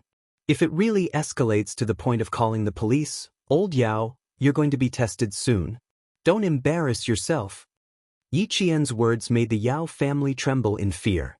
Then Chief Yang's words made the Yao family calm down. The domineering mother glared fiercely at Yi Qian and said stiffly, Old Yang, no matter how big the child's matter gets, it won't go to the police. Don't be scared by her. How could the director of the Transportation Bureau be intimidated by a little girl? Director Yang smiled and shook his head. Old Yao and his wife had been promoted quickly in the past few years. They were a little arrogant and lacked a peaceful heart. They began to use their power to oppress others when things were not going well. If this continued, they would regret it for the rest of their lives. Old Yang is right. Let's sit down and talk. I like Yi Qian very much. He has a sense of propriety. I believe that he won't speak without evidence. Mother Yang didn't like adults being aggressive to children. When she saw Yi Qian standing alone facing the Yao couple, she sighed in her heart. She gently held Yi Qian's hand and patted it. She solemnly said, Don't be afraid. Anything can be solved. As long as you have evidence, no matter how difficult it is, it won't be a problem. Chapter 843. Yi Qian, who was not afraid, pursed his lips and smiled. Auntie, I'm not afraid. I won't be afraid of things that I'm sure of. If I'm not sure of something, I won't use the excuse of, I only saw it, I don't know, to slander others and clear my name. When Yao Jing heard the word, call the police, she couldn't help but tighten her grip on Deputy Commissioner Yao's arm. Her lips trembled slightly, but her voice was still steady. Dad, we can't let her call the police. Let Mom calm down and not blow this matter up.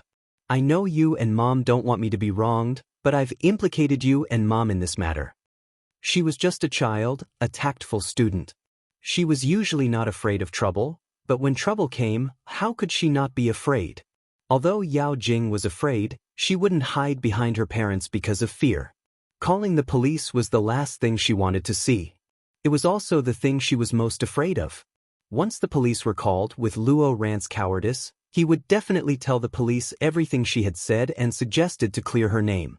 Even if Luo Ran wouldn't, his parents would find a way to make him say it. Hearing his daughter's words, Deputy Commissioner Yao's heart felt as if a huge rock had smashed into his chest. He couldn't help but close his eyes slightly. You're too impatient, Jing. Too impatient, too narrow-minded, too impatient for success. Yao Jing pursed her lips, her eyes filled with tears. Dad, I didn't expect her to be so ruthless. She didn't give anyone a way out. I didn't expect it, I really didn't expect it. She really didn't expect Yi Qian to mention calling the police.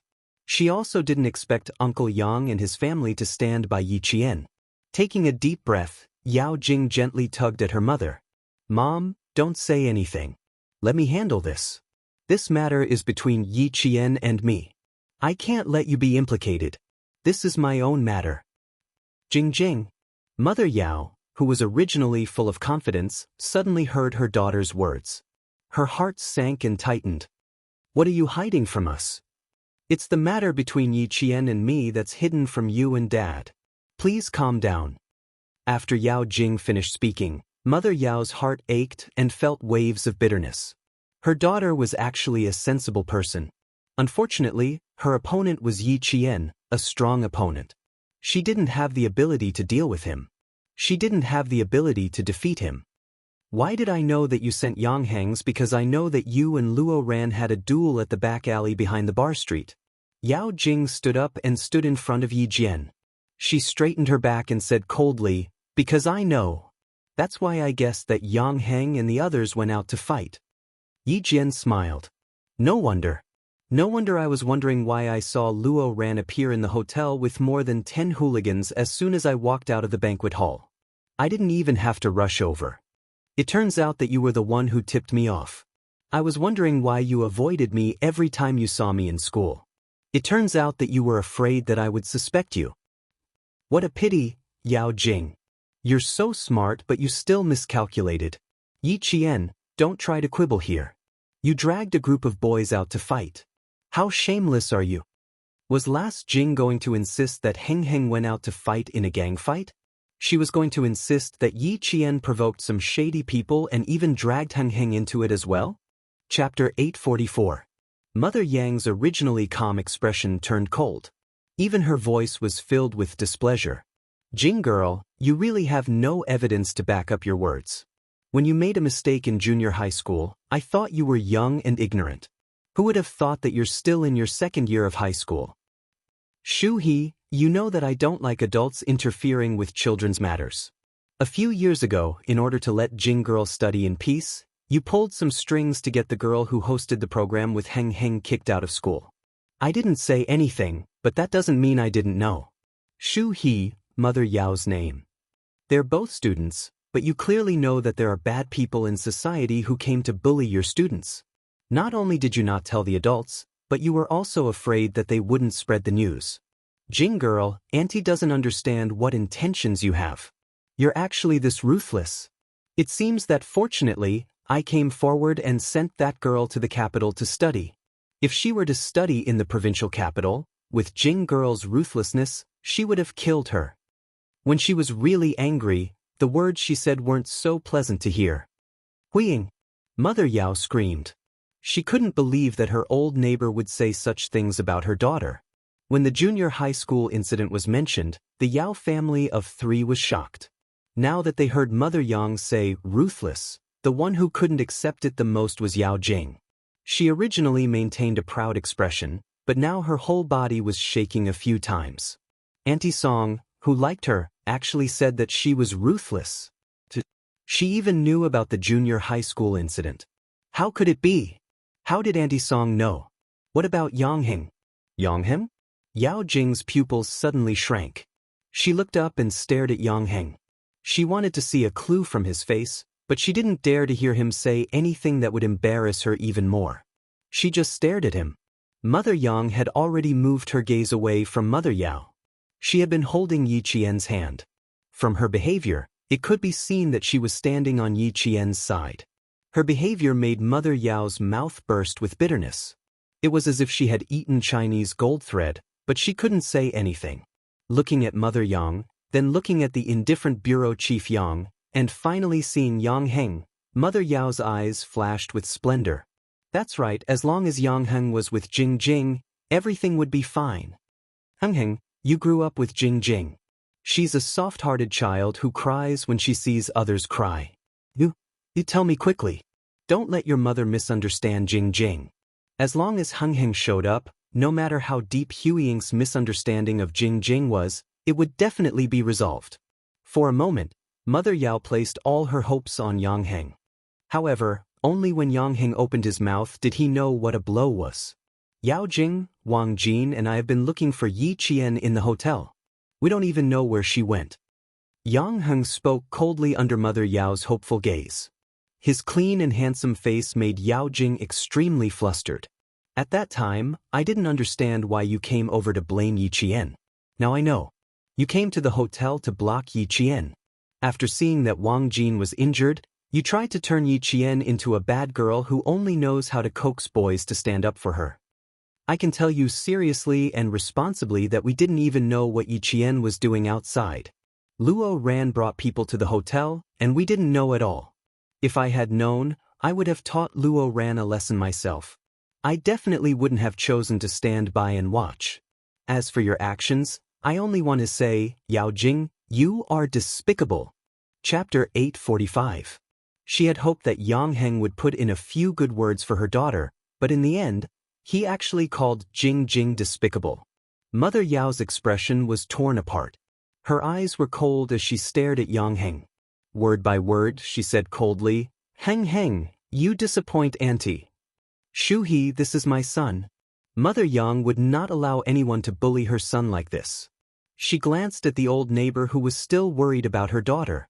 The disappointment in her heart was so deep that Mother Yang's face showed alienation. After Yang Heng finished speaking, Yao Jing felt as if she had been struck by lightning. Yang Heng said she was despicable. In order to protect Yi Qian, he hurt her like this. Her face was pale as she stared blankly at Yang Heng. She didn't hear anything. She didn't hear anything. Yang Heng wouldn't say that about her. He wouldn't say that about an outsider. Why would he say that about her for an outsider? Who does Yi Qian think he is? She had only known Yang Heng for less than 2 months. She had grown up with him and had known him for more than 10 years. Yao Jing clenched her fists as she stood beside her mother. Her mind was blank. The more she tried to calm herself down, the more she couldn't control her urge to cry. She didn't understand. She really didn't understand why Yang Heng would help Yi Qian. Why, Yang Heng, why are you doing this? Tears fell from her eyes. She had never shown weakness in front of others, but now she was crying because of the boy she liked. Moreover, she was crying in front of Yi Qian. Yi Qian, what bad things did Yi Qian say to Yang Heng to make him hate her so much? Was it because she secretly warned the students who tried to get close to Yang Heng? Was it because she had once begged her parents to kick out the girl who practiced her lines with Yang Heng every day and chased Yang Heng out of school? Why didn't he say it before? Why didn't he stand up and say that he hated her? If you don't like it, why didn't you say it? Since you don't like it, why didn't you tell me yourself? At this time, Yao Jing only wanted to ask Yang Heng why, but Yi Qian put it aside. Everything she did was for Yang Heng. Now that he said that, she was not reconciled. Mother Yao saw that her daughter's attention was on Yang Heng, but Yang Heng was helping Yi Qian to bully her daughter. She glared at Yi Qian anxiously and angrily. Yi Qian, what did you say about Yao Jing to Heng Heng? You're just a girl, but you're actually so vicious. For your own despicable motives, you didn't hesitate to abandon the most basic morals of a human to frame Yao Jing. Tell me now, Jingjing's father and I are listening. What do you want to achieve? What do you want? Tell us. As long as we can satisfy you, we will satisfy you. I only ask that you be magnanimous and let my Jingjing go. I will be forever grateful to you. Mother Yao's words were a disaster. She wanted to put all the blame on Yi Qian, but she had seen Yi Qian's ability to deal with every move, so she spoke quickly and hurriedly. She wanted Director Yang and Mother Yang to hear her words and stop Yang Heng from standing up to criticize Yao Jing. What she wanted now was for someone to stop Yang Heng and stop him from saying things that her daughter couldn't accept. Her daughter had already been wronged by Yi Qian, so how could she bear Yang Heng's criticism? Chapter 846. She didn't want her daughter to be wronged and Yi Qian to be accused of something he didn't do. Yi Qian's eyes darkened as he stared at the heartless Mother Yao. His tone was flat as he said, "Vicious people always judge others by their own standards. They always think that others will do the same bad things as them and live in fear. Once something really happens, they will immediately jump out and righteously accuse them of being the vicious ones." Facing Mother Yao's accusation, Yi Qian's expression was indifferent, as if he was looking at an unreasonable scoundrel. He didn't care much about it, but he didn't let it go either. Although his tone was light, his words were sharp enough to make Mother Yao's heart wrench in pain. Mother Yao's heart wrenched in pain for a long time. Her face was ashen as Mother Yang frowned. She finally said, "Even an adult like me can't win against you. No wonder my daughter has suffered losses in your hands so many times. Deceitful and unreasonable." Mother Yang was highly educated and a very gentle intellectual. When she heard this, she flew into a rage. "Shu He, Yi Qian is clearly being polite, but you are being aggressive for Jing. You said that Yi Qian is vicious, but I want to ask, what is it that you joined forces with a bunch of hoodlums and came to the hotel to beat up Yi Qian? Can I say that I'm as vicious as a snake or a scorpion? Everyone has the right to punish me." Bureau Chief Yang had always respected his wife. Seeing her so angry that her shoulders were trembling, he said to Deputy Bureau Chief Yao with a serious face, "Old Yao, I've seen once again how protective your family is. You've really broadened my horizons to such an extent, using other people's children's dignity in exchange for your own children's laughter. Old Yao, your family really has a good upbringing." It was originally a matter between Yi Qian and Yao Jing. Unknowingly, it became a matter between Yi Qian, Yao Jing and Yang Heng. Then, with the addition of Deputy Bureau Chief Yao and his wife who were eager to protect their children, the whole matter escalated. Yang Heng had been sneering for a long time when he heard Mother Yao distort right and wrong and accuse Yi Qian of being vicious. When Bureau Chief Yang finished speaking, his voice became colder and deeper. During the military training, Yao Jing instigated Luo Ran to catch poisonous snakes from the mountains and threw them on Yi Qian. She said that since there were many snakes in the mountains, Yi Qian wouldn't suspect Luo Ran even if he bit them to death. On the second day of the military training, one of the instructors caught a snake. Yi Qian happened to be resting with the instructors, so he took care of the snake in the instructor's hands. There were witnesses who saw this and knew that Yao Jing's plan to make Luo Ran catch a snake and bite Yi Qian to death didn't work. Then, Yao Jing found Luo Ran during our lunch break and asked him to teach Yi Qian a lesson. Who knew that after the first plan failed, the second plan failed again. Luo Ran was suspected of causing trouble during the military training and was directly asked to return to school by the army. I think that when Yao Jing found out that Luo Ran didn't succeed again, she must have been very angry. After all, she was the one who came up with the plan in the dark. It was clearly something that could have worked, but in the end, it didn't. Yang Heng never caused trouble outside of school, but he never caused trouble at home. The school was enough to prove his ability to handle things. At this moment, with every word he said, Yao Jing's face turned paler. Even her lips were gradually turning pale. How could it be? How did Yang Heng know? How did he know? That's right, Yang Heng knew everything? Yi Qian was looking at him. These things, she didn't know, so how did he know? Chapter 847. How do you know about this? Yi Qian, what did you say to Yang Heng? What did you say? Yi Qian and Yao Jing asked at the same time. It was such a coincidence that when Yao Jing heard Yi Qian ask the same question, she leaned into her mother's arms. She was a smart person. How could a smart person not know what kind of negative impact this coincidence would have on her? Yi Qian didn't know, which meant that she didn't know what Yao Jing did. Naturally, she wouldn't say bad things about her to Yang Heng. However, Yao Jing said, "Yi Qian, what did you say to Yang Heng?" While questioning Yi Qian, she also admitted to all the bad things she did. However, she also questioned why Yi Qian told Yang Heng about all the bad things she did. In the end, Yi Qian didn't even know what bad things Yao Jing did. Facing Yao Jing's accusations, Mother Yang could clearly see how vicious Yao Jing was. Not only did she not admit to her mistakes, but she also turned around to bite others. Mother Yang's evaluation of her was that she was as vicious as a snake. An unexpected coincidence made the faces of the Yao family's 3 members change greatly. It also made them even more flustered because of the presence of Bureau Chief Yang and Mother Yang. Hearing this, Deputy Director Yao, who had always been calm, frowned. He stared at his daughter and asked calmly, "In other words, what Heng Heng said is true. You did do these things, right?" Seeing her daughter's face full of fear and helplessness, Mother Yao, who also wanted to question whether it was true or not, suddenly softened. She secretly glared at her husband. Whether Jing did it or not, how could she let her daughter admit it again? Wouldn't it make the Yang family feel disgusted with Jing again? Huiying didn't like girls who did things secretly. She turned to Yang Heng and said, "Heng Heng is just naughty. She's usually really..." She wanted to continue saying that her daughter was wrong because she was naughty and immature. She wasn't usually like this.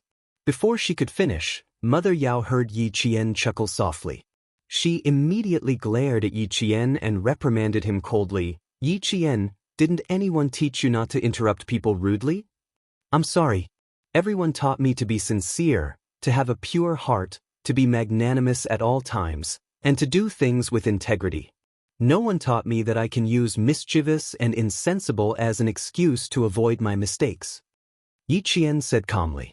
He was not worried that he would be scolded by Mother Yao for no reason. He looked at Deputy Bureau Chief Yao with a cold smile. "Deputy Bureau Chief Yao, I'm worried for you. Yao Jing is already 17 years old, but you're always treating her like a 3-year-old retarded child. I just didn't fall into Yao Jing's trap, and your wife said that I'm vicious." It can be seen that Deputy Bureau Chief Yao's way of educating his children is unique. No wonder Deputy Bureau Chief Yao was able to rise in his career. Just by relying on this unconventional way of education, it can be seen. Mother Yang, who was originally angry, couldn't help but smile. This Xiao Yi was indeed interesting. He hid a needle in the silk floss, and every needle pierced into the Yao family's heart. He wanted to let them know that they were not easy to bully. Deputy Bureau Chief Yao, who was embarrassed by Bureau Chief Yang and Yi Qian's words, could only sigh. If he participated in this matter again, the Yao family's face would be lost. Chapter 848. A dignified deputy bureau chief bickering with a student in the hotel lobby. If word of this spread to his unit, how would he have the face to control his subordinates? Mother Yao's hand clutched her chest. Pain, her heart was in so much pain right now. This Yi Qian was so eloquent that she, a dignified office director, couldn't do anything to him. Yao Jing saw that her parents were forced into silence. She fiercely wiped the tears from her eyes and said firmly, "I'll take responsibility for my own actions. I admit to what I did. Don't make things difficult for my parents." "I made things difficult for your parents?" Yi Jian looked as if she had just heard the biggest joke in the world. Her cold gaze swept over them. "Why don't we invite Director Yang, Auntie Song, and the staff who are still in the hotel lobby to testify and ask everyone if I was the one who made things difficult for your parents?" Yao Jing immediately raised her eyes and looked around. After looking around, she retracted her gaze in panic. Someone was secretly looking at them. Someone was looking at her family. No, she couldn't talk here. She had to find another place where others couldn't see her. How could she let others think that her family was bullying Yi Qian? It was clearly Yi Qian who was bullying her. Yang Heng. Yao Jing held back her tears and looked at Yang Heng pitifully. She didn't dare to beg Bureau Chief Yang and his wife anymore. Ever since Yang Heng revealed what she had done, she didn't dare to. She didn't even dare to look at Yang Heng's mother. Yang Heng's heart didn't waver at all when he saw her tears and her pitiful expression. He glanced at her face and turned to the embarrassed and angry mother. "Auntie, you just said that Yi Qian humiliated Yao Jing and accused Yi Qian of being vicious for no reason. As a junior, I can't say that you don't know how to distinguish right from wrong, but there are some words that I have to say regardless of whether you are happy or angry. In your eyes, you only see Yao Jing's grievance. You don't know that the reason why she was wronged was because Yi Qian didn't jump into her trap. So, she felt wronged and failed. She felt that she couldn't even deal with a classmate who had no parents. She felt wronged, angry, and unhappy. You and Uncle Yao, on the other hand, think that it's someone else's fault that your daughter was wronged, angry, and unhappy. She instigated a boy to throw a poisonous snake at Yiqian. Do you think this is kindness or evil? Letting a boy hit Yiqian on the road, do you think this is kind or evil? Calling the hooligans of society to surround Yiqian in the hotel, do you think this is kind or vicious? Yiqian didn't do anything. He didn't even know what Yao Jing was doing in the dark, yet you're saying that she's vicious. Then, let me ask you, Yao Jing has done so many things, is her heart evil? Or kindness? Mother Yao, who was blushing from Yang Heng's words, was speechless for a long time. She clutched her chest and took deep breaths. This child really did not let go of her mistakes. After a long sigh, Mother Yao said earnestly, Heng, Jing is still young and doesn't know anything. As a parent, I can't bear for her to be wronged. Auntie believes that your parents are the same. So that's what Auntie thinks. You can't let your own child be wronged. It doesn't matter if someone else's child is wronged to the point that they have to transfer to another school. In any case, it's not your child, so you don't feel bad. After Yang Heng said so much, even Yiqian retreated to the side. She wanted to say something, but Mother Yang pulled her and smiled. Let Yang Heng come forward. He knows how to deal with it. Chapter 849. Without his parents' support, Yang Heng wouldn't have been able to face the Yao family. Now that things had escalated to this point, if he didn't draw a clear line between himself and Yao Jing, he wouldn't be able to get rid of her in the future. Thus, he might as well tell them everything that was on his mind. The boy's voice was crisp and clear, indirectly slapping the Yao couple in the face. In your and Uncle Yao's eyes, your own children are treasures that you have to pamper. What about other people's children? They are born to be trampled on. Not only should you not be angry after being taught a lesson by Yao Jing, you should instead thank her for thinking so highly of you. You and Uncle Yao think that other people didn't jump into Yao Jing's trap because they didn't know what was good for them. They shouldn't have not jumped into Yao Jing's trap and made her unhappy. Sentence after sentence, Mother Yao, who was about to faint, couldn't stand steadily. Fortunately, Yao Jing, who was standing beside her, supported her and grabbed her daughter's arm. The corner of Mother Yao's mouth twitched, and she squeezed out a smile. Heng, isn't it because Jing? Yang Heng gently interrupted Mother Yao's words and smiled politely. What you want to say is that it's because she likes me, right? Just because she likes me, she can ask Uncle, and Auntie to come forward and kick that girl out of junior high school? Just because she likes me, she can attack Yiqian as she pleases? Just because she likes me, she can secretly warn all the girls who have come into contact with me? Just because she likes me, she wants to catch a poisonous snake to bite Yiqian when she sees Yiqian walking close to me. She also wants to get some hooligans to beat up Yiqian. Auntie, don't let her like me. I can't bear her terrifying love. I don't have the right to scold your daughter, but I can tell you that if she continues to use the excuse of liking me to make enemies for me and hurt my friends, I won't care how close you are to my family, and I won't give Yao Jing any face. Although he was laughing, the mockery in his laughter made Deputy Director Yao and his wife's ears turn red. They wished they could disappear immediately. Mother Yao was a woman, and as the director, she had real power. Usually, she was treated with respect, and no one dared to say anything to her. Now that she was being mocked by a child that she had watched grow up, her face completely lost, and her face turned to the color of a pig's liver. His face was burning with pain, and his heart was twisting in pain. He had completely lost all his face. Heng, you really don't give Auntie any face. Yes, you're right. Auntie spoiled Jing. It's Auntie's fault. It's Auntie's fault. To do. It's Auntie who taught her. She's a good child. She listens to whatever her parents say. It's Auntie's fault. I shouldn't have taught her that. You're right. This isn't for her own good. It's harming her. In order to protect Yao Jing's reputation, Mother Yao took all the blame. She just didn't want her future son-in-law to hate her daughter. Chapter 850. Yao Jing, who had been crying, hid behind Mother Yao, not daring to come out. She was so flustered that she didn't even have the courage to speak. She glanced at Yi Jian from the corner of her eyes and saw her standing together with Mother Yang. Yi Jian was wearing a clean school uniform, and the smile on her face was also clean. It was the clearest contrast to her embarrassing appearance. Yao Jing felt as if her face had been slapped dozens of times in an instant, and she felt her face hurt. When everything was revealed, all of her secrets were exposed in front of the people she wanted to attack and take revenge on. It was so embarrassing that all of her pride was crushed into powder. Yao Jing, whose neck felt like it weighed 1,000 pounds, couldn't raise her head.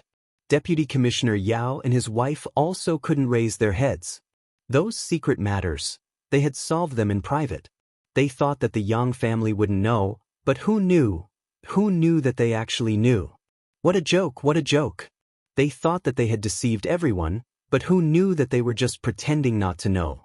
At this time, they were embarrassed by this joke. Yang Heng lowered his eyes slightly, pursed his lips, and asked softly, "Could it be that Yao Jing called people over to beat up Yi Qian because of your orders?" "Auntie, I'm not a 3-year-old child. I understand what you mean, but I can't accept it." "Wrong is wrong. What she did to Yi Qian has nothing to do with you. It's her problem." Mother Yao was speechless. She was shocked. Yang Heng, this child, actually hated her daughter to this extent. She was so sorry, but he still didn't comfort Yao Jing. Anxious and angry, Mother Yao, who hated her daughter for not living up to expectations, suddenly turned around and raised her hand. Using all her strength, she gave Yao Jing a tight slap on the face. The slap was so loud that it made people's hearts jump. "Yao Jing, you've disappointed us too much. You've done things wrong again and again. You've disappointed your mother, you've disappointed your mother too much." She was too disappointed. Everything she did let Yang Heng know. Not only did she not defeat others, but she also lost herself. Since she was young, she had been taught to do things steadily and surely. She absolutely couldn't be stupid enough to lose herself while doing things. Look at what she did today. As her parents, they had no way to salvage the situation for her. It was a good game of chess, but now, it had become a dead move, a bad move. Yao Jing was stunned by the sudden slap. In all her memories, no matter what she did, she would always be praised by her parents. This time, she was actually slapped. Last time, Yi Qian had hit her. Even though she had apologized to Yi Qian, her parents still made it up to her when she got home so that she would feel better. This time, she actually hit her in front of Yi Qian. "Shuhe, why don't you take Jing back home? I think she must have been frightened tonight." Mother Yang was kind. Although she didn't like Yao Jing's behavior, she didn't want to push her too far. "Go back and rest." Heng Heng's meaning is clear. I don't want to force my son to accept someone he doesn't like. "Jing, it's your business who you like. Auntie won't interfere. But if you want to be Yang Heng's girlfriend, let me tell you now, it's absolutely impossible." Huiying. Mother Yao was anxious. She pulled Mother Yang's sleeve and explained with a guilty face, "You know Jing, she's just a little immature." "I will." Chapter 851. Mother Yang, who was quite annoyed, didn't show it on her face. She just faintly looked at her old neighbor who had been with her for more than 10 years. "Yao Jing isn't young anymore. Little Yi is right. You always say that Yao Jing is young and insensible. Then what about Yi Qian, who you scolded for being vicious? Is she an adult? Is she older than Yao Jing? Must she be sensible? Must she give in to Yao Jing? Must she let your Yao Jing ruin her? You don't need to say more or quibble. We've been neighbors for 10 years. I don't want our relationship to be like enemies. Little Jing isn't young anymore. I can't accept what she has done. Vicious, unsympathetic, and irresponsible. Such a child is insensible in your eyes, but in my eyes, I'm sorry. I will never accept such a daughter-in-law." Mother Yang's words were like a real double-edged sword, stabbing into Mother Yao's eyes. "Huiying, people aren't saints. How can you, from 4 years ago until now? Shuhe, if you continue to speak, the relationship between our two families will really be broken." Mother Yang shielded Yi Qian by her side, blocking Mother Yao's sharp line of sight. "Little Yi, I will protect this child in the future. It just so happens that I have always regretted that I don't have a daughter. She is 1 year younger than Yang Heng and we hit it off very well. I like her in my heart. As for little Jing, it's better if she doesn't interact with Yang Heng in the future to avoid misunderstandings. Mother Yao, who was feeling suffocated, breathed rapidly and made a puff puff puff sound. What did Huiying mean? What did she want to tell her? Hit it off with Yi Qian? They just met tonight and she said they hit it off? She even said that she regretted not having a daughter? What did she mean? Without a daughter, she recognized Yi Qian as her daughter-in-law? How could she be so careless? They only knew each other for a few hours and they already knew each other? Didn't she say that she wasn't in a hurry? Why was she in a hurry now? Oh no. Li Shuhe was optimistic about the Yang family. She knew them well. They were all good-tempered. With Jing's ability, she could completely control them. They must not fall into Yi Qian's hands. Absolutely not. Mother Yang's words completely stepped on Mother Yao's taut nerves. She winked at her husband, wiped her tears, and whispered, Huiying, I made you so angry that you became muddle-headed. You even said such hasty words. It's my fault. I'll apologize to you. Deputy Director Yao, who was afraid that Yang Heng would expose what Yao Jing had done, signaled him to quickly think of a way to stabilize the Yang family. Deputy Bureau Chief Yao didn't speak again because he was a dignified Deputy Bureau Chief. How could he go against the children of his old friend? If his wife and daughter came forward, at least he could preserve some dignity in front of Bureau Chief Yang.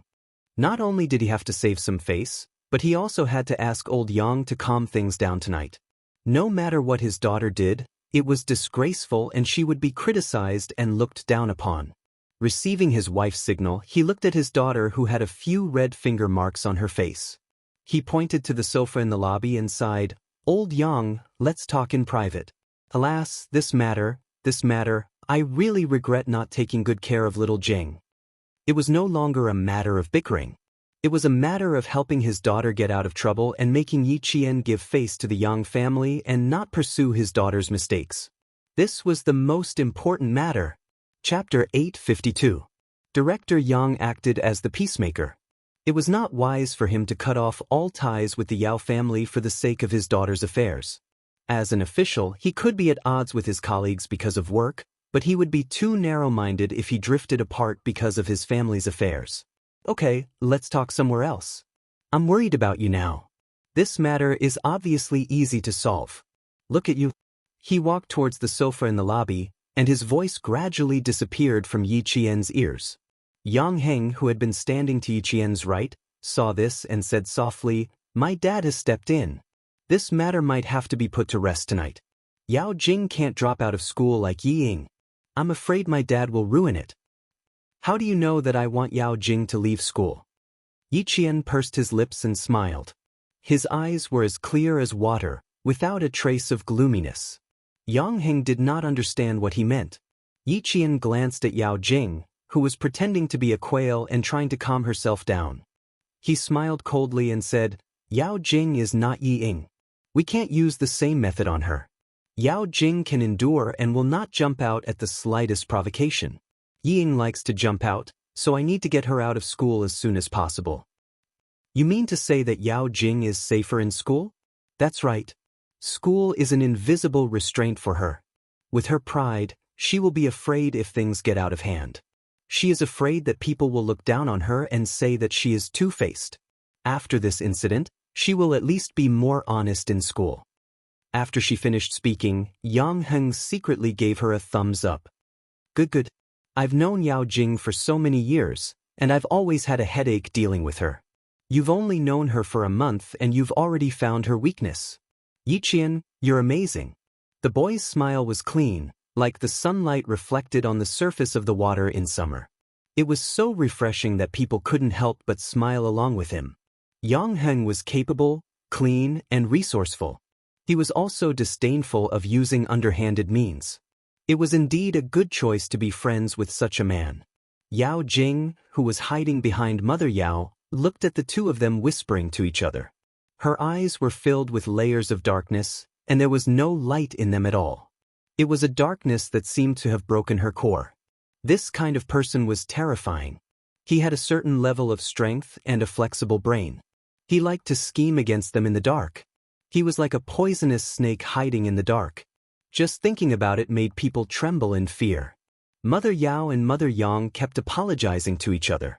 Deputy Bureau Chief Yao, who was sitting on the sofa, sat down and sighed with a frown. "Old Yang, I've made a fool of myself. I'm ashamed." Deputy Bureau Chief Yao raised his hand and lightly thumped his forehead, complaining about his difficulties. "Jing is my only daughter, how could I bear to let her be wronged? Today, Heng Heng's words reminded me that if my own child is a treasure, other people's child is also a treasure." Director Yang had never interfered with these family matters and left it all to his wife to deal with. When he heard this, he only smiled and said, "That's a separate matter. You know that I don't care about the children's matters and don't interfere. It's even more impossible for me to show up for the matters between my children." "Old Yao, you and your wife both came out of the education system. I still remember how righteous you were when you criticized a child for stealing. But when it comes to your own daughter, sigh, let's not talk about it." Chapter 853. If he didn't want to talk about it, it meant that he didn't want to talk about it. If he didn't even want to talk about it, then there wasn't much to talk about the relationship between the two families. Deputy Bureau Chief Yao's expression changed again and again. He didn't want to give up and said, "Let the two children handle it. As adults, we don't care anymore. We don't care anymore. Yes, we don't care anymore. Heng Heng is already 18 years old and has his own judgment. I didn't care about his matters in the past, and I won't care about it in the future. Let him handle it himself." This old Yao was a wily old fox. He was trying to see if there was any possibility of them becoming in-laws in front of him. Anxious, too anxious. Bureau Chief Yang sighed deeply. He glanced at Mother Yao, who was unable to maintain her composure because of her son's words and still wanted to explain a little more. This matter had come to an end. As for calling the police, he looked at Xiao Yi, who had a calm and indifferent expression from the beginning to the end, and did not take it seriously. An interesting little girl who could control the situation. She had the air of a general. "Sigh, it's our fault. We can't raise the children like this." Deputy Bureau Chief Yao sighed. He sighed because his family had made a wrong move. Now, it was difficult to make the two children happy. "Old Yang, you have to help me. Little Jing made a mistake. I will definitely teach her a lesson when we get home." But Yi Qian said to call the police. "You saw it too. This child is also a person of her words. I'm really worried that she will call the police. I hope you can persuade her to be magnanimous and forgive little Jing this time. She couldn't call the police. If she really did, the whole family would be affected. It would be even harder for Jing to survive in school." Mother Yao waited anxiously and dragged Mother Yang away. "Hui Ying, I know you are very disappointed. Believe me, I will definitely criticize her and make sure she doesn't make any mistakes again."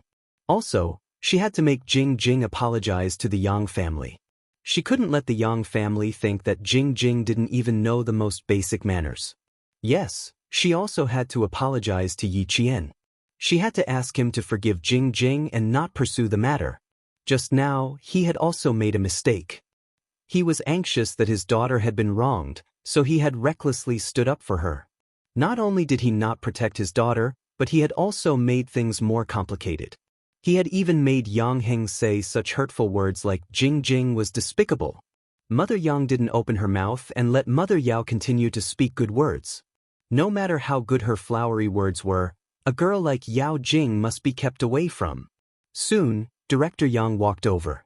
Deputy Director Yao, who was one step behind, nodded slightly to his wife, indicating that the matter was settled. After receiving her husband's signal, Mother Yao, whose back was drenched in sweat, relaxed. "That's good. As long as old Yang stepped in, everything would be fine. My dad is here. He's here to be the peacemaker." Yang Heng's teasing made Yi Qian tilt his head and smile. It was late, so it was time to leave. Director Yang walked directly to Yi Qian's side and did not beat around the bush. He sighed and went straight to the point. "Xiao Yi, can you let this matter go today for the sake of your uncle? Uncle knows that you have been wronged, but who in this world can have a smooth sailing life? Sometimes, Being wronged is also part of your growth experience. Calling the police was just Yi Qian's plan to trick Yao Jing. He wanted her to know if she had leaked information to Luo Ran. Now that the truth was out, how could she go to the police? He had injured 7 hoodlums and scared Luo Ran until he fainted. Thus, he slightly curved his lips and smiled. I will listen to your arrangements. Whatever you say, I will listen. Chapter 854. Alright. Then I'll make the decision. Director Yang nodded approvingly at Yi Qian. This child was like a deep pool of water. Deep water was good. Deep water was the best. Deep water was the best. Deep water was quiet, but shallow water was noisy. To achieve great things, one had to be able to pick up and let go. With him stepping in today, no matter how upset Yao Jing was, she had to suppress it. And the Yao family couldn't do anything to Yi Qian. For the sake of the Yang family, they wouldn't dare. Yi Qian also thought of this point. It was inappropriate for the army to step in and suppress the Yao family. It would only make the Yao family more cautious and restrain themselves. Now that Director Yang stepped in, it wasn't just a matter of restraint. They had to restrain themselves. Yao Jing was upset. She had to be. He didn't have to step in to make her accept. It was the Yao family who had to make her accept. Yao Jing, Dad will settle this for you. Mom's slap will calm your anti-song's anger and let Yi Qian know our attitude as adults. Now, apologize to Yi Qian. Remember, you have to apologize. Otherwise, she will tell the school what you did. You're finished. Your reputation will be ruined. Mother Yao warned and lectured in secret. Yao Jing, who was stunned by the slap, had no choice but to accept the fact that she had to apologize to Yi Qian again. Remember, what we're doing now is for your own good. Yao Jing, whose tears had almost dried up, lowered her head and listened obediently. However, the viciousness in her eyes was even more obvious. She calmed down a little and nodded. I know, Mom. That's good. That's good. I know that my Jing Jing is a good girl. She won't disappoint us. Mother Yao stroked her daughter's hair. Seeing the handprint she left on her daughter's delicate face, she regretted that she had slapped her too hard in a fit of anger. She should have just put on an act. Why did she really hit her? Yao Jing was furious, and so was Deputy Director Yao. But so what? He still had to apologize to Yi Qian again and again. I didn't expect my insensible daughter to get into trouble again. I still don't know what kind of trouble she got into. What kind of trouble did I get into that you, a student with a heart smaller than a needle, would not let go? It's not a big deal. Your daughter said it very clearly just now, and I also explained it very clearly. If Deputy Director Yao still doesn't know, you can simply understand it like this. Your daughter is in contact with the gangsters in the society, and they want to teach me a lesson. Yi Qian understood what he was implying. His calm eyes even had a hint of a smile. Deputy Director Yao, you should understand what I'm saying. If you still don't understand, why don't you ask your daughter why she knows those gangsters? Deputy Director Yao, who was still able to maintain his composure, sighed. When I get back, I'll definitely ask her properly. I thought she was young and insensible, but now it seems that I neglected to discipline her. Xiao Yi, I'm really sorry. I clearly said that I wouldn't cause you any more trouble. Who knew that she would come again? He spoke bitterly and with deep helplessness. When he saw that his daughter didn't even have the courage to raise her head after hearing Yang Heng's words, he didn't feel any better. All right, we've let Yang Heng down tonight. We made his birthday unhappy. How about this, old Yang? When you're free, our family will come and apologize again. Tonight we'll go back first. Sigh, I'm worried now. Children are their parents' debts. Chapter 855. He was indeed worried about his daughter, but he didn't think that his daughter had made a grave mistake. There was definitely a mistake, but it wasn't entirely his daughter's fault. His daughter had made a grave mistake by going up against Yi Qian. How could Bureau Chief Yang allow the Yao family to visit him? He patted his old neighbor's shoulder and said with a smile, My family's matter is a small matter. We're old neighbors. Our children can't play together, but we adults can't have a knot in our hearts. However, I want to remind you that little Jing has to apologize to classmate little Yi. I'll make the decision to let bygones be bygones. Don't take it to heart. After all, you're classmates from the same school. Apologizing to Yi Qian was a small matter. Even if it was embarrassing, she still had to apologize to him under such circumstances. She gritted her teeth and walked out with a few red finger marks on her face. Standing in front of Yi Qian, she lowered her head and said word by word, "I'm sorry, Yi Qian. I shouldn't have informed Luo Ran and the others to come over. I shouldn't have chosen to stand by and watch. If I see this again, I'll definitely tell the teacher first and let him handle it." That's right. If you had thought of this earlier, there wouldn't have been any of this. His wife was so embarrassed that she didn't want to speak. Only Deputy Bureau Chief Yao could clean up the mess. Seeing his daughter's voice trembling, Deputy Bureau Chief Yao's heart ached for her and he took the initiative to criticize her again. He said to Yi Qian, "She can't be forgiven so easily. I'll definitely give her a good lecture when we get home." Yi Qian sneered. Saying, "I'm sorry," immediately after making a mistake might seem polite, but if she only apologized and didn't improve, her "I'm sorry" was really cheap. "It's okay. I have to get used to your daughter making mistakes from time to time. Once I get used to it, I don't think I'll need your daughter to apologize to me the next time." Her reply made Deputy Bureau Chief Yao's smile stiffen. Yao Jing, who had finally lowered her head and bowed, glanced fiercely at Yi Qian. He was so aggressive that he didn't leave her any face. "Yi Qian, you're the real vicious one. Endure," she had to endure. Auntie Yang already had a problem with her. If she couldn't tolerate it anymore and went along with it, it would be difficult for her to get close to Yang Heng. She secretly took a deep breath and walked in front of Mother Yang. Even if she secretly mocked herself for only knowing how to apologize and not being able to correct her mistakes, she still had to apologize to Auntie Song. "Auntie, I'm sorry. I just..." She sniffled before she could finish her sentence. She sobbed and said intermittently, "I was jealous of Yi Jian. That's why I didn't inform the Lord immediately. Please don't hate me. I was just being impulsive. Auntie, please forgive me." "Auntie, can you forgive me?" "Jing, it's not enough for others to forgive you. I'm not used to your apology, so I can't accept it now." Mother Yang sighed and removed Yao Jing's hand from her arm.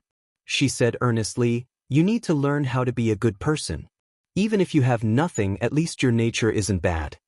If her nature was bad, would she continue to forgive her in the future even if she forgave her today? After Mother Yang finished speaking, she said to Yi Jian, "Xiao Yi, accompany me back to my room. Your Uncle Yang will make the decision to let bygones be bygones. Nothing will happen in the future, and the things that happened to Yang Heng in junior high will not happen again. Auntie can promise you that you will finish high school smoothly." Chapter 856. Although this child was aggressive just now, she knew when to stop. She said one thing and two things. Her words were sharp, but she had evidence. Even if such a child came from a poor family, she had learned how to be a person. This was a lifetime of wealth, and Yao Jing would never be able to compare to her. The current situation was actually an unexpected gain for Yi Qian. He didn't expect that even Yang Heng's parents would come forward to protect her, which made the Yao family afraid. Hearing this, the smile on his face was brighter than the morning breeze. "I also didn't think of mentioning these things in the future. It's not a good thing. Let bygones be bygones." Yang Heng's mother took her hand and turned to walk into the hotel. Seeing this, Yao Jing was so anxious that she wanted to rush over and pull on Yang Heng's mother's sleeve. "Auntie, I was wrong. I was wrong. Please don't. Yao Jing, my mother's health is not good. I don't want you to make a fuss in front of her." Yang Heng stood up and directly blocked Yao Jing's path. Facing Yao Jing, who had cried until her makeup was ruined, he said lightly, "It's too late.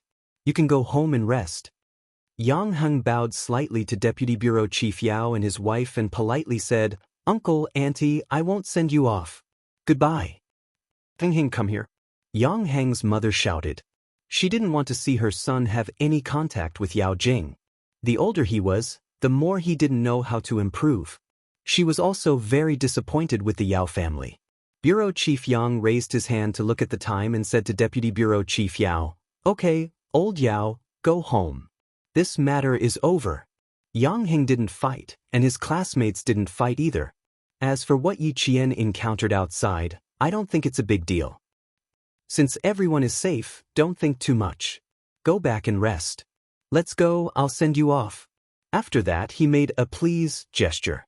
The two fathers bowed their heads and walked out of the hotel.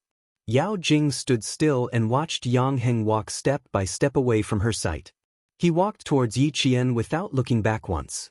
Looking at his thin back getting farther and farther away from her, she felt like her heart was being stabbed by a knife. She lost her voice and shouted, "Yang Heng, I hate you. I hate you." Yang Heng smiled. No matter how much she hated him, it had nothing to do with him. From junior high to senior high, ever since he saw her make a mistake, he had advised her countless times and said many good words. A few years had passed, but in exchange, she had become worse. After so long, she had not changed, so be it. He would let her parents worry about it. Mother Yao covered her daughter's mouth. Her heart ached as she whispered, "All right, Jing Jing, go back with Mom. Wasn't it just Yang Heng? What's the big deal? Our Jing Jing is so beautiful and smart. Is she afraid that she can't find a better boyfriend?" Although she said that, Mother Yao didn't have any confidence at all. Her daughter was smart and beautiful, but her temper was too big. If she didn't find a broad-minded husband who knew her well, how could she be at ease? Agitated, Yao Jing struggled and screamed, "Mom, I only want Yang Heng. He belongs to me alone. I like him, so he can only be mine. Mom, I don't want anyone. I don't want anyone." There weren't many people in the hotel, so her screams attracted a lot of attention. The group of people had been talking in the hotel lobby and didn't go to the side rooms. Mother Yang, who was waiting for the elevator, heard Yao Jing's screams clearly.